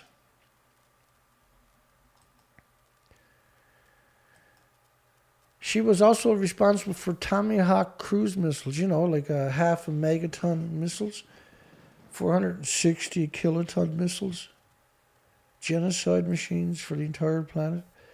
Algeria says France must take responsibility for nuclear dumps, not sites, nuclear dumps. Carried 17 nuclear explosions in Algeria, part of the Sahara Desert, which is still, every time the Sahara Desert, because the Sahara Desert have big storms, that dust will cover half the planet, and it's radioactive. It goes all the way back to France, right? The Sahara dust. And they knew it when they were doing the testing there. On top of that, they were aware of that particular science. 11 of the tests came after the 1962 Accord ended the 6-year War of Independence and 132 years of French colonial rule. How revolting. More than 60 years have passed since the first nuclear test in Algeria, and France still refuses to hand over maps revealing the location of nuclear waste. The tests have caused a large number of victims among the local populations and damage to the environment that still remains today, 60 years later. European Union says nuclear must be part of the European taxonomy. Well, just because a union says something don't mean it's so. How disgusting that they do that. And of course, Nuclear Engineering International. The whole story is just... Every facet of nuclear is bizarre, yeah? By 13 European trade unions. So you're talking about, say, 1 million people, the unions, pumping nuclear. And it's not low carbon electricity under any circumstances. And the International Atomic Energy Agency is not an energy agency. It's a puppet for the nuclear United Nations. Same as the Intergovernmental Panel Platform on Climate Change is United Nations. Is a central pollution solution to climate problem. No, they said it was an option. Right? Nuclear power advocates quote, erroneous summary of the UN report is not a technical necessity, but a matter of choice. The Union. The Intergovernmental Platform on Climate Change repeatedly stated, which is the UN, by the way, itself, is an essential part of the solution, which it's not. It says an imperative to include nuclear energy in the European taxonomy, for nuclear energy to play its role and build net zero carbon Europe. And look, nuclear is not carbon free. Nuclear power plants are genocide machines. Think about Indian Point, how nuclear kills fish. Environmental analysts in 2 states found the nuclear facility, Indian Point, killed two nuclear facilities in New York and New Jersey. New York kills around 17 billion adult fish each year, and 9 billion fish are killed in the New Jersey power plant. The cooling systems also vacuum up trillions of newly hatched fish and destroy them in the heat exchangers. And that the decline in the fish stocks along the entire northeast Atlantic seaboard is due more to the destruction of the baby fish, aka the nuclear power plant.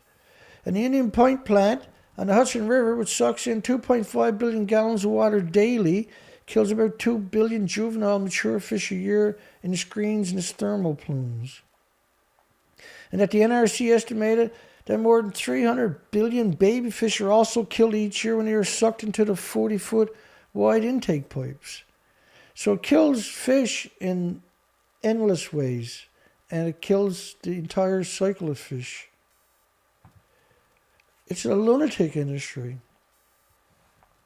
Unsafe. I think we covered that story earlier about a ship drifting towards a nuclear site in the United Kingdom. 750-foot vessel drifting into a nuclear site is an issue, okay? And that power plant, by the way, is surrounded by farms. Murder. It's a murder machine, yeah? Failed to comply. Tories push on with a $130 billion Trident renewable despite pandemic. The estimate is going to cost $200 billion over by the time they actually finished it, because they always come in underestimated, right?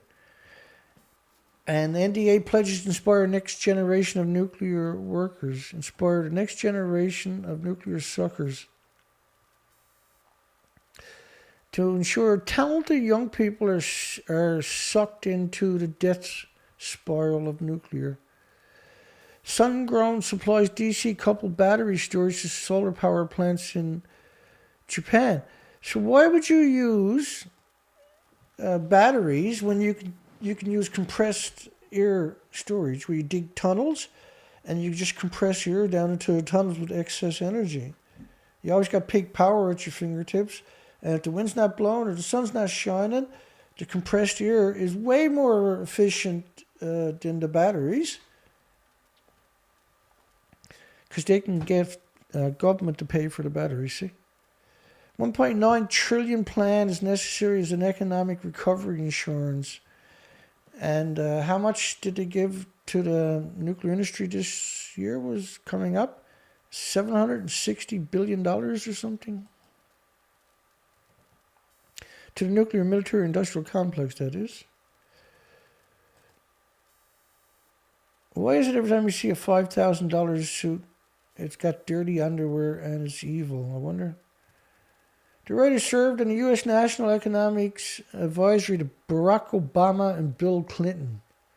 Yeah, he won't stab you in the back, will he? We got to speed this up. Scotsman charged over offensive tweet after death of Sir Captain Tom Moore. And Sir Captain Tom Moore, he taught the artillery sections, people to use weapons of mass destruction against civilians. A man was arrested and charged by police with an offensive tweet. He made a derogatory remark about a 100-year-old veteran.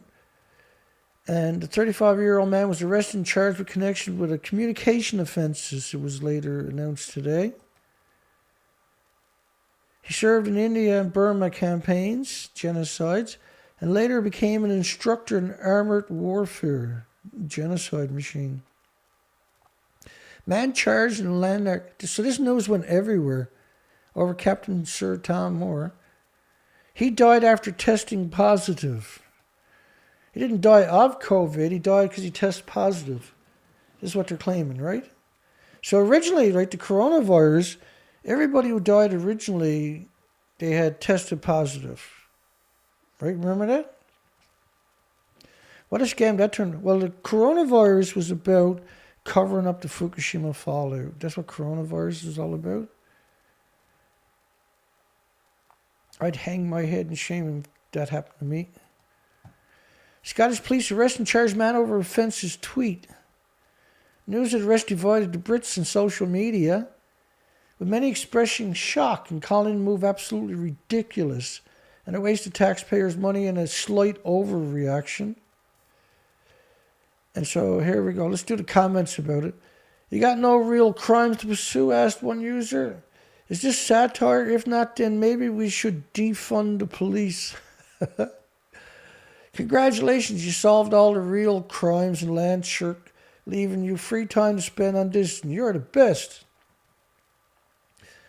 Libertarian Scottish Twitter user. My country is a joke.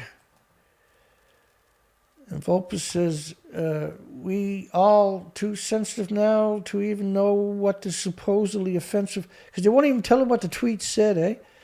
Or are we all expected to take the authorities' words for all crimes from here on out with no evidence whatsoever? Evidence! Alan Harding says, it'll be graded top secret and that'll be it. Maybe when the British folks get off their backsides and do something about it, things could change for the better. But the chance of that happening is absolutely zero, you gutless pack. For God's sakes, people, this is not right. This is 1930s Germany stuff. It's too much. This is intimidation, a complete shutdown of society and human rights is another. The value of British politics must be the lowest in the whole wide world. A pack of morons. Here, here. This lady goes, you're free to agree with them, and you're free to insult Allah and Mohammed, but if you have an opinion on anything else, you get arrested. It's called English freedom of speech. Disgusting. RT, you're no better either. Three Rivers offers 16 full scholarships for nuclear programs. I think nuclear is about the only thing you ever see free scholarships constantly for. Come on, send your children in to be genocide machines. For students starting the program in the fall. Teaches students about operating nuclear power stations through classrooms and laboratory and simulator instructions.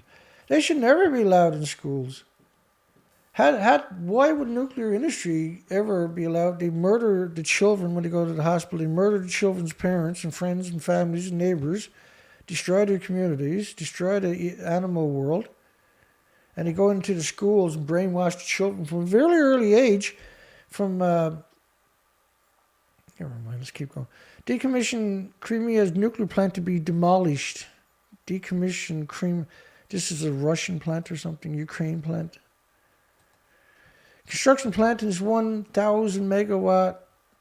Started in 1976. By 1986 was nearly complete. However, a Soviet government inspection after Chernobyl found the plant to be located on a geological volatile site and construction was cancelled. However, the general director claimed there was no need to build a nuclear power plant on the peninsula and recommended instead to develop non-nuclear thermal power. Exxon nuclear fleet generated 150 million megawatt hours of carbon-free power. Of course, it's not carbon-free. It's absurd to suggest it is. But they certainly are desperate with the brainwashing, aren't they? Emission-free power. Oh, here we go again, right? Carbon-free power. Our mission is to safely deliver carbon-free power. I thought it was to deliver energy. Carbon-free power. Carbon-free power. Arrest warrant denied for ex-minister on nuclear reactor closure. That was, of course, the South Korean, who closed a decrepit and brittle nuclear power plant, which was the moral and ethical thing to do, and it was already ready to be closed. It was past its expiry date on top of that. But the pro-nuclear community got one of the prosecutors to try to charge him for doing it. U.S. NRC approves power uprate for Oconee.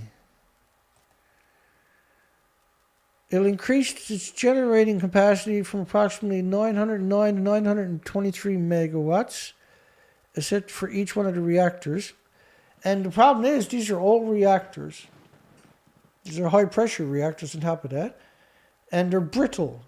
So the last thing you want to do is increase the power of a brittle reactor. And they keep... there's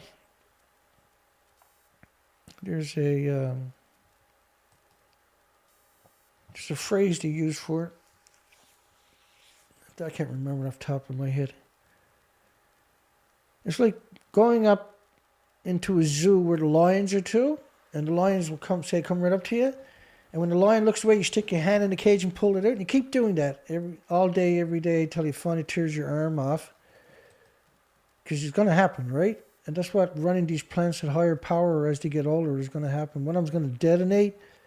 And the nuclear industry will pretend it didn't happen. They'll come out screaming it's carbon-free, so don't worry about it. Plan to send diluted plutonium waste isolation plant moves forward. Called downblending. So the waste isolation power plant, WIP, in New Mexico is only supposed to take transuranic waste, like contaminated gloves and tools and stuff like that. But if you take high-level radiation and you mix it in with soil, then it meets the standards because they changed the laws. Oh, and they don't count the containers, right, as volume. They only count what's in the containers. So they can put even more waste into a nuclear pilot project that now is a repository when it's actually supposed to be just a science project, right? 34 metric tons of plutonium is what they want to put down there from the weapons facility known as Pantex plant in northern Texas, and the Savannah River site, which is the military industrial complex's lunatic site. Oh, and they got the fan, because they have big fans there, right, moving huge volumes here, 500,000 square feet a minute. And they're extremely contaminated from the major event that they had there that they managed to cover up. They spent $3 billion cleaning up a truck fire, is the official story. And they got $6 more billion, by the way, that they don't even acknowledge for some reason. I covered it back when it happened. The very day that it happened, I had covered that story in 2014. Could be contaminated with radiation completed. And so the fan system is highly radioactive. And the nuclear industry is like, it's okay. The workers will be okay. Yeah, it's okay. But it's simply not okay, right? And some people are rejecting that it's okay, but it's simply not okay. But they're determined to use the fans because they don't want to pay to replace it, see? Because these are huge facilities. We covered this many times, unfortunately. New documentary with unprecedented access to Chernobyl set for release. Unprecedented. And then the site of the world's worst nuclear disaster. So claiming that Chernobyl is the world's worst nuclear disaster means the fact they're doing that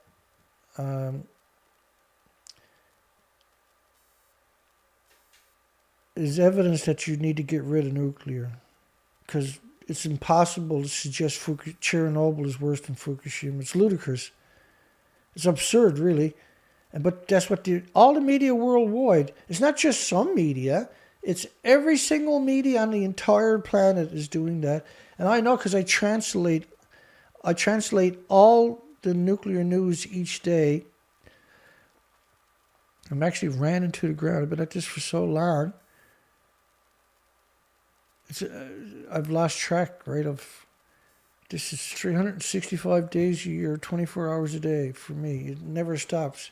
And when I go to sleep at night, I always listen to lectures on old nuclear because there wasn't so much propaganda back in the 50s and 60s, right? So I have a massive collection of documentations from nuclear from different countries. And I'll listen to that as I'm going to sleep. And if I wake up in the nighttime, I'll pick up wherever I left off and then I'll drift off to sleep again. And then when I wake up in the morning, wherever I left off last, and I'll listen to that while I'm getting a cup of tea. And I've been doing this for years and years and years and years. And then at the same time now, I'm opening up the news cycle. I'm looking for the latest 24-hour news cycle. Like, oh my God. And there's nothing I can do about it. You got to be like that in order to get ahead of this, to get on top of this. And even into the control room, there's so many lies. You're not going into a nuclear reactor. Look at this guy. He took his mask off for a few seconds to get his picture taken. But he literally looks like one of the stupidest people on the planet to go into a nuclear wasteland like that. Why don't you go over to Ukraine and Belarus and tell the children how nice it is, I wonder? Get yourself over there, buddy, and tell the children that they're faking it, look. It's reported that some experts have challenged their claim about thyroid cancers. Yeah? Go down and tell the children they never got sick. And the zone around the plant will not be habitable for 20,000 years. They closed 9,000 farms in Ireland, Scotland, United Kingdom. I actually just put a few days ago an article up at the nuclearproctologist.org on Chernobyl and Chernobyl's fallout affected by many, many countries. sheep farmers still stuck under Chernobyl cloud. In total, almost 9,000 farms were placed under restriction. Radioactive source stolen. Civil protection launches alert in 8 states. 8 states. The Iridium-192 is a very unstable isotope. We've seen examples of this where,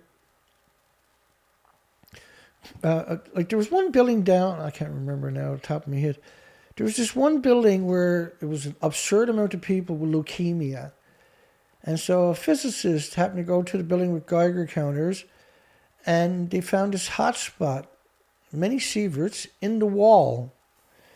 And the people closest to it, almost everybody had died in a short period that had moved in there.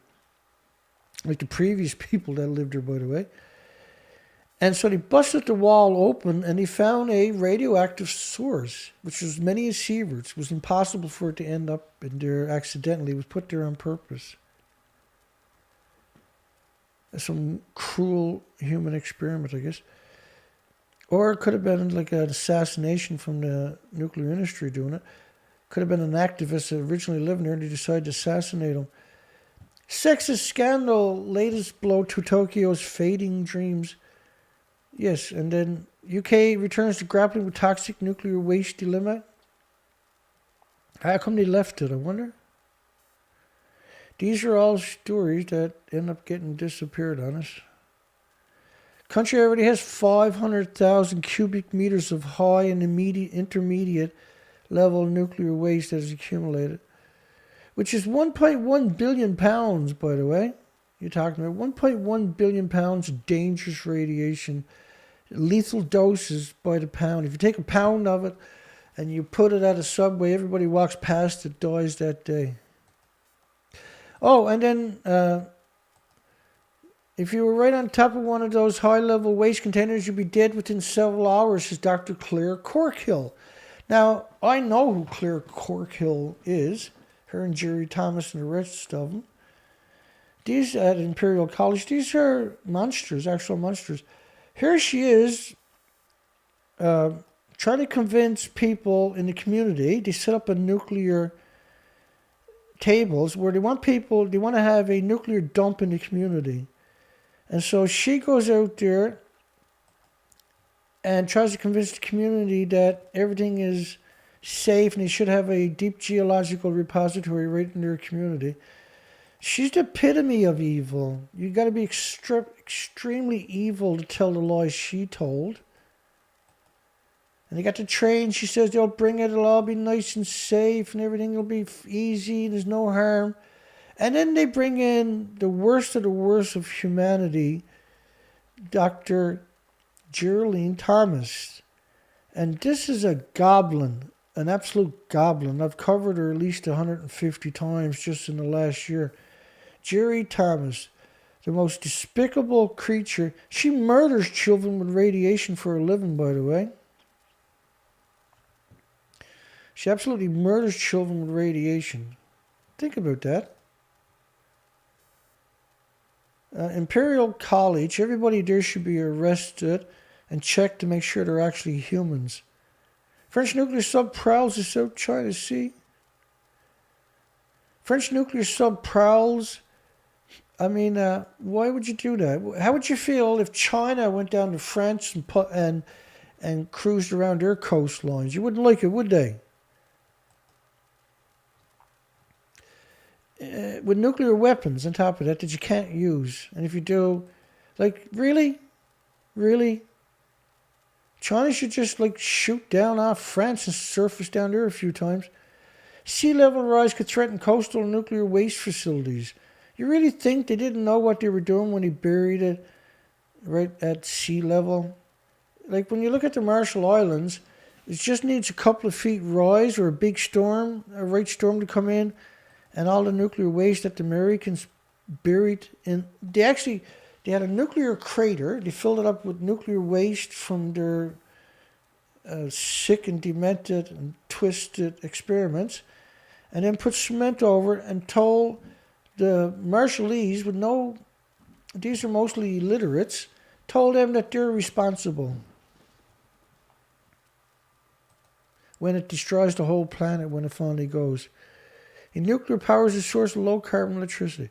I swear to God that if somebody come up to me and told me nuclear power is low-carbon electricity, they're not going to have a very good day. But producing it creates dangerous radioactive waste that needs to be stored safely and permanently. So this is delusional talk, right? Oh, no wonder. Yale Climate Connections. Yale University. Is it? No, my eyesight is shot. No, Yale Climate. Yale University. These are lunatics. The whole industry is not even... Denison, which is a mining company, ramps up activity at Wheeler River, which is Australia? No, Saskatchewan. Oh yeah, Denison, right? I'm not going to cover it today, but the story of Denison, which is a guy who originally started this, one sick man. That's that one sick frigger that feller was. That was one sick, twisted puppy, that guy, boy. It's a lunatic industry. UTEP receives $1 million grant to introduce minority students to nuclear energy. You're not racist at all. What took you so long, you bigoted and prejudiced and biased scumbags? The University of Texas at El Paso received $1 million grant from the National Nuclear Security Administration. They got money just... They can wipe their ass with $100 bills and they never miss it. The grant was awarded to Norman Love, Associate Dean for Scumbags Affairs and Undergraduate Studies at the College of Engineering and Professor of Mechanical Engineering. Lunatic world. It's a lunatic. These are students who might not otherwise have the opportunity to work with Sandia National Laboratory, Lawrence Livermore National Laboratory, and the National Energy Technology Labs.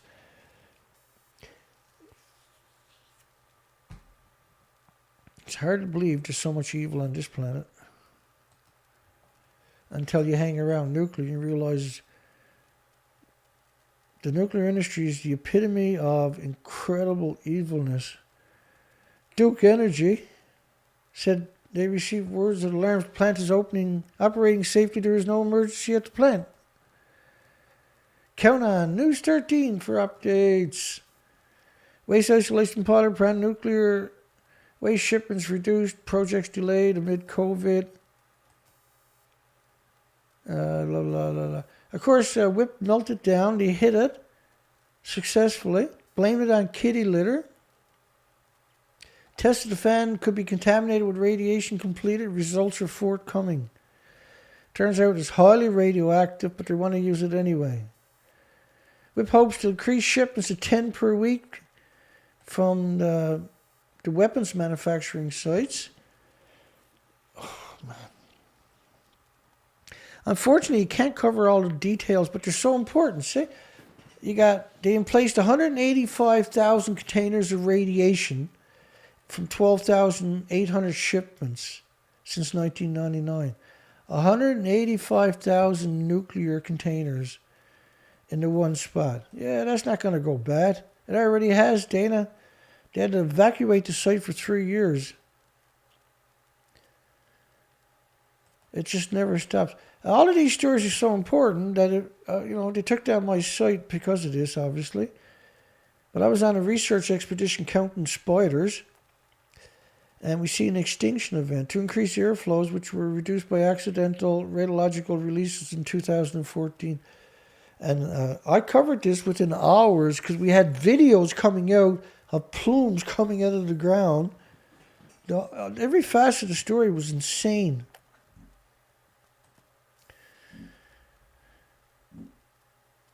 So they're losing 425,000 cubic feet per minute. This was only supposed to be a pilot project, and look what they done to it. You say, okay, you can have a pilot project, and like, good. It's going to be a permanent repository now. Baltic states plotting against Belarusian nuclear power plants. We're not going to get to that story. They wanted to attack the nuclear power plant to frig up the country, see? Honeywell to reopen sole U.S. uranium conversion plant. Every time I cover her stories, I want to go vomit right away. Metropolis, Illinois, U.S. sole uranium conversion facility and restart production of the uranium hexafluoride by early 2023. It was idle in 2018 owing to a slack demand for uranium, a basic component in rich nuclear fuel used in commercial reactors, as the only domestic uranium conversion facility. Honeywell's, which you see in children's shows, talking about Honeywell. The indoctrination machine is alive and well, baby. Anyway, let's keep it rolling here. Rolling. Because I can't read all the stories. We'll never get through it. So let's just bomb through the headlines and call it a day, I suppose. Tokyo Olympic sponsors revolt over chief sexist remarks. Won't get to that story. There's important stories. The iChemie releases special issues to mark Fukushima anniversary. A nuclear meltdown. It was meltdowns. No S on that. See that? Risks that are exacerbated by climate change, such as hurricanes, floods, and wildfires, which is caused by the Fukushima plumes, is causing climate change, right? These radioactive plumes is climate change. That is not carbon, it's not coal, it's not oil. Those emissions don't cause big plumes like that. They don't pulse energy every second. Ex-Tokyo fire chief recalls tense days of the Fukushima disaster response. I mean, that story is crazy. I'm going to try to read a little bit of it, but that story is crazy. Even if it caused casualties. They sent in the fire department. Not nuclear scientists, not nuclear academics, not nuclear companies, not nuclear corporations, not volunteers for nuclear power plants, but they sent in firefighters who didn't know nothing about it and that admit now they didn't know nothing about it. And dealing with the country's worst nuclear disaster was the world's worst nuclear disaster. Again, we see these connotations in order to downplay and save face and destroy the planet's future by not accepting acknowledging. You can't come up with solutions when you won't acknowledge what the problem is. Most of the department did not have a strong sense of the danger when the loss of power occurred at Fukushima. These are from hundreds of kilometers away they came there. The incidents occurring 200 kilometers away was not under their jurisdiction, not really related to their responsibilities. But they began thinking about the possibilities of sending people to Fukushima. And all three of the complex's 6 nuclear reactors, it was 4 plus the fuel pools melted down. But that's their propaganda that only acknowledged 3. The central Tokyo government requested Tokyo Fire Department. They actually evacuated and they were ordered back in. I believe the situation becomes so dire we can no longer think about whether sending the firefighters was a good or bad idea. The firefighters temporarily withdrew due to equipment trouble, and the Fire and Disaster Management Agency immediately ordered the team to return to the scene. Not nuclear academics, not nuclear companies, not nuclear scientists, but people who knew nothing about it. The order to work through the night in such dangerous circumstances was unusual. It made the team members realize how severe the situation was. If you read that story, that's a frightening story. Let's keep going here. Imperial couple makes online visit to Hoku and Fukushima because, they're not going there. Investments in nuclear energy could help solve the economic and climate crisis, which is absurd to even suggest it, by the way. Carbon-free again, right over and over and over and over. Greenhouse gas emissions, zero, free, carbon-free power, enable communities to reach their climate goals, carbon-free energy. Right? You can see the brainwashing is incredible. Over and over and over and over during this whole presentation today. Pure propaganda, right? Could a nuclear reactor actually last for hundreds of years? Of course it can't. It gets brittle. But this is Popular Mechanics, Caroline Durnford. And we've covered her at least 100 times.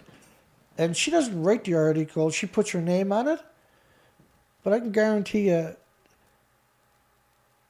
She's an incredible degenerate who makes a living by putting her name to propaganda.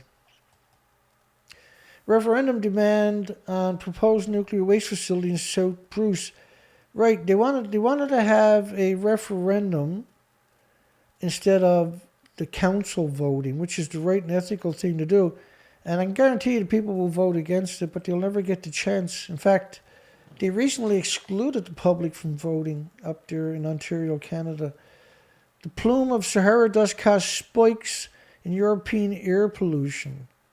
No. It caused radioactive fallout. You can see the mountains are covered in Sahara dust. Radioactive dust. Increases in places such as Barcelona, Spain, the French cities, mixed with fresh snowfall in the Alps, leaving slopes looking orange. France must clean up the Algerian nuclear test site where they radiated the Sahara deserts. Clean energy future requires nuclear, electric, and natural gas. No, anything but nuclear. Anything but nuclear. And it's not clean, it never could be, and never will, never was. House Committee considers removing voters' approval requirement for proposed nuclear power projects in Montana. So Montana, the people in Montana got together and forced the government to have any ideas of nuclear coming into Montana would go to a referendum. And so there was nobody trying to come in because you don't want to have a referendum. That's a big black eye for the nuclear industry because it gets publicized, right? So they want, and successfully did, remove that clause. And so that only the governor himself can make the decision. Clock ticking on nuclear waste site debates.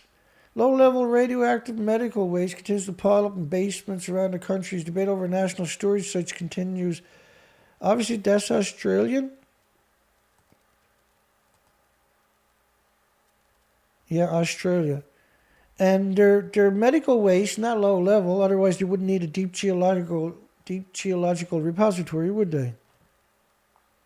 Again, they'll stab after years of assessment, public consultation, a firm. They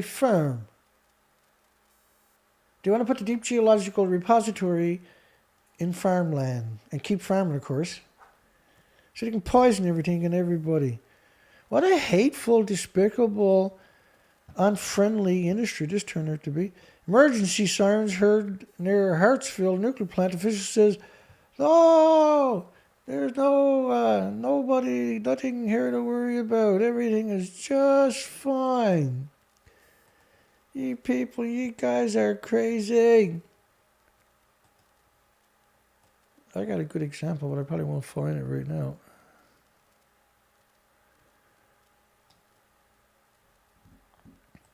See it, a quick look up.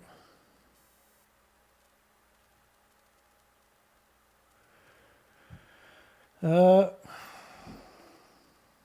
me see, one more try. Who knows? I'm generally pretty good at finding this stuff, except for today.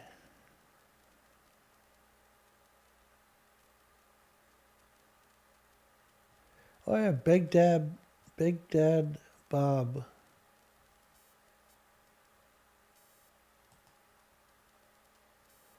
There we go. I found it. No, that one won't work. Oh well, let's keep going. Common ramen ingredients is found highly effective cleaning up radioactive contamination, which is nonsense because it's from a nuclear wasteland. So let's eat nuclear food to stop the radiation. The nuclear radiation in your body is basically what they're saying. But anyway, the story goes on. Next story, right? TEPCO ordered to pay $600 million over 2011 nuclear disaster. They're going to spend almost $1 trillion, not TEPCO because they're nationalized, right? They went bankrupt right away. They're going to spend over $1 trillion trying to clean up the Fukushima area, and they got the balls and the arrogance to call it carbon free. There's incredible arrogance to call it carbon-free. The hubris is cities, by the way. Let's keep it rolling here. French nuclear plant generates industrial snow. See, all of these stories, I want to sit here and go through it, but the reality of it is I can't do that. Because as it is right now, it's untenable, right? Up to 500 workers were turned away from EDF nuclear power plant in the east of France on Tuesday from steam from the cooling towers turned into snow, limiting access to the site. So, because they're sucking up 2 million gallons a day or more, in adverse conditions, that'll turn into snow, the emissions. And not only that, it's going to be radioactive snow because they're mixing that in with the emissions too, right? The fuel pools are hemorrhaging radiation into the environment. It's absurd. It's an emergency. It's a catastrophic emergency to deal with what they're doing from the fuel pools worldwide. It's genocide in overdrive. Nuclear Safety Agency provide training to Moroccan police. Look, we've seen many examples of nuclear industry agencies providing training to police. I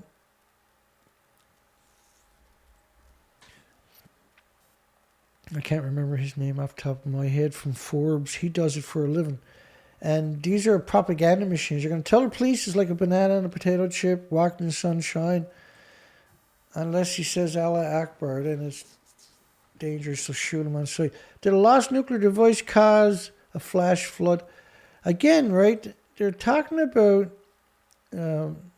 broken arrows that were lost during flight and falls into poor people's countries who are, are not able to articulate what nuclear is all about. And so they create these on purpose. The industry will go and create these fables and the people will regurgitate them. And then the industry will make fun of them. It's like a false flag, but on a smaller scale. Drones test surveillance. Azu drones test surveillance drone in nuclear fuel site. The nuclear fuel site is Orano La Hague's. Orano, of course, is French government. La Hague nuclear fuel site in France. The drones will aid the security surveillance team currently deployed at the site. Over 500 employees, 500 people keep the area secured 24/7 at a nuclear reprocessing site. Needs 500 security guards. 500. And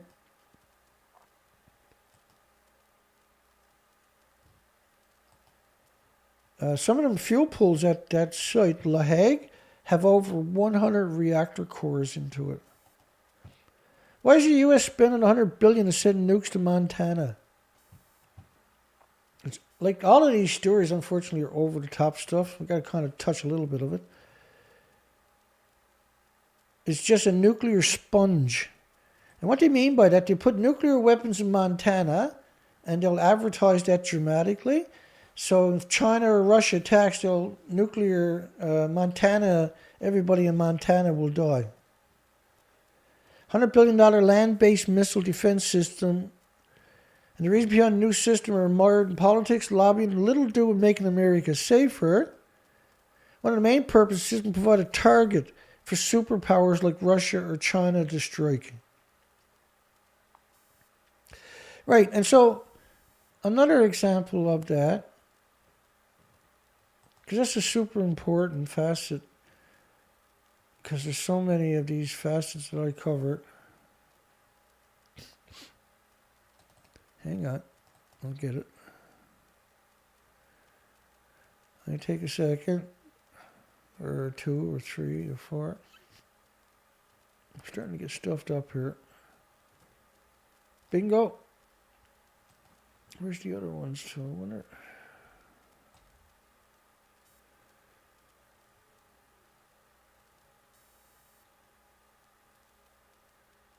It's there somewhere, I just can't see it. But anyway, all these dots are missiles, silos, and communities. And so the idea is that if Russia or China or whoever the next greatest enemy is, attacks one of the silos, you can't do that without attacking the community. So then the politicians will come out and said, Russia just blew up our community because these silos are using the communities as human shields. And if Russia attacks the silo, they won't mention the word silo, they'll say Russia attacked our community. And are we going to stand by our community? We're going to protect our community. Let's get the Ruskies. And off we go, right? So the weapons manufacturers are the ones who thought this kooky stuff up. Well, it's not working out the way I hoped it would. Ready to construct nuclear power plants in Kazakhstan. I'm looking to show you pictures of farmlands. It's absurd. Workers repairing wrong pump at nuke plant. Think about that statement. They repaired the wrong pump. Fed said nuclear equipment failures led to shutdown at Turkey Point. That's actually an important story that we're not going to get to. 3 unplanned shutdowns during 4 days at Turkey Point. At one point, inexperienced operators ramped up the power rate so quickly that a safety system kicked in and killed the process. Again, basically, they lifted the control rods too quick. So when you lift the absorbing rods out, then the chain reaction happens. But what you got to do that really slow. They were like, and then you had a runaway reactor. Independent Scotland should delay NATO memberships until nuclear weapons are removed from fast lanes, says campaigners. NATO members delay NATO membership. Well, UK puts their nuclear weapons down in Scotland for the same reason that the United States is building missiles in Montana, because they want Scotland to take the nuclear strikes, not the United Kingdom, see? Not, you know, where the Queen is to and politicians are to. This is Finland nuclear power plant? Yeah, Finnish nuclear unit, nuclear watchdog. It's a complicated story, we're not going to get to it. The levels were radiation levels were raised. We covered the story. Elevated radiation levels were measured inside the plant. In a statement, there was no radiation releases to the atmosphere, and the plant workers had not been exposed to higher than normal radiation levels, which was the standard modus operandi propaganda right there. Everything is good. Go back to sleep. Mori resigned Tokyo Olympics over sexist remarks. He waited a long time before he resigned, eh? Actor Ken Watanabe vows to continue supporting areas hit by 3/11. What a demonic little demon he was, pretending that the nuclear power plants and reactor fuel pools were saved. What a demonic, hateful, despicable demon he turned out to be. China's latest weapon against Taiwan, the sand dredger. This is an amazing story. We won't get to cover that either. But there's around 3,000 of these dredgers from China going over and stripping the coastline of Taiwan. Around 4,000, Taiwan expelled nearly 4,000, Chinese sand dredgers and sand transporting vessels from waters under its control, most of them in an area close to the median line.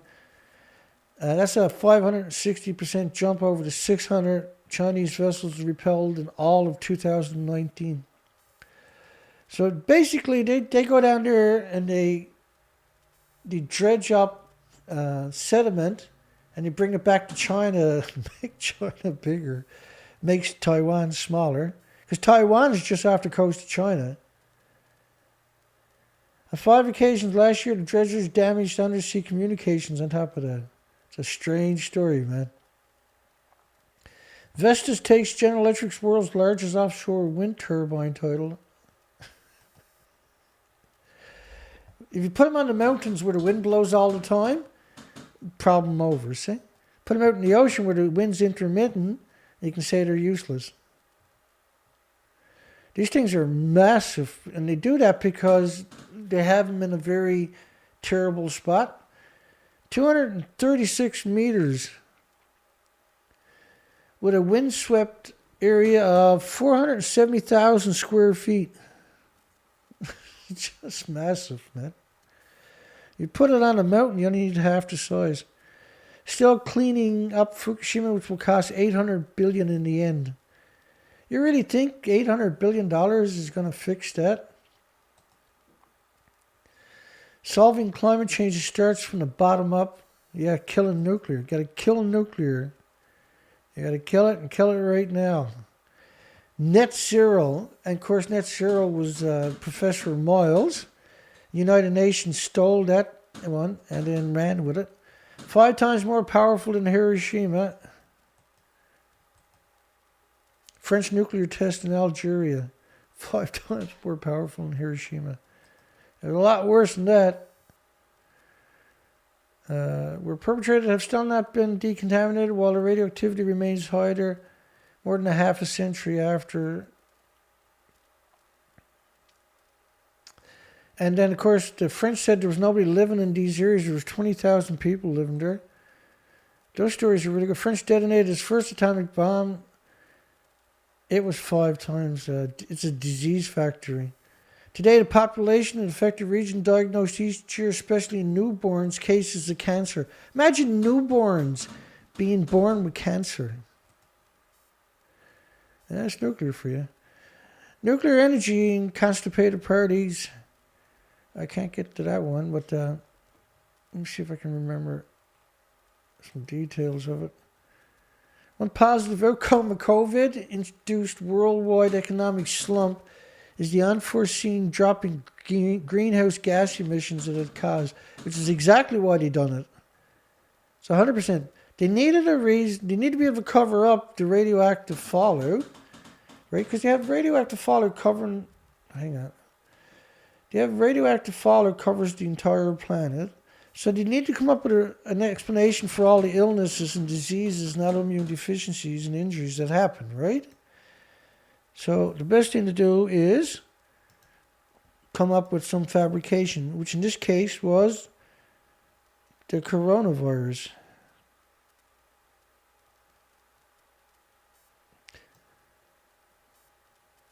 It was the coronavirus. And that's what the radioactive fallout is going to cause all kinds of diseases and illnesses, heart problems, liver problems, lung, respiratory, pituitary. So, hey, let's just create the coronavirus fable, shut down the planet, and hope the planet starts repairing itself. These are lunatics. The industry is a lunatic. It needs to be put in front of a laser and disappeared completely. Everybody, all these scumbags in the nuclear industry, they need coronavirus desperately. Send them to Fukushima and give them their coronavirus dose. Mini nuclear reactor government lab shuts down. These are not mini nuclear reactors. After radiation leaks.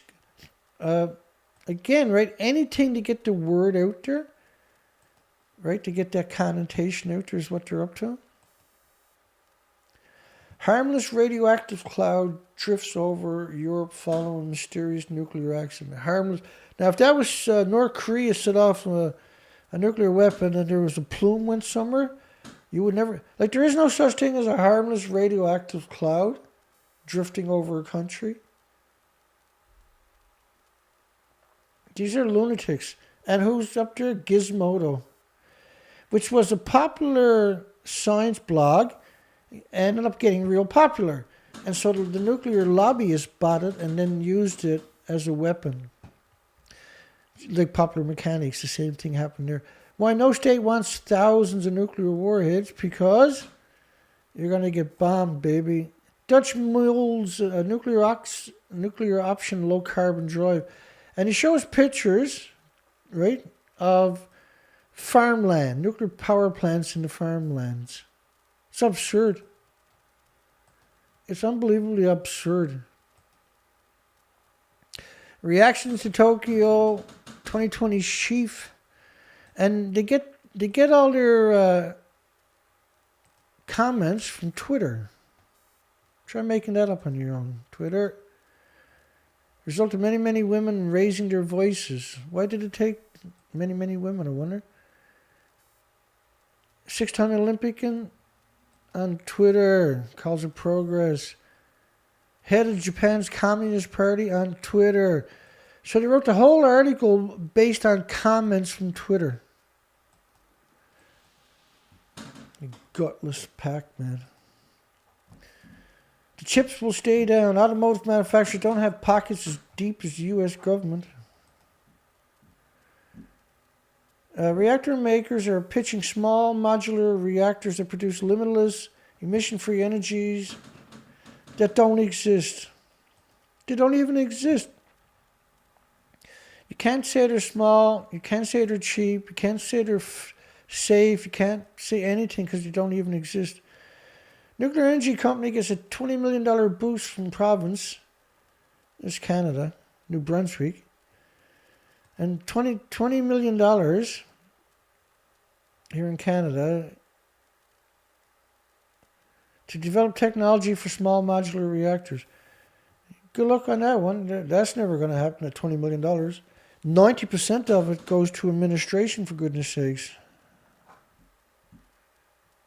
There is no green nuclear energy, no. That's right. General Electric Hitachi Nuclear Energy announces formation of the Canadian small reactors business. Let me see. General Electric here in Canada. Talk about, she's the president of Women in Nuclear in Canada with 3,000 industrial members across Canada. They're very organized and they'll cut everybody's throat to get their own way. There we go again. Decarbonization, carbon, hydro, wind, solar, garbage. This is their version, right? And absence of large-scale grid connected storage, batteries, pump storage, compressed air storage. So they're saying there's no such thing as pump storage or compressed air storage. So therefore renewables can't work. Look, it's absurd. Obviously they were taking my narrative, right? Because I'm the only person out there advocating that constantly. Like, it's absurd. Different technologies need to be explored and pursued in order to further decarbonize our electric grid. What about pump storage and compressed air storage? I don't know, small modular reactors, Dana. Yeah, but what about pumped? Difficult technologies need to be explored. So they spend all this money to develop technology that doesn't even exist, rather than develop technology with develop solutions with obsolete technology. And we're not going to get to that story today. Pickering launches study on decommissioning the Pickering nuclear generation station. First, the last people you want to do a study on technology or something like this is the people that are creating the nuclear waste themselves. They're the very last ones you want to do the study for you. Ontario nuclear unit ends record continuous run of more than 3 years. So the Darlington, is it?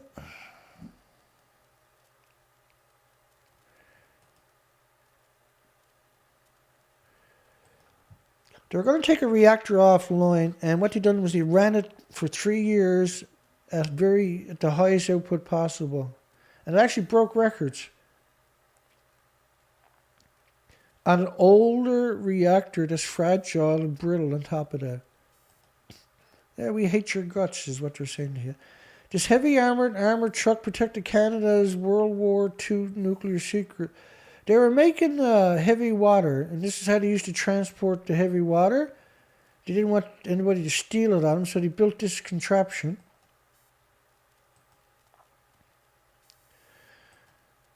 You can only work in the industry if you're a lunatic, apparently. If you're a lunatic, then...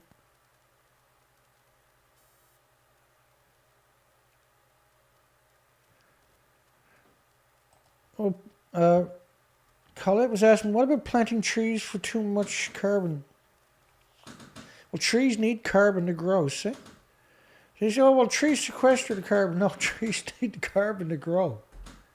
They need the carbon to produce pollen. They need the carbon to produce the root systems. they need the carbon to produce bark, right? So the tree uses carbon. It doesn't. When they say that your forest is a carbon heat sink, what kind of comparison can I give you? I wonder. It's like you got a 5-gallon water jug, and you're going to get some water. But let's say we got to get rid of plastic, and so you can't have that 5-gallon jug because plastic now is bad for the environment. And so if you want water, you got to bring it in your hands or something like that, right?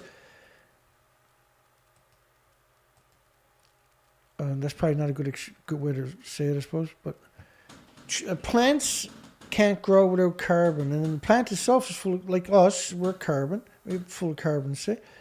And so without the carbon, you can't have a tree. A tree's got to suck up carbon. But the idea is to make you believe that carbon is the reason for global warming. Well, carbon doesn't pulse energy every second, right? And then this is just a fable where they want you to convince you that oil, gas, and coal is causing climate change. But it's not oil, gas, and coal. It's nuclear, because oil, gas, and coal's emissions don't cover the planet in a big plume. It doesn't pulse energy every second at the speed of light. So you got a massive, invisible plume covering the entire planet, pulsing energy at the speed of light. It's called global warming. Carbon doesn't have those attributes, is all I'm saying. And trees can't grow without carbon because they are carbon. They say, well, they sequester carbon. Most people think that they're sucking it up and doing something special with it. No, they use it to keep growing, you know, because that's what carbon is good.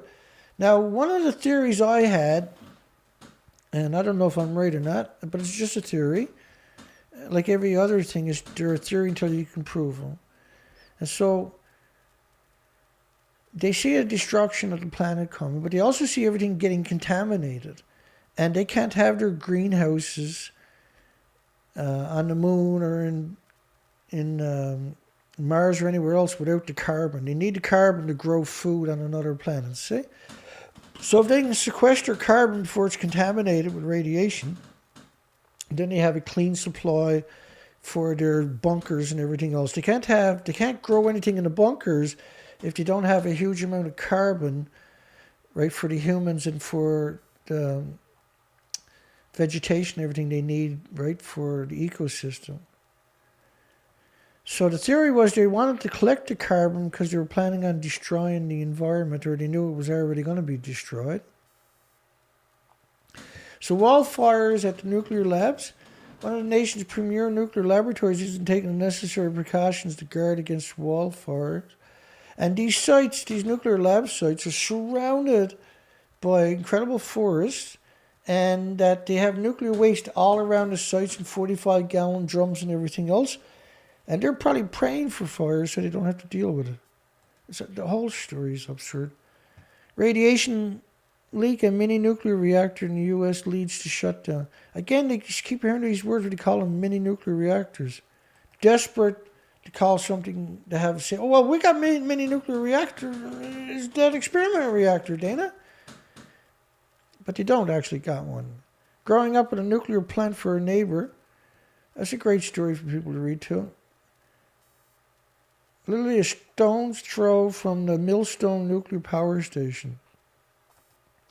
And then the loudspeakers they use on site, you can hear everything that they're talking about. Not only that, that's the worst spot you could live, is right by a nuclear power plant. Literally the worst thing you can do is live in that place. Those old enough to remember the Millstone infancy can confirm the 3 a.m. loud bangs like sonic booms followed immediately by a daunting release of a mammoth amount of steam. They were venting radiation. This is what they're actually talking about. The venting of radiation. It was like a sonic boom there. Right? Because it's what they burp it. It's called being burped anyway. And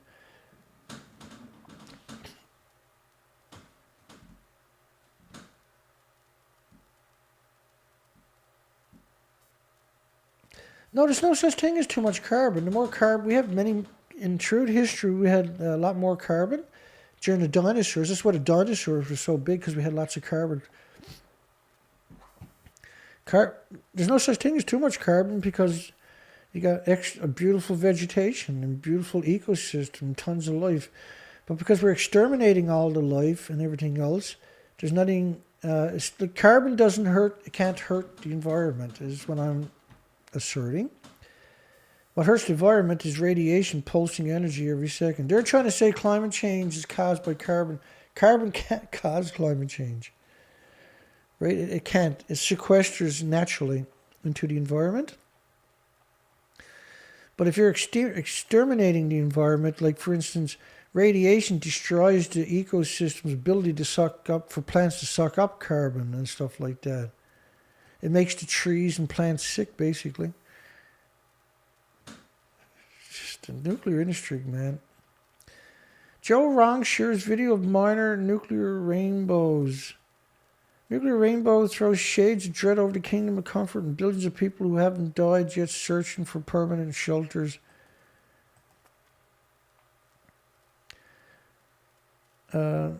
College expects Savannah River Nuclear Lab research to reach $1 billion on their partnership. Back to the carbon for a second. It's hard to wrap your mind around it, right? If you're not... Again, let me explain that again for you. So what happened is you have radioactive fallout covering the whole planet. And the carbon that normally... So, let me think about it this way. Say an oyster in the ocean lays 900,000 eggs, or a codfish lays 11 million eggs, or, you know what I'm saying, right? And so all these little babies need the carbon to start growing into and becoming part of the ecosystem. And then other species will feed on them, etc., etc., etc. And so this all gets recycled. But when you start extincting all the animals and all the marine life and you damage the plant species and everything else, then the carbon can't do its job and reproduce, help the planet reproduce, the species reproduce, because this is what's going on, is the species are exterminated now, and ones that are left are on their way to extermination, because we've done the research expeditions. And so what the industry decided to do was try to blame that side effect and call that global warming, but that doesn't cause the global warming. This radioactive fallout is the global warming. This model here is the Neptunian model of the global warming.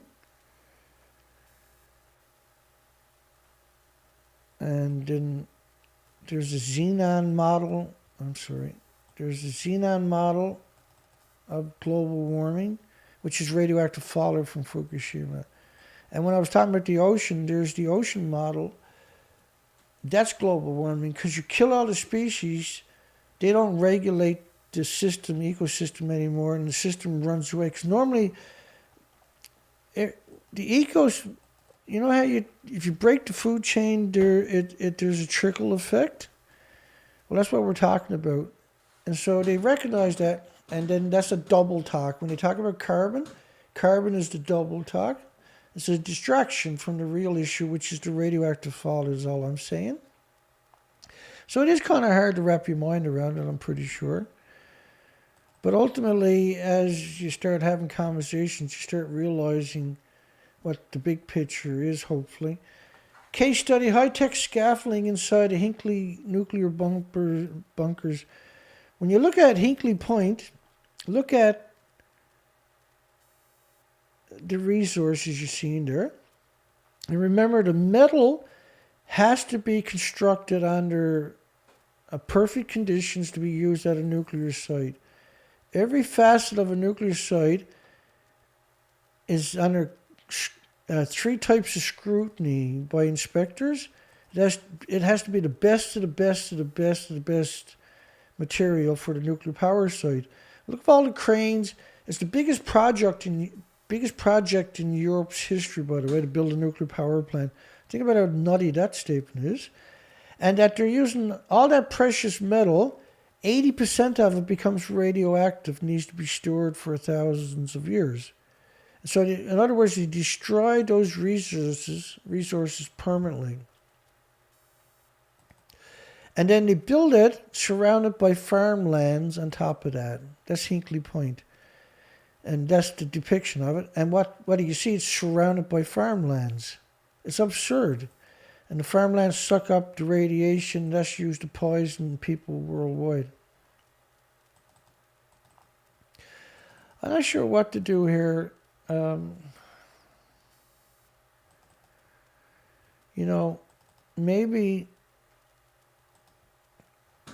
Maybe I'll just upload everything onto my website.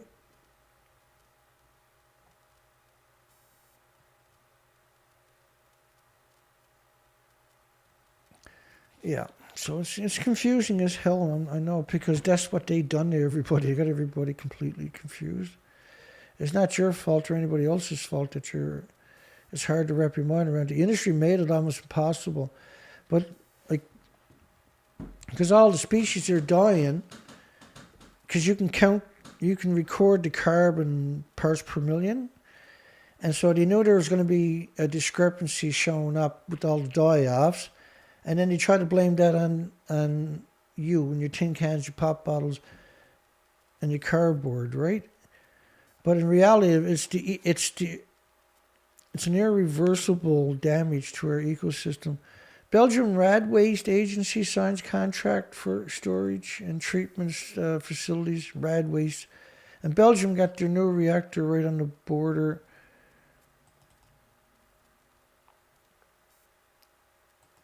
We can't get to the stories. Japan hit by 7.1 magnitude earthquake off Fukushima.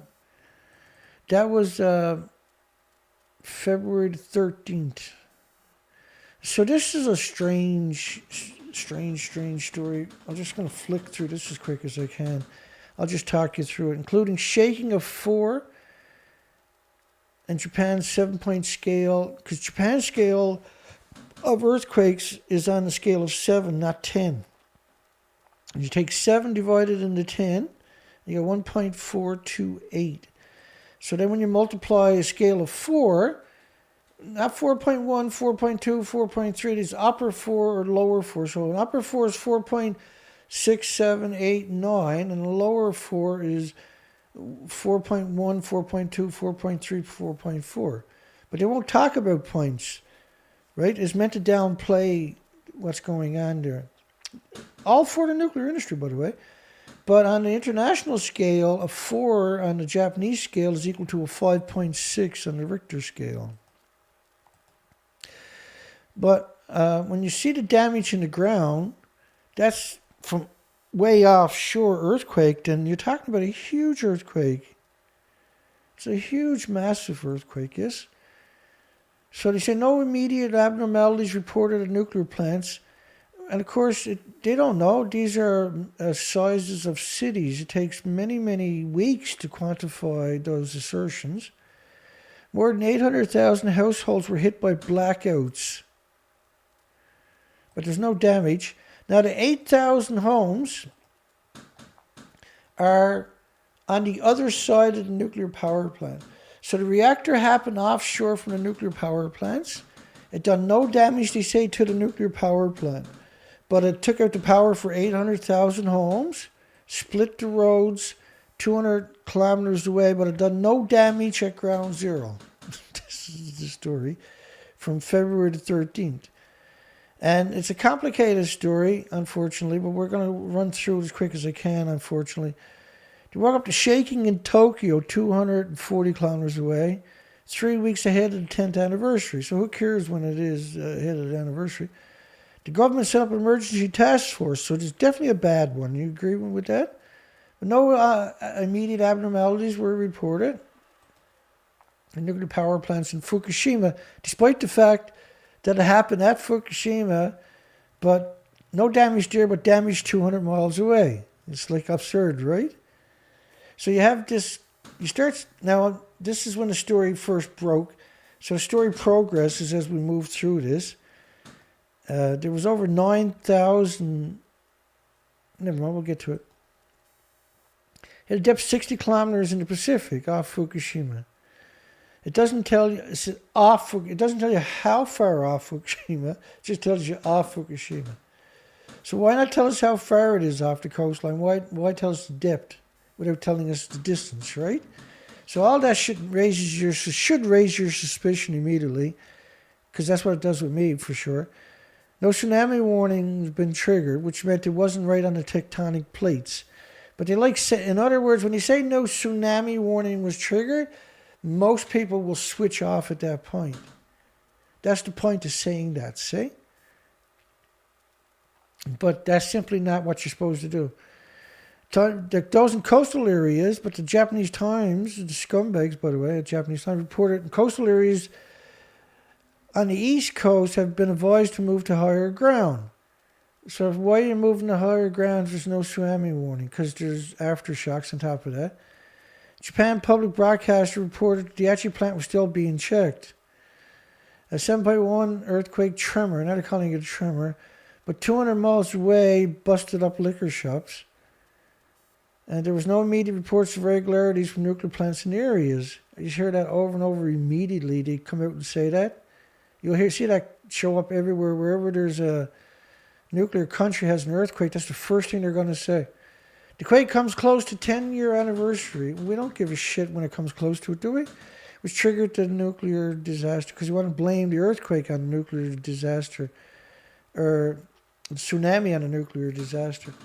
The earthquakes, the original one, back in 2011, shifted the country and separated the intake pipe, so it couldn't cool down. That's why it melted down within 1 hour. If it loses cooling, it starts melting down immediately. Once it hits 5% meltdown, there's no stopping it.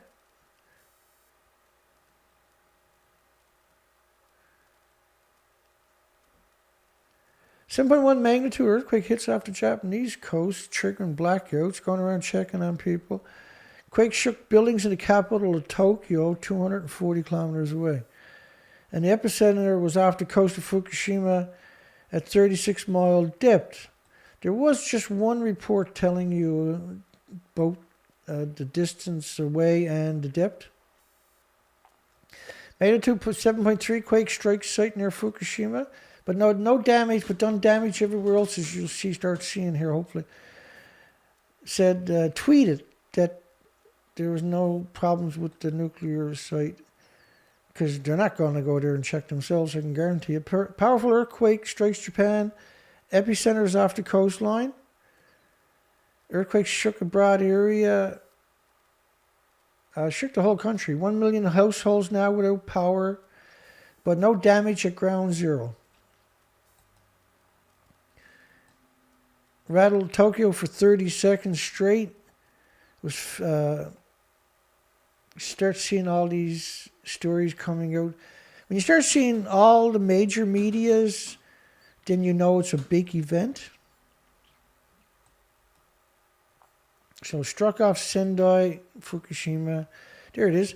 37 miles off the coast and about 34 miles deep. I think that's the only one out of 100 headlines that told you that.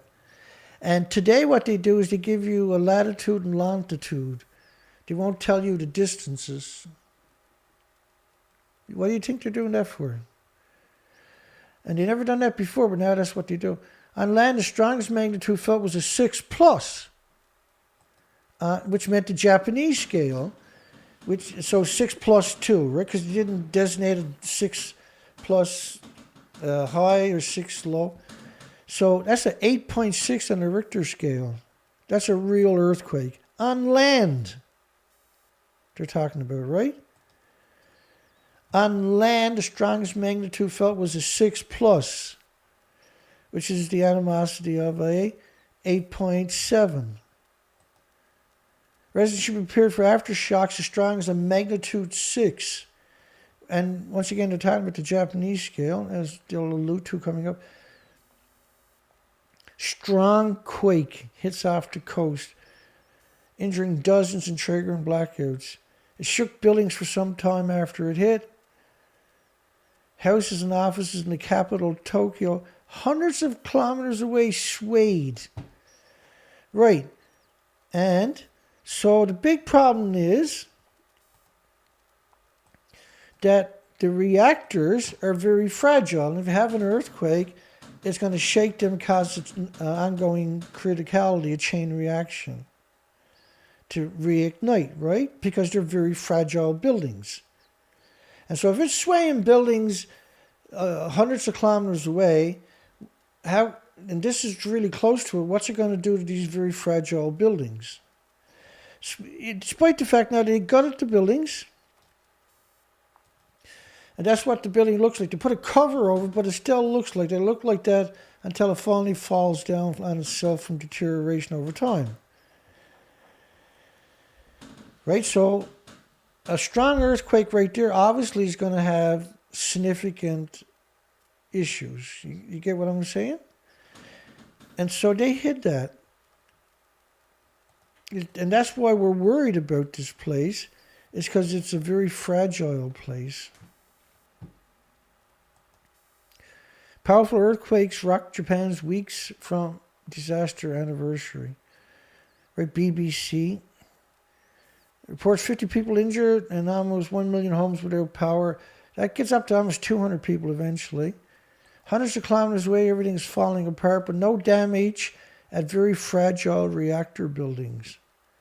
Also tweeted there were currently no abnormalities found at the very, very fragile nuclear power plant site.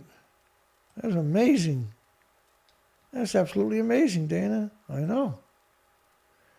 Despite reassurance from officials, residents on the coast are evacuating homes heading for higher grounds, which tells you how bad it really was, see? Then you start seeing massive 7.3, massive causes a leak. This was the cover story. Reports of a fuel leak at the Fukushima Daiichi plant. They curb stomped that out of existence. And this is reactor 6. And what was interesting about this picture, Dana's, let me go back there. What's interesting about that picture is look at reactor 6. What the hell is this? And what is this? Now remember, they released 736 pictures in January of this year, 2021. And all the pictures of the reactors were redacted, except for reactor 5. But reactor 6 was completely redacted, and so was the pump house. And the pump house doesn't look like the other pump house. They got something done to that. So why was this building redacted? And what the hell is it that they got on this building? It's not on any other building. We've never seen that. It's very rare to see pictures of reactor 5 and 6, by the way. And then the pump house doesn't look normal to the other pump house. They got an actual cover put over this pump house that they don't have on the other pump house. This pump house is bigger than the other pump house. When they, at 1, 2, and 3, and 4, they're all the exact same size. So why is this one bigger? It's because they put a cover over it. Why did they put a cover over that? And why do they have these structures put onto the building? Is very interesting that I don't have an answer for. And then they claim this is Fukushima, but that's not Fukushima plant. Pool water used for the storing spent fuel may have leaked. Pool water used for the storing spent fuel. Well, first off, there is no fuel pool. They're completely gone. They were at the top of these 190-foot buildings that don't exist anymore. So there's no way water, this is reactor 3, so there's no way water spilled into the fuel pool into these buildings because they don't actually exist. But that's the cover story, and they started running with it. Everybody started running with that story. So plant patrol at TEPCO plant, the Daiichi, found 160 milliliters of pool water from storing spent fuel pool in Unit 1. First off, there's zero possibilities you're going to the top of Unit 1 reactor. It's zero. It's not 2% or 1%. It's actually zero. And second off, that building blew up. There is no reactor 1. Some hard cases, aren't they? Hang on. See if I can find us a picture of reactor 1 real quick. I got no problem finding it. It's just I got so much. Here it is. I'll give you a quick picture of reactor 1. That fuel pool actually blew out of there. It's completely gone. There is no reactor fuel pool. It is absolutely gone. So saying 150 milliliters? That's an insult. That's an incredible insult. That coming out of a pool that doesn't even exist. On top of that. In fact, TEPCO put out a big story. No abnormalities at Fukushima Daiichi.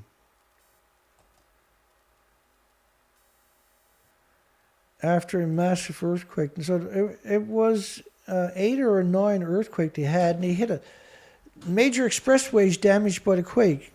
So this is far, far away from ground zero where you have big landslides. The quake has lifted up about 10 meters of the expressway, but didn't do any damage at ground zero. The quake measured a strong 6, which is 6.5, 6.6, 6.7 now you're talking about. A 6 would be an 8.4 earthquake, by the way. So a strong 6 is a 9 or higher. And Japanese seismic intensity scale, the second highest levels. Quake was the strongest to hit the region since 2011. They had over 1,000 aftershocks in 2011. People were reportedly hurt in Miyagi, Fukushima, Ibaraki, Chibi, Chigi, Santamira, and Chiba. Chiba is 20 kilometers from Tokyo. And so all of these spots here, people were hurt. But ground zero had no damage at the reactor, but damage is all out throughout the rest of the prefecture. But not where the shock wave came ashore. These are absurd assertions, by the way. And so the red numbers up there are 6.5s and higher, which are 9. Or 9.0 earthquakes on the Richter scale. The government was setting up a task force to examine it. Said aftershocks of up to 6, strong 6 on the Japanese scale could occur for at least a week. So that's a 8 point something on the Richter scale they're talking about. The quake registered a strong 6 in parts of Miyagi, which is way past the Fukushima nuclear power plant itself. In fact, I'll show you the model. He said the initial jolt felt more powerful than the one experienced in 2011. And so the X marks the spot. The reds are very high numbers. So 4 is a 5.6 on the international scale. Lower 6 is the lighter red, and then upper 6, you can see it up there. So all of these are upper 6. That's upper 6. But Fukushima plant is right there. But it got no damage. And so it's a fascinating story because they went through a lot of trouble to cover up that story. And they had a lot of help, the world's media. So a 6.5 is equal to a 9.1 on the Richter scale, which is exactly what we're talking about. 7.3 quake rattles East Japan, no tsunami risk.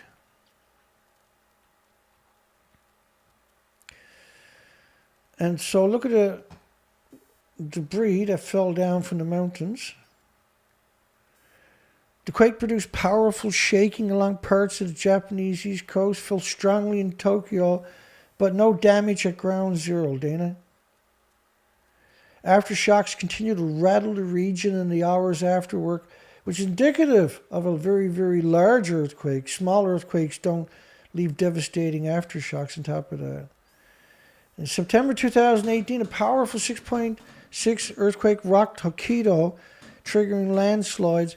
So that 6.6 is on the Japanese scale, which is equal to a 9.5, right? And then if you look at, I don't know if we got time, but if you look at the landslide, I'll bring up a little couple of pictures for you just to give you an idea.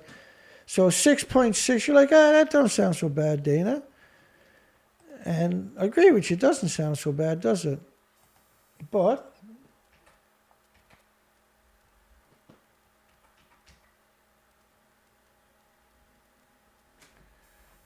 I can't see anything.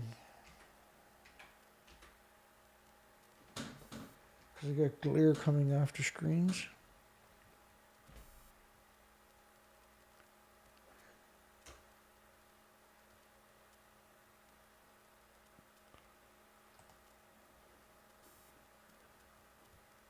Oh, I put in the wrong word, did I?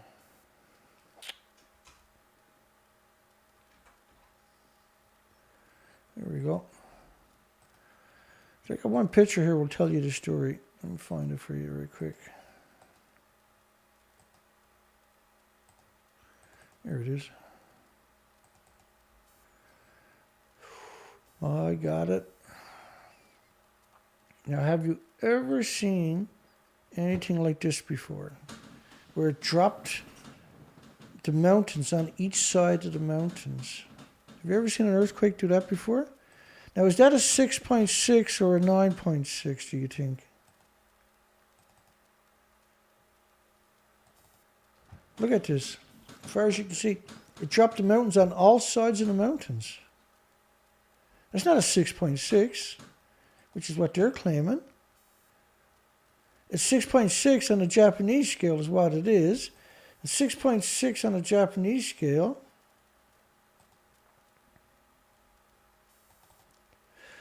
I mean, like,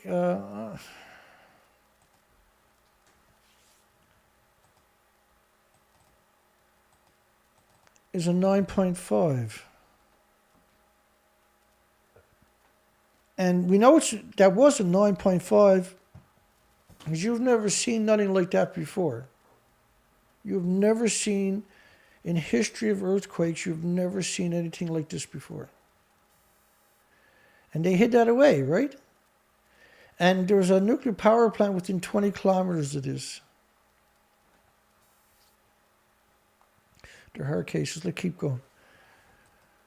Strong quake hits Japan, northeast coast, no tsunami. Again, they used that to drop your guard. Experts warn of aftershocks over the next 7 days, which means it was a large quake, including powerful earthquake, powerful large quakes, which means it had to be, and you got all these landslides. These are all emblematic of a major event, see? 100 people were injured at this stage, they admit. The original comment, there's nothing to worry about, everything's good, no injury, shut up and go to sleep. More than 100 people were injured in Miyagi, Fukushima, and several other prefectures, but not at the nuclear power, no damage at the nuclear power plant. Damage everywhere around the plant, but no damage at the nuclear power plant. And so the reason he done that is because there was major releases from Fukushima covering the planet after it happened. And they wanted to come out and bury the facts because this was just 2 weeks. This was February the 13th. This was less than a month before the anniversary, the 10th anniversary, which was the anniversary they needed to play down because they wanted to have the Olympics. You can't have the Olympics if you just had another meltdown, right? Dozen injured and strong quake off Japan's Fukushima. The whole story, the endless lies are shocking, really. Shares information with his stupid face mask on. Urges people in affected areas remain alert for jolts and a maximum intensity of 6+ on a Japanese scale of 0 to 7 for the next week or so. So 6+, just the 6, not 6.1 or 6.5, 6+, is an 8.4 on the Richter scale, which is what he was warning people about. Huge earthquakes after. So therefore, and so when you see upper 6 over there, is that bunch right there? That's absurd. Which is 8.5's earthquakes all through that heavy red there. Right where Fukushima is too. But no damage at the Fukushima, at the very, very incredibly vulnerable. That's not what I wanted to bring up. Let's play it anyway. That's Unit 1. It blew up and caught fire and blew up. That's Unit 4. It blew up and caught fire and blew up. So these facilities are extremely vulnerable, yeah? So that's why you're worried about an earthquake. It's extremely serious because they were the biggest plants on the planet, and they had decades of reactor cores stored at the top of the buildings that had fell down into the buildings and also had evaporated through fire. And the list keeps going. Multiple buildings. The Japanese government announced that an earthquake task force was set up in the Prime Minister's office. All I'm showing you is an overwhelming amount of evidence that they covered it up. And if they covered it up once, they're going to cover it up again, yeah? I had done a stream on it, the articulate. 215 thumbs up right away. And what do I got here today? We've been streaming for hours and hours and hours. Very lucky if I got anything, am I? We got 47 thumbs up and 17 people on my show. We've been streaming for hours and hours, and we got 241 people came by. And so they reduced all my numbers because of my poll today. Was Canadian officials lifting all Fukushima food restrictions June the 14th, 2011, a genocide against the population? And the answer is clearly yes. Clearly yes. A dozen power plants, refineries shut in Japan after strong earthquake. So you had a dozen refineries were damaged, but not a fragile buildings at Fukushima.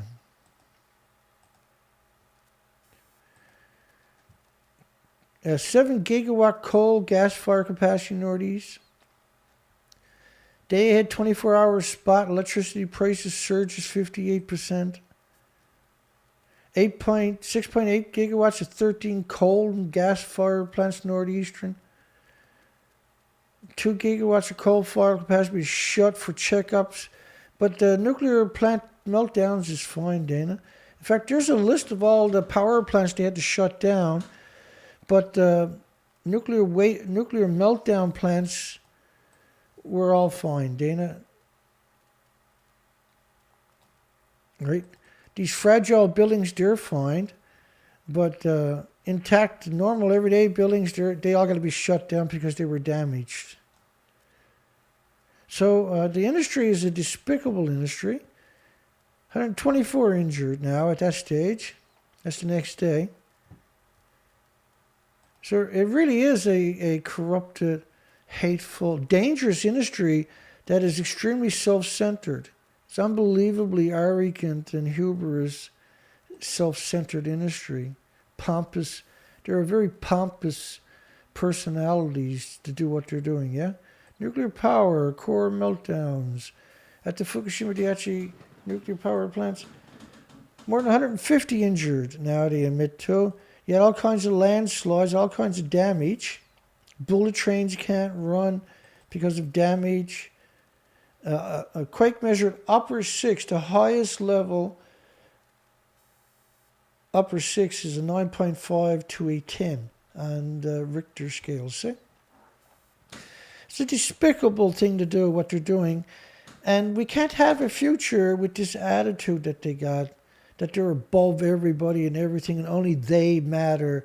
And that, you know, what's the point of a regulatory or safety agency if they've been captured and are weaponized against the population? They're just going to destroy everybody's future, all the species and their own future. And so who's going to rein it in?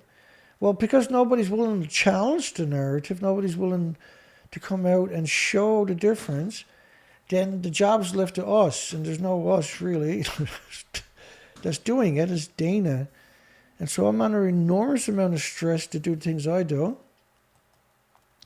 There's no joy in doing what I'm doing because it's overwhelming amount of work. And we got to get research done, right? We can't lose sight of the research. And it's hard when you struggle the way I struggle. It's simply unacceptable. But I'm not easily shaken off. I'm not going to be driven away. And I had to sacrifice everything again this year to keep this operation moving forward. is not fair. That's not fair. I'm not a bad person for doing what I'm doing.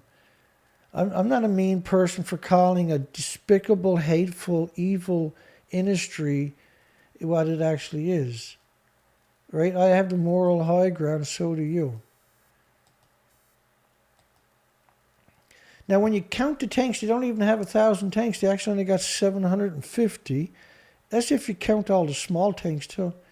Register and upper six are just perpetual lawyers, and they're not leaving anybody a future. They're so self-centered and so greedy, they're leaving nobody with a future.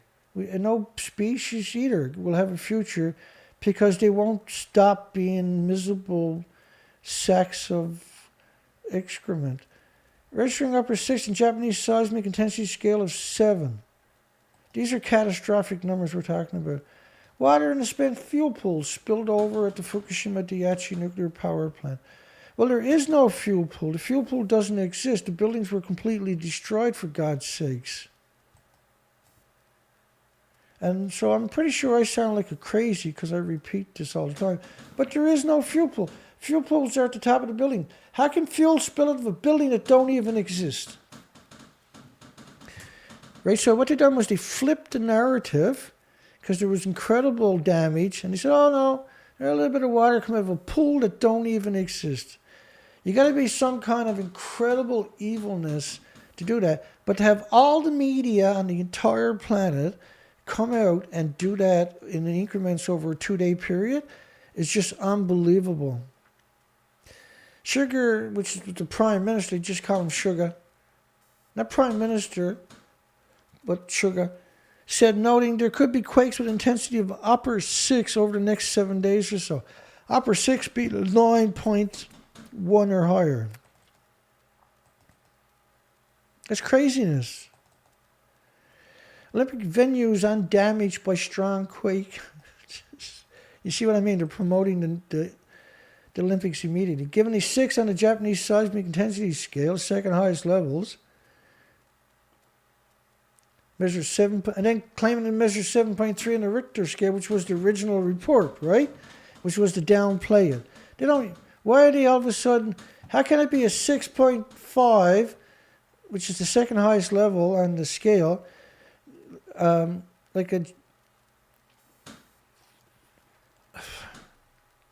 You can't have a scale that doesn't recognize the upper levels of damage. The scale can't be just 1 to 7 with no way to describe what an 8, 9, and 10 looks like, right? So the scale of 1 to 7 it's a deceptive scale on purpose, right? It's meant to downplay. It's meant to downplay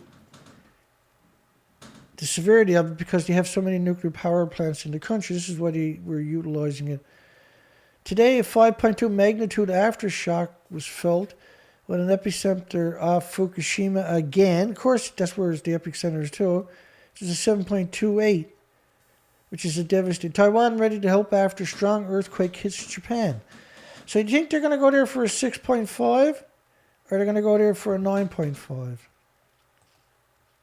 Remember, the Hokkaido in 2018, they had a 6.6, which dropped all the mountains on all sides of the mountains, not just landslides like this. Now, it shifted 50 of those tanks at Fukushima, by the way. We might not get to those stories, but if 50 tanks at the Fukushima site, they admitted later on, were shifted. First off, if the tanks happen to be filled, you can't shift those tanks and not damage the reactor buildings too. The buildings are way more fragile than the tanks are, way more vulnerable than those tanks are. They had damage everywhere but at ground zero is what they're trying to tell you. No damage at ground zero, but damage everywhere else. That's amazing, Dana. I know, tell me about it. So the March 11, 2011 event was 43 miles off the coast and 18 miles deep. So this is roughly not too far away, right? Within 20 miles of each other. Japan rocked by aftershock from 2011, devastating 9.0 magnitude quake. Aftershocks. Japan rocked by aftershocks. They're calling it aftershocks from the original one because it's in the exact same area, see? But you can see most of the country was shook. Look at that. Those little circles is most of Japan. So a small earthquake is not going to shake 3/4 of the country. Earthquake at the Olympic torch relay start point is just a beleaguered Tokyo 2020 Games latest crisis. Because they're about to have the Olympics. They were just about to have the anniversary of the 2011, the 10th anniversary, which is a big anniversary. And they were trying desperately to pretend that it no longer existed. So it's a stupid, hateful, despicable society, isn't it? It's a revolting, parasitic industry, every facet of it you looked at. A 7.1 out of one mode on the Richter scale, a 6.6 out of the other side of the mode on the Japanese scale, which is 7. I don't know how they can look each other in the eyes. I don't understand that. Ground shifts under a fishing port in Japan's Fukushima prefecture, but no damage at the nuclear plant is absurd. It's absurd. 100 meters long shifted.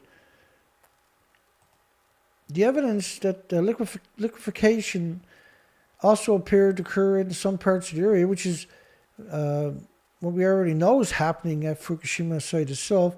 So why didn't they report that? Almost 10 years after the disaster, the Fukushima Daiichi nuclear power plant, that's not the Fukushima Daiichi nuclear power plant.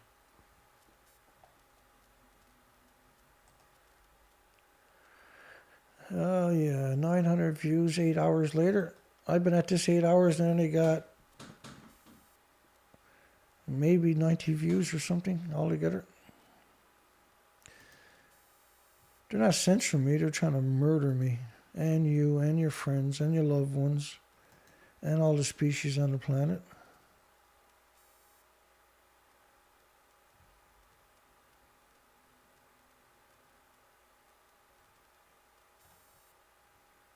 Yeah, that's crazy. Let me see what we got going on here. Man, oh man. Some of the spammers on to go lately, isn't it? Let's keep her going here.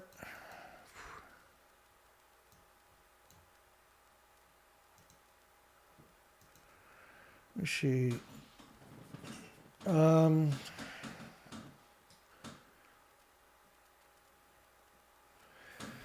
Yeah, we're not going to get through all of this, I can tell. I used to have over 24,000 subscribers, and they took down my site on the drop of a hat. It used to fluctuate between 24,199 and 24,201 for 3 years. It done that. Never went below, never went above. So no big surprise to censor me today. And it does show you, though, that the people that do this stuff, that they're not human. They don't have any attributes of a human. They shouldn't be allowed to have children, those people. Fukushima Miyagi region sustained damage as earthquake aftershock hits. So all surrounding prefectures were damaged, but not the nuclear power plant at ground zero.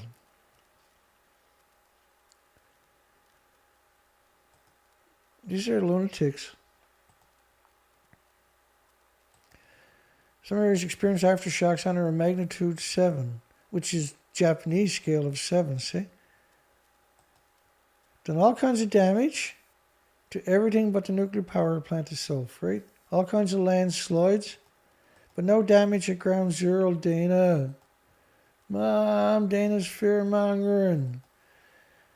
I'm trying to save them from themselves. On top of that, I'm trying to save this planet and the species. I go to war every day for everybody. I never stop. False rumors spread again following recent earthquake off Yeah, false rumors, every headline they put out, isn't it? A journalist specializing in fake online information. If you find unreliable information, that means you're on mainstream media. Japan braces for aftershocks, magnitude 7.3, injures over 150. No deaths, and of course there eventually was a death attributed to it, but that's not the litany. The litany is the damage, isn't it? And they're saying, well, 2011 killed 15,000 people. This one didn't kill any, so don't worry about it, right? That's how they disenfranchise everybody. False rumors spread against following recent... That's what they were doing. They were spreading false rumors non-stop, saying there's no damage at ground zero. Japan quake knocks out 20% of the country's refineries. These are buildings that are in perfect condition, but the fragile nuclear power plants, no, they're okay, Dana. They'll be fine, Dana. So what do I do?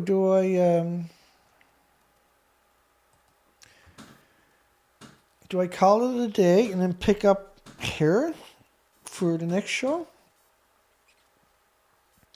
Because I want to get this information back out there. There's probably no other way I can do it. So I think that's what we'll probably do is we'll call it a day, because that's 6 hours or something now. I've been at this since 10:30 a.m. And what time is it now? It's 4:30 p.m. Yeah, it's 6 hours.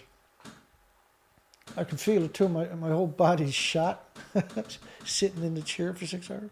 This is a good chair. And I'm grateful to tell this story. But I also realized that it's New Year's Eve. And I just worked 2 days nonstop. Well, we worked in 5 days or 6 days. I went through 20,000 of these clicks. And so we done the first show was 5 hours long for January. And then today's show, we've been going 6 hours for February. This is part 2. And so part 3 will be the other half of this, because we still got, I'm at 1,644 clicks right now. And we got 3,300 to get through altogether. There's zero possibility we're doing that today. My back is shot. I ain't doing jack shit for now. I'm burnt out. I'm going to end the show and go to bed is basically what I'm going to do. I'm busted up. Well, actually, I got to get something to eat to me. I haven't eaten today yet.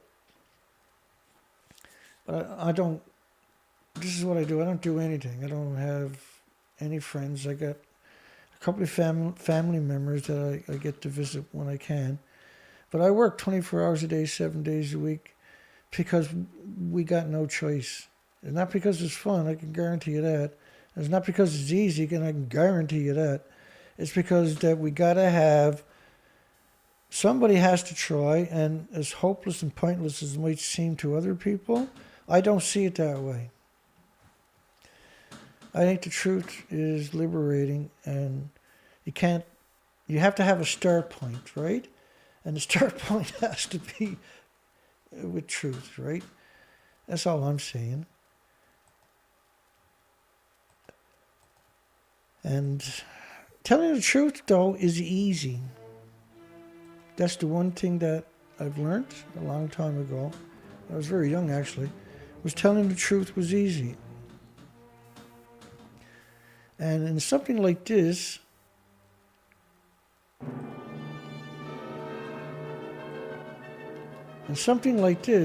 that's the only way to educate the population is you physically got to do the work. There's no shortcuts.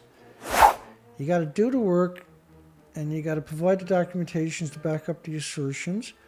And the idea is to educate the population, alert the population, and inform the population. Yeah, thank you, Colette. Love you too, honey. God bless you, sweetie. You're such a sweetheart.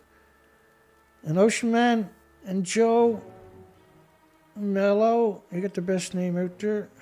Last name I heard in a while, Mr. Mello.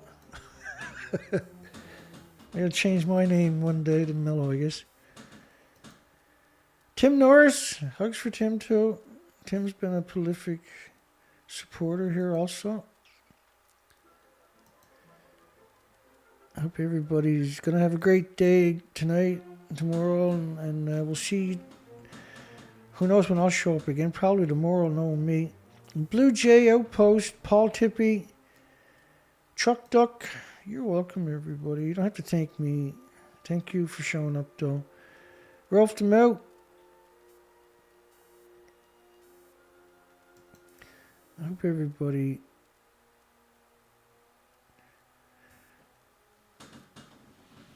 does well over the next couple of days. Meta World Peace. I know, like, I don't expect people to be able to last 6 hours. I know a few of you did, though. Colette did, and a few more. That's admirable. I don't mind if you don't, though, right? I know this is a lot to take in. I don't fault people for not being able to persevere. I more than most people understand how difficult it is, right? Angelica, well, it's nice to see people drop by and say hi. I appreciate that much. I do need to do a fundraiser, though. I can't keep going like I am. The whole operation is bankrupt at this stage. And we can solve it by doing a fundraiser, which is probably what I'll do the next show, hopefully. If I think about it. Because I think about work only is a flaw, and I got to look past that and keep the operation front and center. Timeless Truth. I'm just responding to comments right now. John Schiffetz. Hi, John. And Timeless and everybody else. Ease. My eyes are starting to hurt at this stage. Hopefully I can read that. Yeah, that's a bit better. Hopefully read the comments in the next little bit, but I got to get something to eat at this stage. I'm hurting. John Doe. Diane Sunshine. Wolf. E says, I'm glad there's 20 people on this earth that cures. Isn't that horrible that only 20 people's on my show? There's a lot more here. I'm just censored, folks. There really is a lot more people. Centrifugal Force. Thank you, everybody. Bless you. Bloody spammers kept hitting us. Again, I'll go block those words too later on. It must be Peaceware, Chet Austin.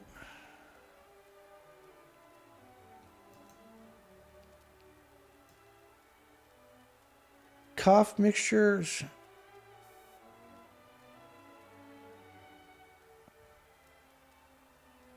Here, everybody. We're almost through there. Helen Caldecott the Felon. Jack Tripper. Swanee D was here for a while. It's New Year's Eve. I don't really expect people to show up. Christian. The Invisible Rabbit. We did, though, get quite a few people managed to wander through on the way through. It's a dismal views. Let me see what the views will turn out to be. I got a total of, in 6 hours, on a show I've been doing for a decade, 132 views.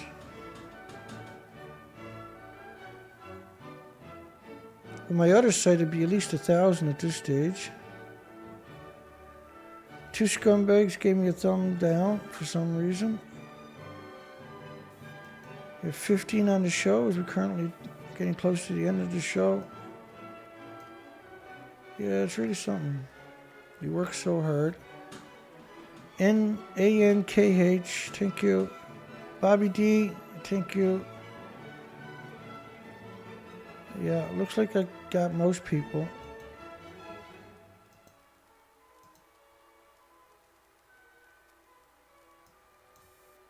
They hate us just because the truth, they can't handle the truth, right? But everybody in the nuclear industry should go to work at Fukushima for a couple of weeks. Give the homeless a day off. Is that a bad idea?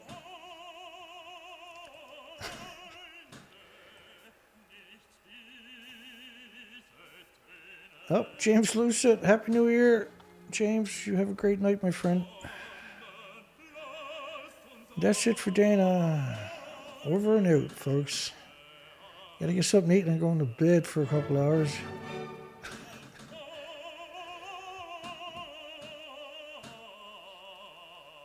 Okay, so we'll stop the show right there. I'll pick up there on the next show.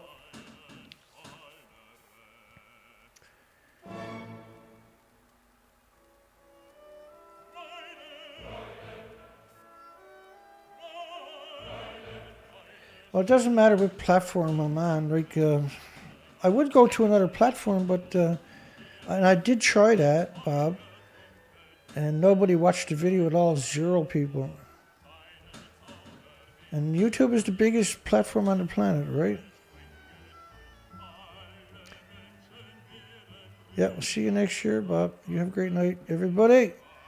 God bless everybody. Hugs for everybody. And to those who managed to hang out today, extra hugs for you. You're special. I don't know how you done it.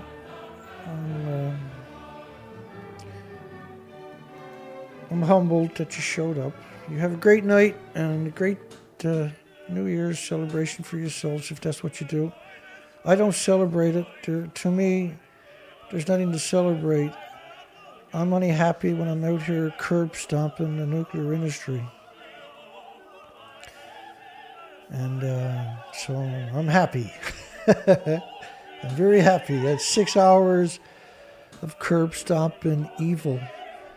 How can that be a bad? How can that be a bad thing? See everybody. Have a great night. Great day tomorrow. God bless each and every one of you, and your friends and your families and your loved ones, and your pets and the animals in your community and on this planet. We are here to go to war, and that's what we do. Take care, folks.